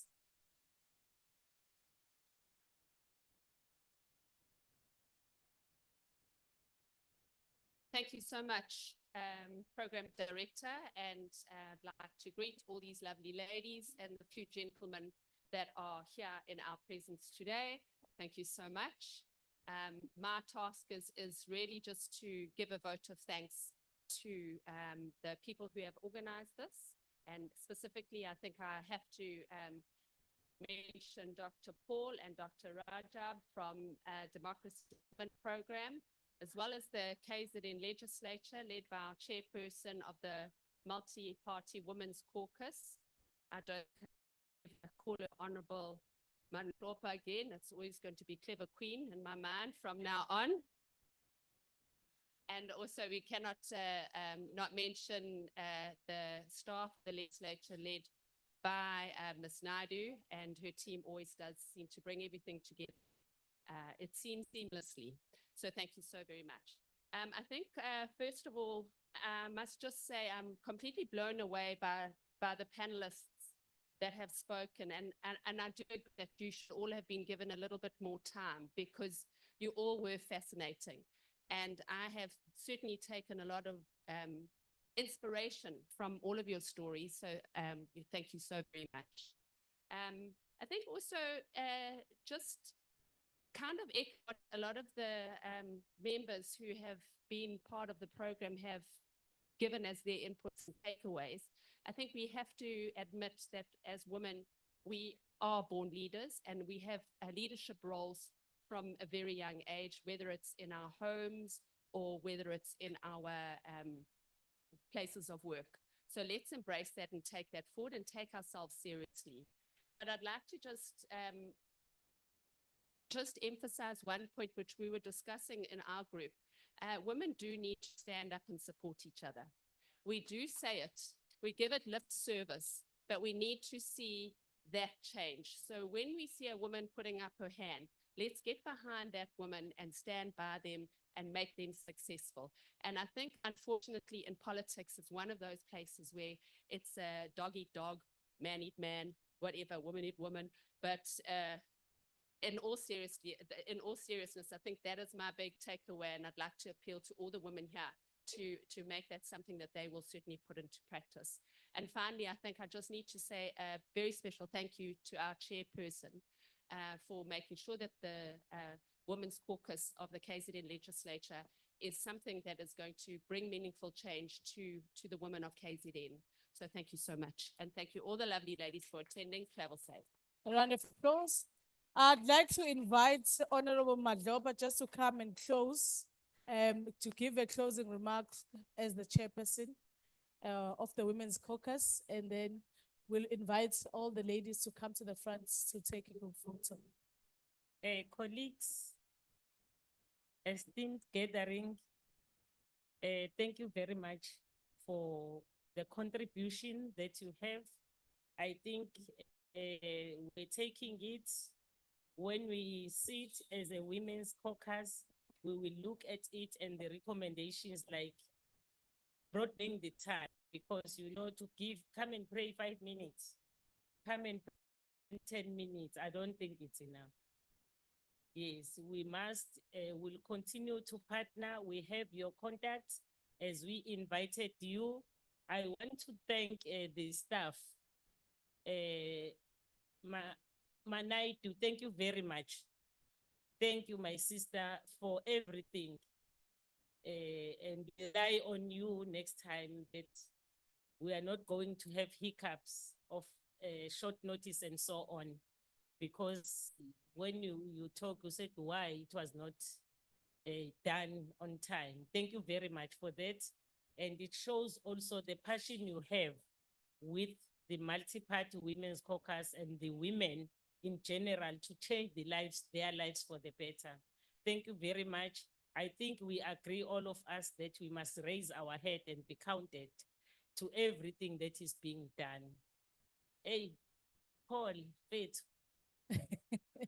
Hey, I don't have enough words. That's why I'm talking like that. To show our appreciation as a legislature, to show our appreciation as multi-party women's caucus, to the work we are doing for the women of this country, not of this country, for SADC, not for SADC, for the region. I think we'll be moving to the globe after we have covered our continent. So thank you very much. Besizocela ke la amakhansela aseThekwini. Thank you so much. You were so kind to us as a legislature to request you to come on a last minute, and then you came. So don't look down upon that. I think the councillor there has said now, from now onwards, we are working together.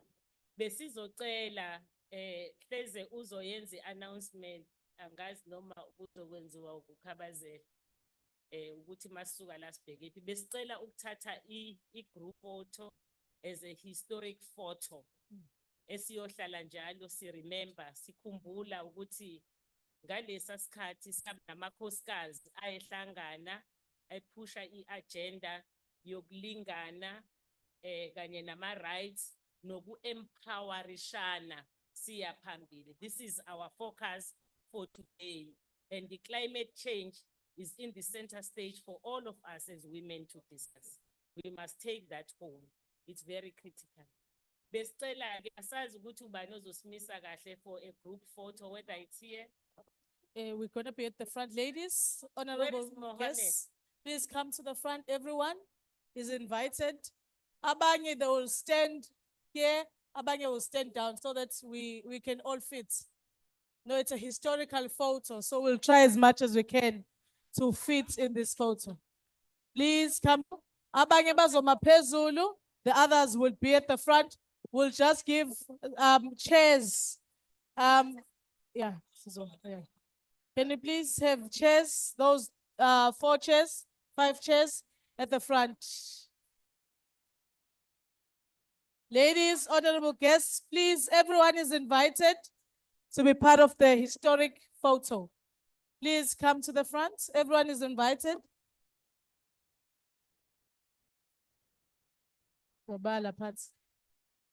Abanye bagibele phezulu on the stage, others will be standing down, others will sit in the chairs.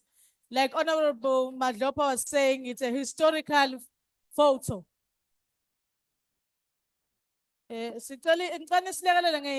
For our honorable members, please, so they can sit at the front, the KZN Legislature. Can we have chairs for our honorable members from the KZN Legislature who are going to sit? Deputy Chief Whip, please come to the front. Now, Honorable Coley, please come to the front. She's here. This is, of course, a historical photo, so we're trying to make it work. We'll try. Honorable Coley, Manaidu, Honorable Coley, please sit here. Oh, the speak. Can you have another chair?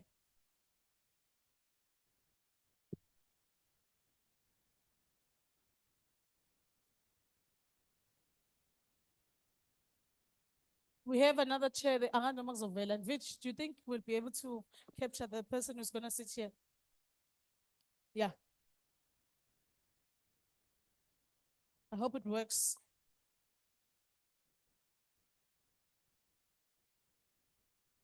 Yeah.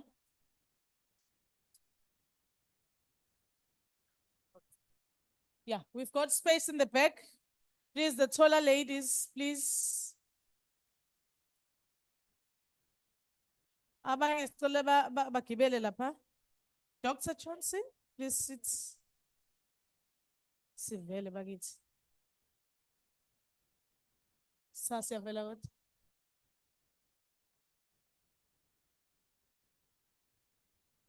Sovela kodwa lapha.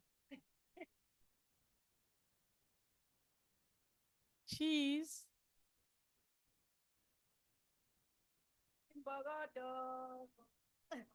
Gender equality.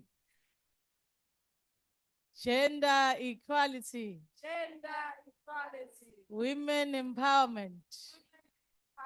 Amandla. Awethu. Wathinta abafazi. Wathinta imbokodo. Uzokufa. Dr. Paul. Where's Dr. Paul? Dr. Paul, Doctor, you are not part of the photo. Yeah, please, yeah. You must be part of the picture. Doctor.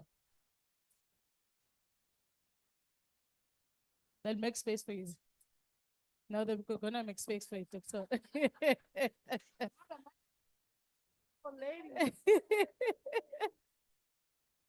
Now the photo is complete.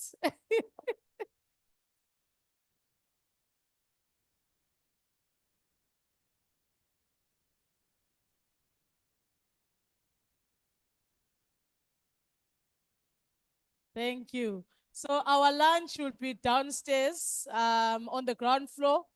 Amanda, my colleague, will give you tickets at the door. Thank you very much. I check. Thank you, my friend.